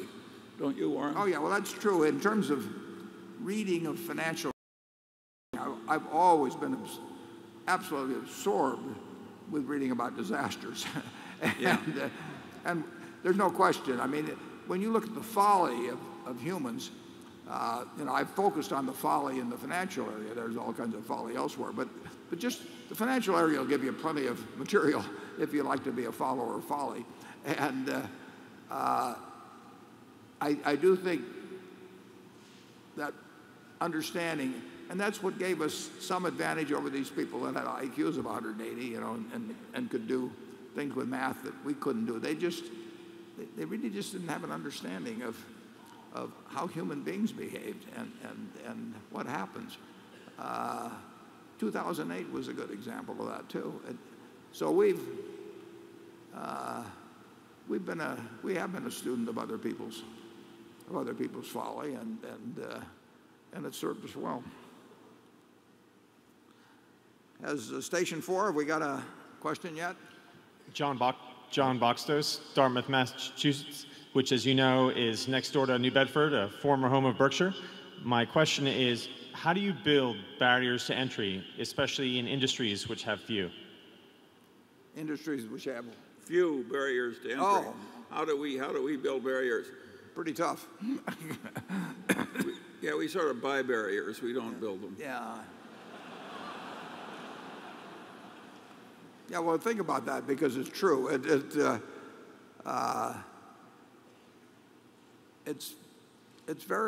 There are some industries that are just never going to have barriers to entry, and in those industries you better be running very fast because there are a lot of other people that are going to be running and looking at what you're doing and trying to figure out what your weakness is or what they can do a little bit better. You really, a great barrier to entry, is something like this. If you gave me $10, $20, $30 billion and told me to go in and try and knock off the Coca-Cola company with some new cola drink, I wouldn't have the faintest idea how to do it. I mean, there are billions of people around the world that have something in their mind about Coca-Cola, and you're not going to change that with $10 or $20 billion. Yeah, but our great brands we bought, we didn't create. We didn't create them. No, we eat them, but we don't create them yet. But not so many years ago, you remember Richard Branson? He came to this country and he came up with something called Virgin Cola. And they say that a brand is a promise. Well, I'm not sure what promise he was trying to convey by that particular branding, but you haven't heard anything about that since. I mean, I don't know how many cola drinks there have been in the history. Don Keogh would probably know, but there's been hundreds, I'm sure. And those are real barriers. But it's hard to do. I mean, as Pfizer finds out with Lipitor, the time runs out, and what was an absolute gold mine still is a pretty good mine, but it's not what it was by a long shot. But, we've got a number of businesses that have, well, nobody's going to build another railroad. We have a competitor, and we will have competitors in alternative methods of transportation and all of that. But if you're buying something that at a huge discount from replacement cost, and it's an essential sort of activity, you certainly got a barrier to new competition. But the UP is out there fighting for every bit of business every day, of course. Charlie? Yeah, we have found in a long life that one competitor is frequently enough to ruin a business. Well, I did find that out when I started with a gas station out at 30th and Reddick here in Omaha, and then we had a Phillips station next to us. I had a Sinclair station, and whatever he charged for gas was my price. I didn't have much choice. You don't like to be in a business like that. Number 5. Hi, I'm Kyle Miller from Kansas City, Missouri, and I was wondering about the BYD electric car company, and if with the new cars going on sale in the U.S., if that will hopefully increase the value of the company. Charlie is our expert on BYD, and he will now carry forth. Well, the car market in China is a huge market, and they happen to be located in China. So that's the main focus of BYD. I think the first cars they will try and bring here will be for fleets in California where we have environmental troubles and so on. And there may be a market for electric cars with that. And of course, there are various subsidies that come to people who use electric cars. I have some relatives who commute into Washington, D.C., and they can only use the fast lane on the freeway if they buy a Prius, and that's been very helpful to Toyota. And we'll see a lot more of that sort of thing.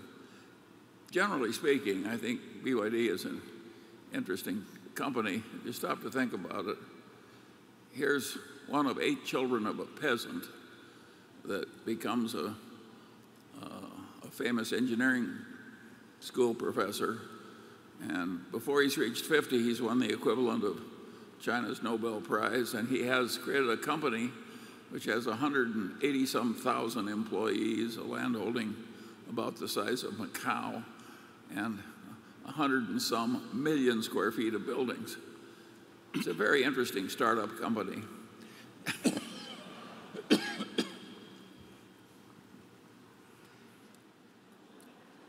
What percent of the cars do you think in 2030 will be electrics? Not many.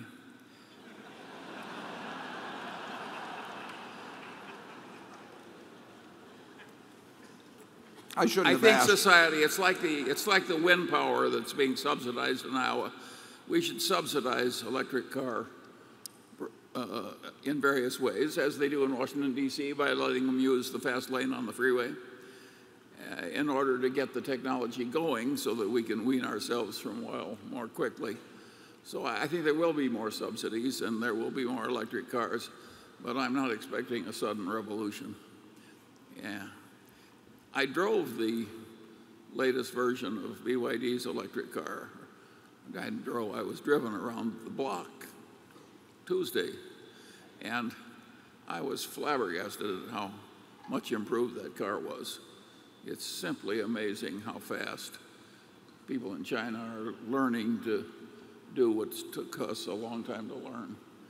And the world is getting very much more competitive. Okay, Area 6. Good afternoon, Warren and Charlie. Jay Srinivasan from Mumbai, India, residing in Austin, Texas. I want to thank you for a great show again, and over the few years that I've been here, I've truly enjoyed hearing both of you speak, and especially ability to synthesize and clarify so many issues on important things like, valuation or the philosophy of life, or sometimes to even the trivial things, Warren, like you clarifying 2 years ago about your joke on Charlie Rose about Sophia Loren. They've all been extremely beneficial. My question is regarding some clarification around the insurance business, and especially how you value it. Now, typically we've had a lot of float information and the underwriting profit or loss info, and so one way we've been geared to think about it is the value of the investments that you get, the present value of the investments that you get from the future expected float. However, I think last year you also talked about the economic goodwill, especially in GEICO, and I think you were using some ratio as 90% of that year's insurance premiums. So I was wondering if you could just talk to us a little bit about how the different ways you could look at valuing the different insurance businesses. That would be a huge help. Thank you. The economic value comes from the ability to utilize float if obtained at a bargain rate.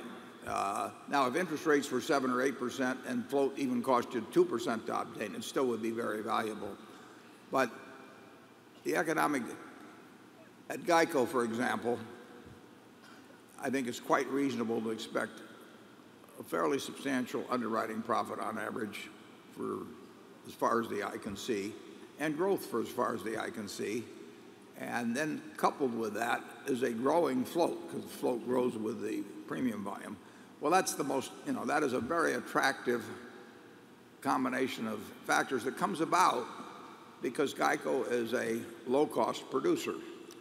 And it has some real advantages in terms of scale, in terms of the whole method of operation that makes it very hard for other companies to duplicate their cost structure. And it's always good to own a low-cost producer in any business, but it's very, very nice in the insurance business.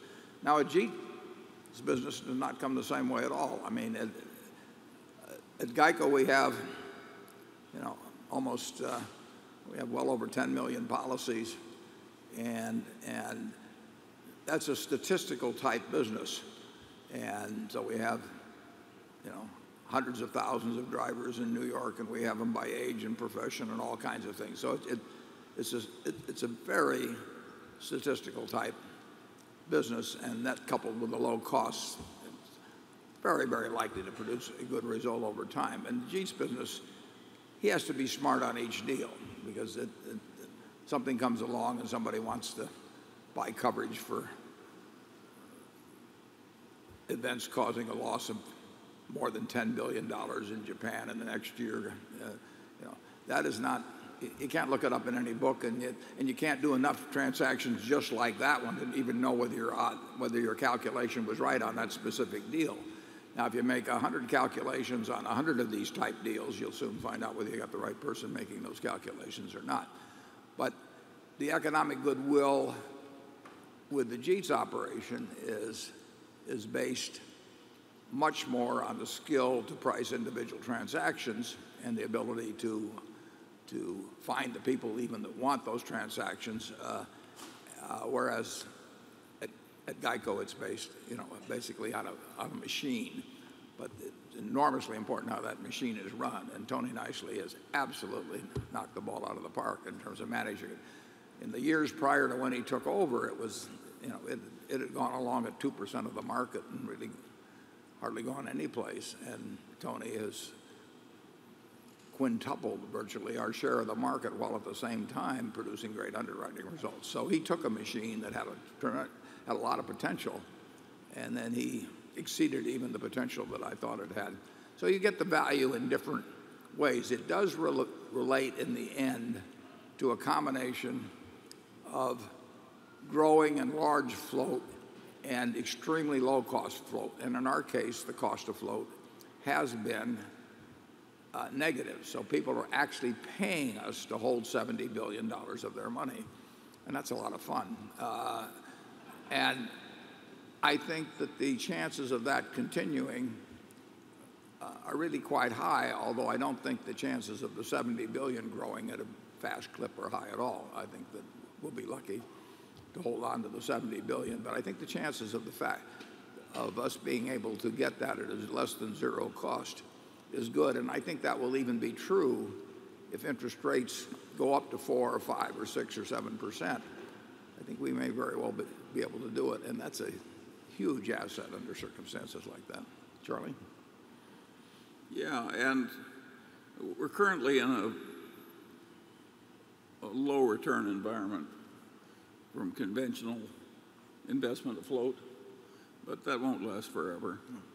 And there were times in the past when Ajit would generate a lot of one-of-a-kind float, and Warren would make 20 or 30% with it before we had to give it back. Now, that was a lot of fun, and we did it over and over and over again. Whether that will ever come again on that scale, I don't know, but it doesn't have to. Is it, when we have presently our cash position, well, really if you count it at all the companies, it's probably 36 or 7 billion. We're essentially getting nothing on that. So our earning power today is being affected by the current Fed policies.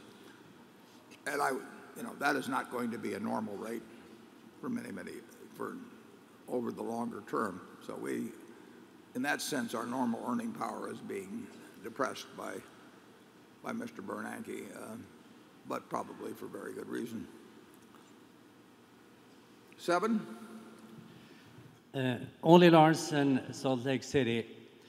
5-6 years ago, you wrote in the annual shareholders report that the current account deficit, the trade deficit, couldn't go on indefinitely.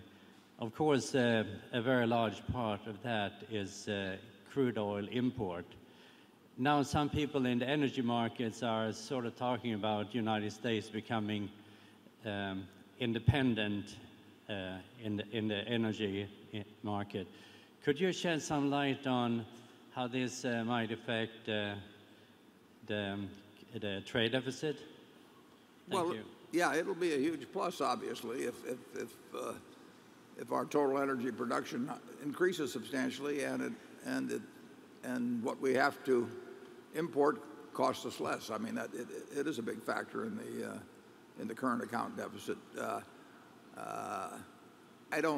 I mean, we're doing a lot in oil. I don't see us getting self-sufficient in oil, but gas is huge. Our picture has changed a lot in the last 3 years in terms of energy. Now, Charlie and I might argue that over time we'd still be better off using somebody else's up and keeping our own for a long time. That's my view. Yeah, for a long time. I mean, we were an oil exporter in my lifetime, a substantial oil exporter, and might have been better if we'd been using Saudi. It would have been better. Yeah. Yeah. You can't get by with Charlie here. It would have been better. Okay, it would have been better if we had been using Saudi Arabia's oil then and just, in effect, treated all of this huge reserves we had in places like East Texas and such as a strategic petroleum reserve, which we just kept around for another century. But it would have been much better. Yeah, it would have. But our picture has changed for the better, and that means our current account deficit picture has changed for the better. We've still got a ways to go, but it does look better than 3 or 4 years ago. Don't you think so, Charlie? Well, that's a very complex interaction. My view is that the single most precious resource of the United States are its hydrocarbon reserves, the ones that are right here. And of course, I want to use up, and I'm a Puritan. I always want to suffer now to make the future better, because I think that's the way grown-ups should behave. And so I'm all for using up the other fellow's oil and conserving our own. And I think the idea of energy independence is one of the stupidest ideas I've ever heard grown people talk about. Think of what terrible shape we'd been if we'd achieved total energy independence way earlier. We wouldn't have any oil and gas left at all. Wouldn't that be a wonderful condition? We don't want energy independence. We want to conserve this stuff. And thank God other people have some of this precious stuff they're willing to sell. I have the exact opposite idea on this subject from most people. And of course, I think I'm right.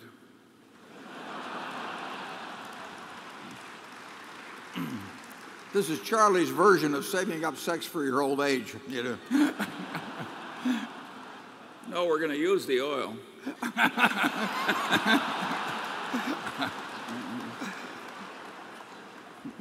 Okay, number 7. Was that 7?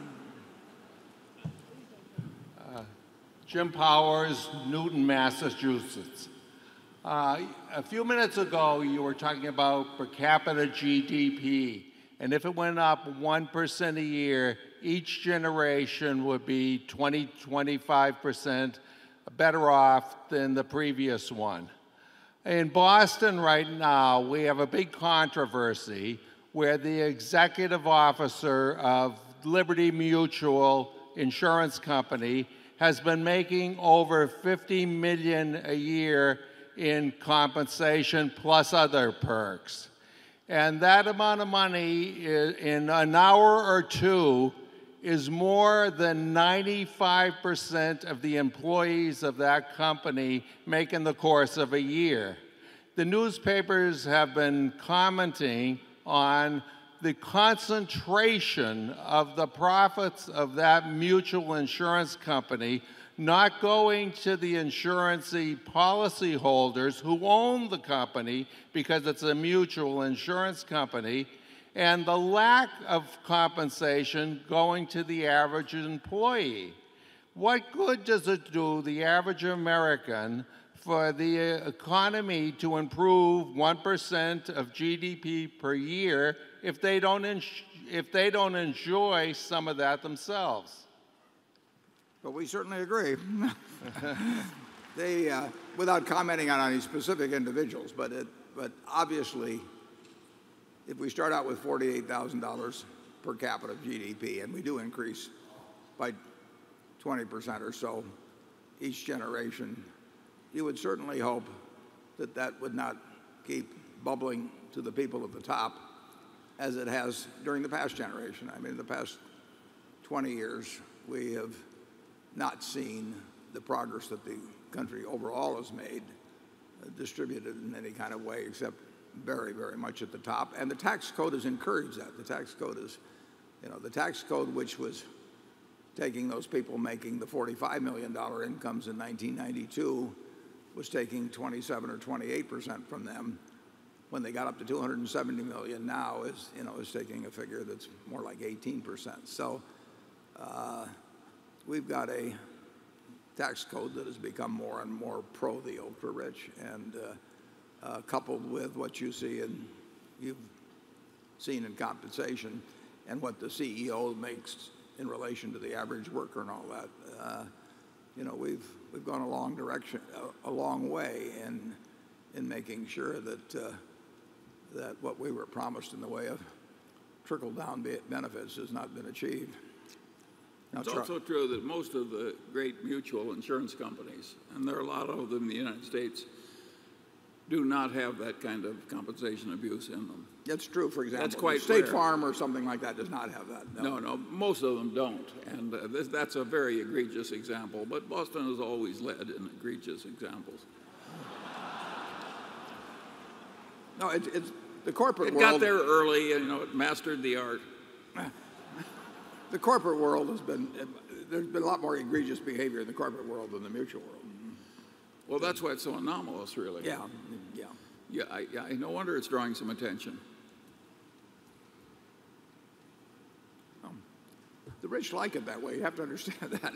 And but the tax code is basically, that is an important place where people decide, who actually bears the cost of this government, and we have moved away from the rich on that as they have gotten further and further away from the middle class in terms of earnings. And there may be a natural tendency in a democracy to work toward a plutocracy. If you think about the effect of money in politics, if you think of the nature of how market systems work, there may be some underlying trends that push a democracy toward plutocracy, and you need countervailing factors to prevent it. I don't think he ought to be too discouraged about Boston either, because when I first went to Boston, the mayor was running the city from the federal penitentiary. Yeah. Was that Curley? Yes, Mayor Curley. Yeah. And nobody in Boston saw anything peculiar about it. Well, if you live long enough, you see everything. Yeah, right. Area 8.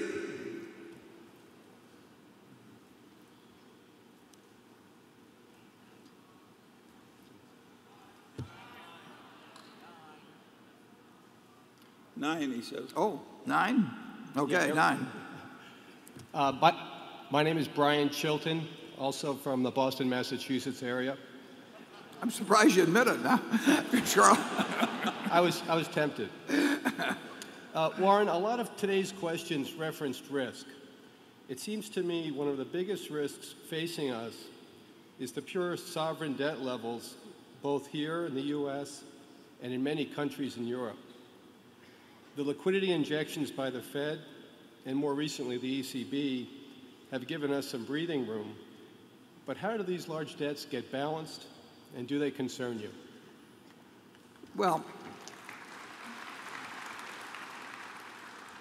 the nice thing about sovereign debt is they can not pay you in the end, and you can't grab anything from them, unlike other kinds of debts. And the truth is that the world has seen many, many failures of sovereign debt. I remember when Walt Wriston, back in the early 1980s, said, sovereigns don't default. Well, the truth is they've defaulted, many, many times over history. And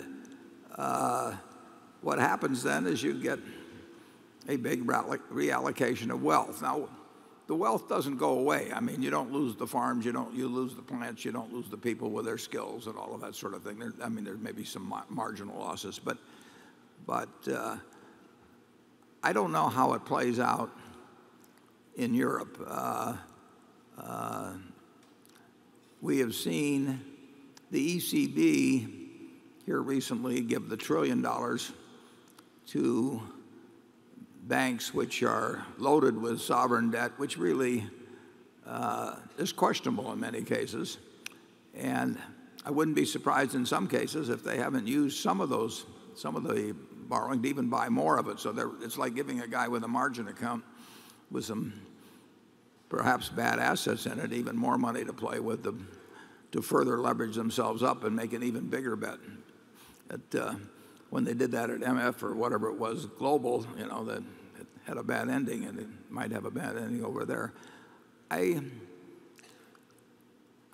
would much prefer, a world that was getting its fiscal house in order, including in the United States. The counter argument, of course, is that when you're in a recession or close to it, as some or all of Europe might be, that will feed on itself and be destructive in the same way that it was in the early 30s in the United States. But we have been having in the United States, very interesting, we talk about the fact that there was a stimulus bill a few years ago, even though they didn't call it that, and whether it was adequate or inadequate and all that. When the government is operating at a deficit that's 8 to 9% of GDP, that is stimulus on a huge, huge level. You don't call it stimulus. You may not call it, but that is, by definition, huge fiscal stimulus. So we have been having consistent, huge fiscal stimulus in this country, and we will have to wean ourselves off of that fairly soon. And the interesting, I think almost leaders of both parties realize that you probably have to get revenues up to something around 19% of GDP, and you have to get expenses down to 21% of GDP, and that will work fine over time. But you have a situation where both sides feel they will show weakness by going first, and you also have a situation where the leaders, probably of at least one party, can't speak for their party, so that you can't have negotiations in private, which are probably the way to get something like this solved. I would avoid, certainly at these rates, I would totally avoid buying medium-term or long-term government bonds. I think that's the obvious answer, and I wish I had answers that would solve the problem further behind that. But in terms of your own situation, I would stay away from medium or long-term government bonds, our own or those of other countries. Charlie? Well, of course, he's asking the really intelligent question of the day, and of course we're having difficulty answering it. It is very hard to know how much of this Keynesian stuff will work after you've lost a lot of your fiscal virtue. You come to a time, if you're a government which has pretty much lost all its fiscal virtue, that the Keynesian stuff won't work and the money printing won't work and it's all counterproductive and you're headed for calamity. We don't know the precise point at which it stops working. And somebody like Paul Krugman, who I think is a genius, but I also think he's more optimistic about doing well with various economic tricks after you've lost a lot of fiscal virtue than I think is justified by the facts. I think it's very dangerous to go low on fiscal virtue, and of course, here in the United States, we've used up some of our store, and it's very important that we not go too far in that direction, because we want to be able to do what we did in the Great Recession, where we avoided a huge calamity because we had enough fiscal virtue left so the economic tricks would work. So it's a terrible problem, and I ask you the question, Warren, is it inconceivable that we could get a very mediocre result in the United States as a result of all this trouble? I think we'll get a good result over time. I know you do, but is it inconceivable? Well, we can have problems, but I'm a little less optimistic than he is. I'm roughly in his position.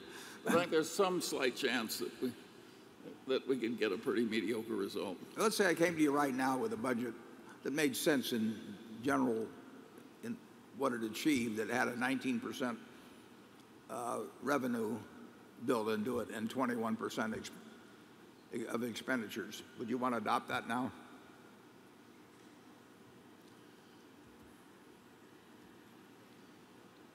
I think the reason intelligent people disagree on this subject is because it's so difficult. Everybody wants fiscal virtue, but not quite yet. They're like that guy who felt that way about sex. He was willing to give it up, but not quite yet.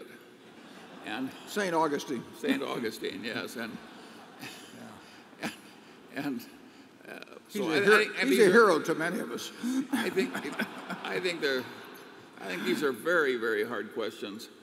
And I have one thing I'm sure of, that it is safer, if you're going to these deficit financing things, to use the money intelligently to build something you're sure to need, than it is to just throw it off the end of trains or give it to crooked lawyers.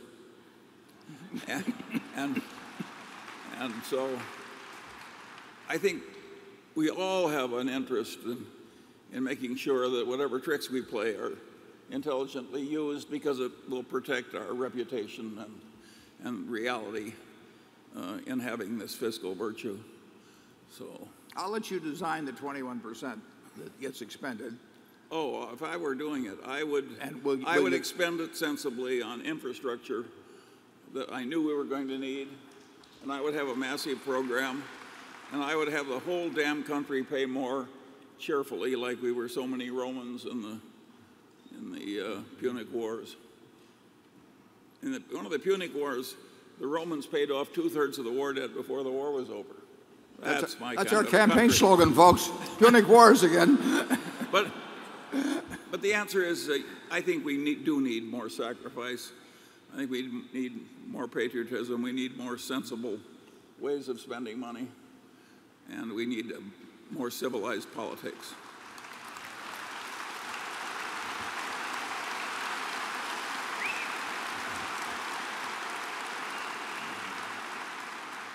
But it's still a hard question. I think we should go on to an easier one. Warren's not strained, but I'm at my limit. Okay, we'll do one more question from Area 10. This will be an easier question. Good.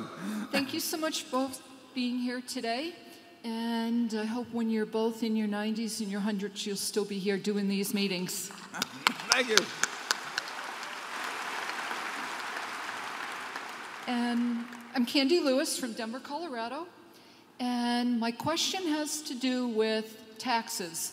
And what do you feel is the ideal corporate tax rate to get this economy started and excited?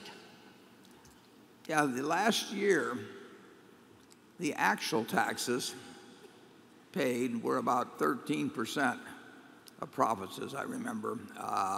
So the corporate rate is 35%.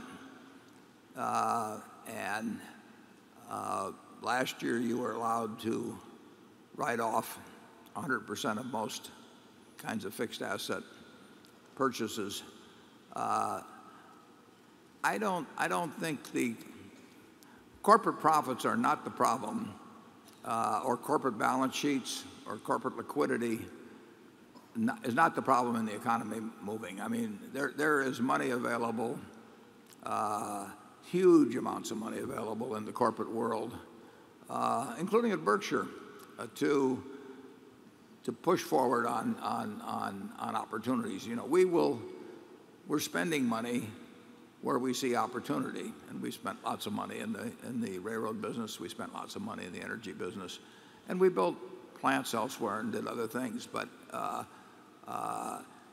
so it's not a lack of capital at all that's holding back, nor is it tax rates, in my view, that are holding back at all investment. I mean, this country prospered in the 50s and the 60s when the corporate rate was 52% and people actually paid it.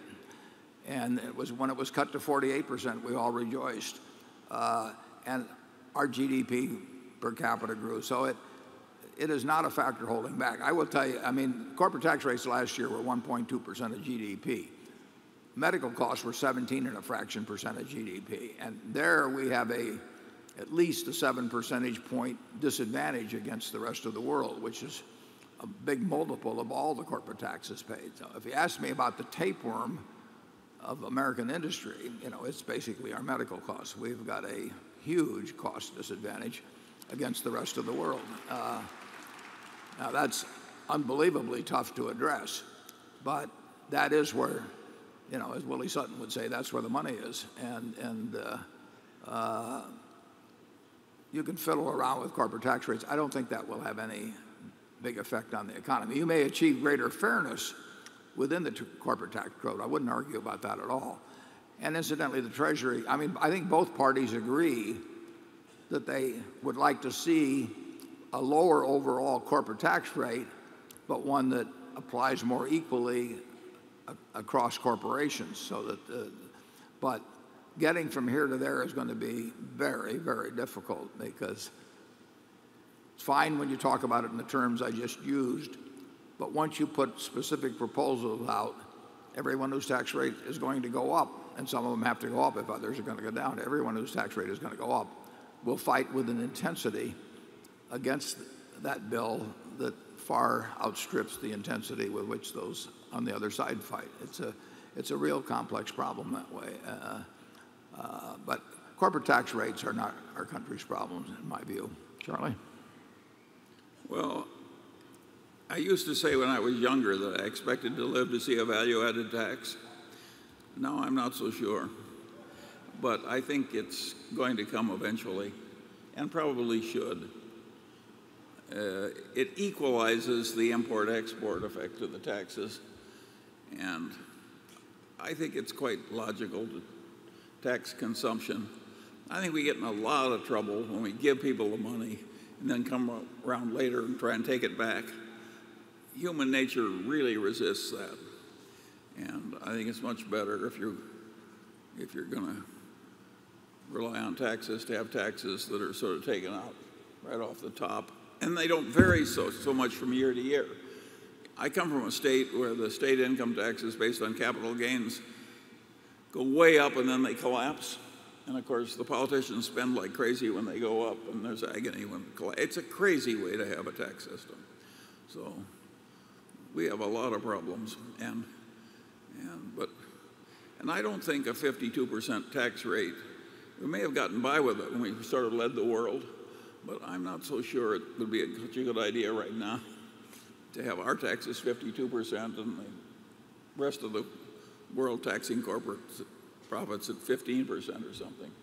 That might have a lot of perverse consequences. And since so little money is involved, it's not where the game should be played. And if Warren could save a lot of money on medical expense for everybody, why, he probably would have done it already. It's really hard. It's hard.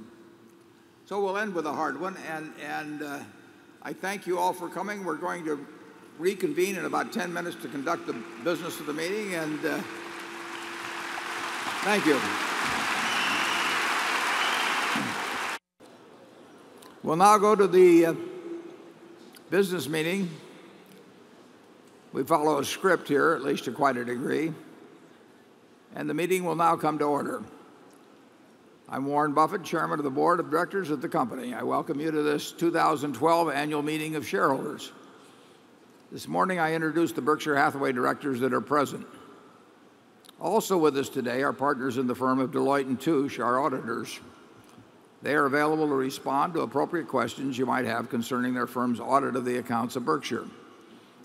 Forrest Crutter is Secretary of Berkshire. He will make a written record of the proceedings. Becky Amick has been appointed Inspector of Elections at this meeting, and she will certify to the count of votes cast in the election for directors and the motions to be voted upon at this meeting. The named proxy holders for this meeting are Walter Scott and Mark Hamburg. Does the Secretary have a report of the number of Berkshire shares outstanding, entitled to vote, and represented at the meeting?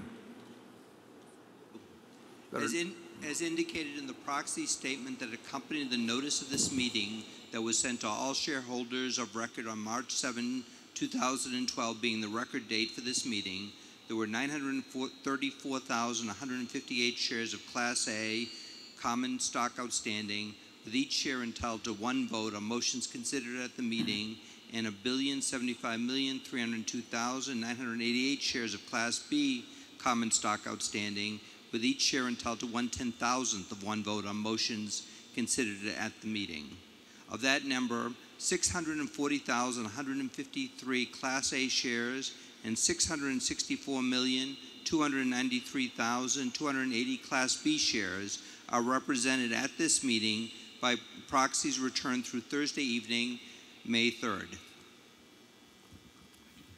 Thank you. That number represents a quorum, and we will therefore directly proceed with the meeting. The first order of business will be a reading of the minutes of the last meeting of shareholders, and I recognize Mr. Walter Scott, who will place a motion before the meeting. I move that the reading of the minutes of the last meeting of the shareholders be dispensed with and the minutes be approved. Do I hear a second? The motion has been moved and seconded. Are there any comments or questions? We will vote on this motion by voice vote.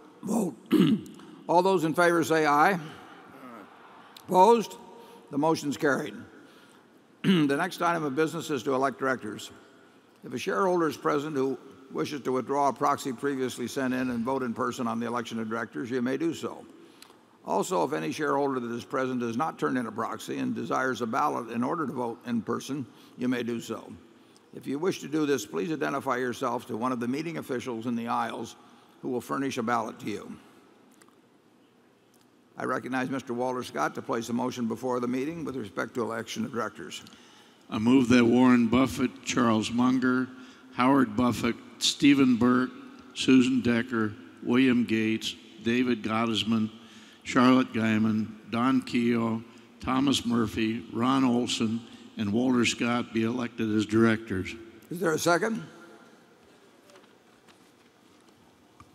It has been moved and seconded that Warren Buffett, Charles Munger, Howard Buffett, Stephen Burke, Susan Decker, William Gates, David Gottesman, Charlotte Guyman, Donald Keogh, Thomas Murphy, Ronald Olson, and Walter Scott be elected as directors. Are there any other nominations? Is there any discussion? The motions are ready to be acted upon. If there are any shareholders voting in person, they should now mark their ballots on the election of directors and allow the ballots to be delivered to the Inspector of Elections.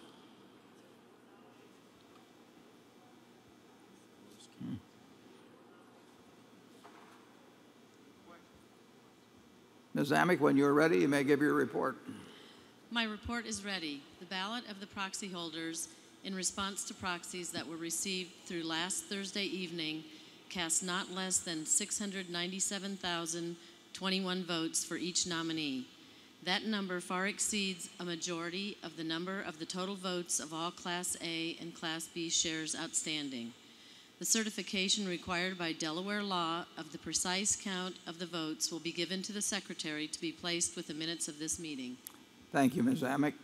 Warren Buffett, Charles Munger, Howard Buffett, Stephen Burke, Susan Decker, William Gates, David Gottesman, Charlotte Guyman, Donald Keogh, Thomas Murphy, Ronald Olson, and Walter Scott have been elected as directors. The next item of business is a motion put forth by the AFL-CIO Reserve Fund. The motion is set forth in the proxy statement. The motion requests Berkshire Hathaway to amend its corporate governance guidelines to establish a written succession planning policy, including certain specified features. The directors have recommended that the shareholders vote against the proposal. I will now recognize Ken Mass to present the motion. To allow all interested shareholders to present their views, I ask Mr. Mass to limit his remarks to 5 minutes.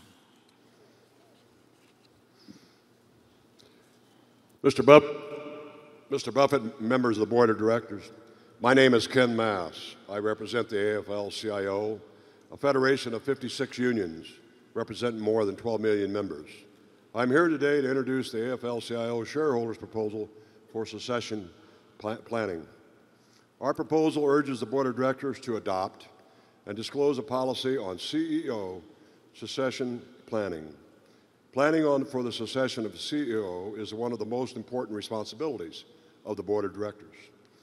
Having a succession plan in place is particularly important at a company like Berkshire Hathaway, where the CEO has created tremendous value. Shareholders are thankful for Warren Buffett's leadership as CEO. Last year, shareholders became concerned when David Sokol resigned from the company after allegations of improper trading. Mr. Sokol has been rumored to be a possible successor to Mr. Buffett. We filed our proposal last fall because we feel that an interim CEO candidate is needed to carry out Mr. Buffett's legacy.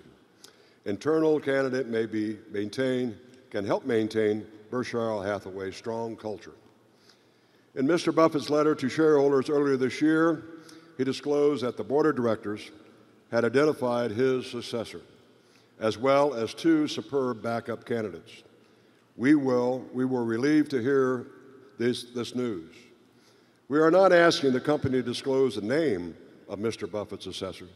All we're asking for is the Board of Directors update shareholders annually on the status of its succession planning. We are pleased that Berkshire Hathaway has adopted all of these practices we recommended in our shareholders' proposal, except for an annual reporting. We hope the company will continue to keep shareholders informed about the status of its succession plan. Thank you again, the AFL-CIO, for considering this proposal. Thank you. Thank you, Mr. Mass. Is there anyone else that wishes to speak?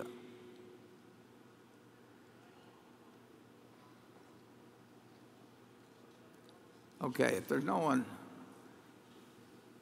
one else, I would say, Mr. Mass, we are on the same page. We regard it, and I speak for all the directors, we regard it as the number one obligation of the board to have a successor, and one that we're very happy with as to both ability and integrity, and that we know well to step in tomorrow morning if I should die tonight. And we spend more time on that subject than any other subject that might come before the board. So we do not disagree with you on the importance of it. We have taken it very seriously, and I note that you do not ask us to name the candidates, and I think there are obvious disadvantages to doing that. So again, we're on the same page on that. And so as I understand it, you basically want to be sure that we report annually to you that the subject continues to be at the top of the list, and I can assure you that it will. And in terms of affirming that fact, I would say that certainly more often than once a year, I get, in some public forum, I get asked questions where I get to answer precisely the question that you want me to address. And I think that will continue in the future. We have not built it into any formal item in the proxy statement, which your organization has suggested that we do, but we have covered it in the annual report. We cover it at these meetings. We cover it when I'm interviewed frequently. And I don't think that anything would be gained by putting in some other form, but I do want to say that I'm glad you take it seriously, we take it seriously, and I think we're going to get a result that you will be very happy with, although I hope it doesn't happen too soon. So with that, I would say that the motion is now ready to be acted upon. If there are any shareholders voting in person, they should now mark their ballots on the motion and allow the ballots to be delivered to the Inspector of Elections. Ms. Amick, when you're ready, may you give your report. My report is ready. The ballot of the proxy holders in response to proxies that were received through last Thursday evening cast 32,179 votes for the motion and 672,285 votes against the motion. As the number of votes against the motion exceeds a majority of the number of votes of all Class A and Class B shares outstanding, the motion has failed.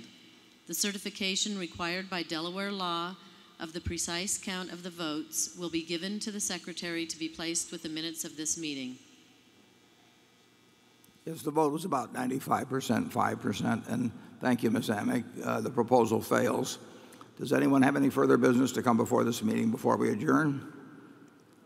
If not, I recognize Mr. Scott to place a motion before the meeting. I move that this meeting be adjourned. Is there a second? A motion to adjourn has been made and seconded. We will vote by voice. Is there any discussion? If not, all in favor say yes. Aye. Yes. All opposed say no. This meeting is adjourned. Thank you.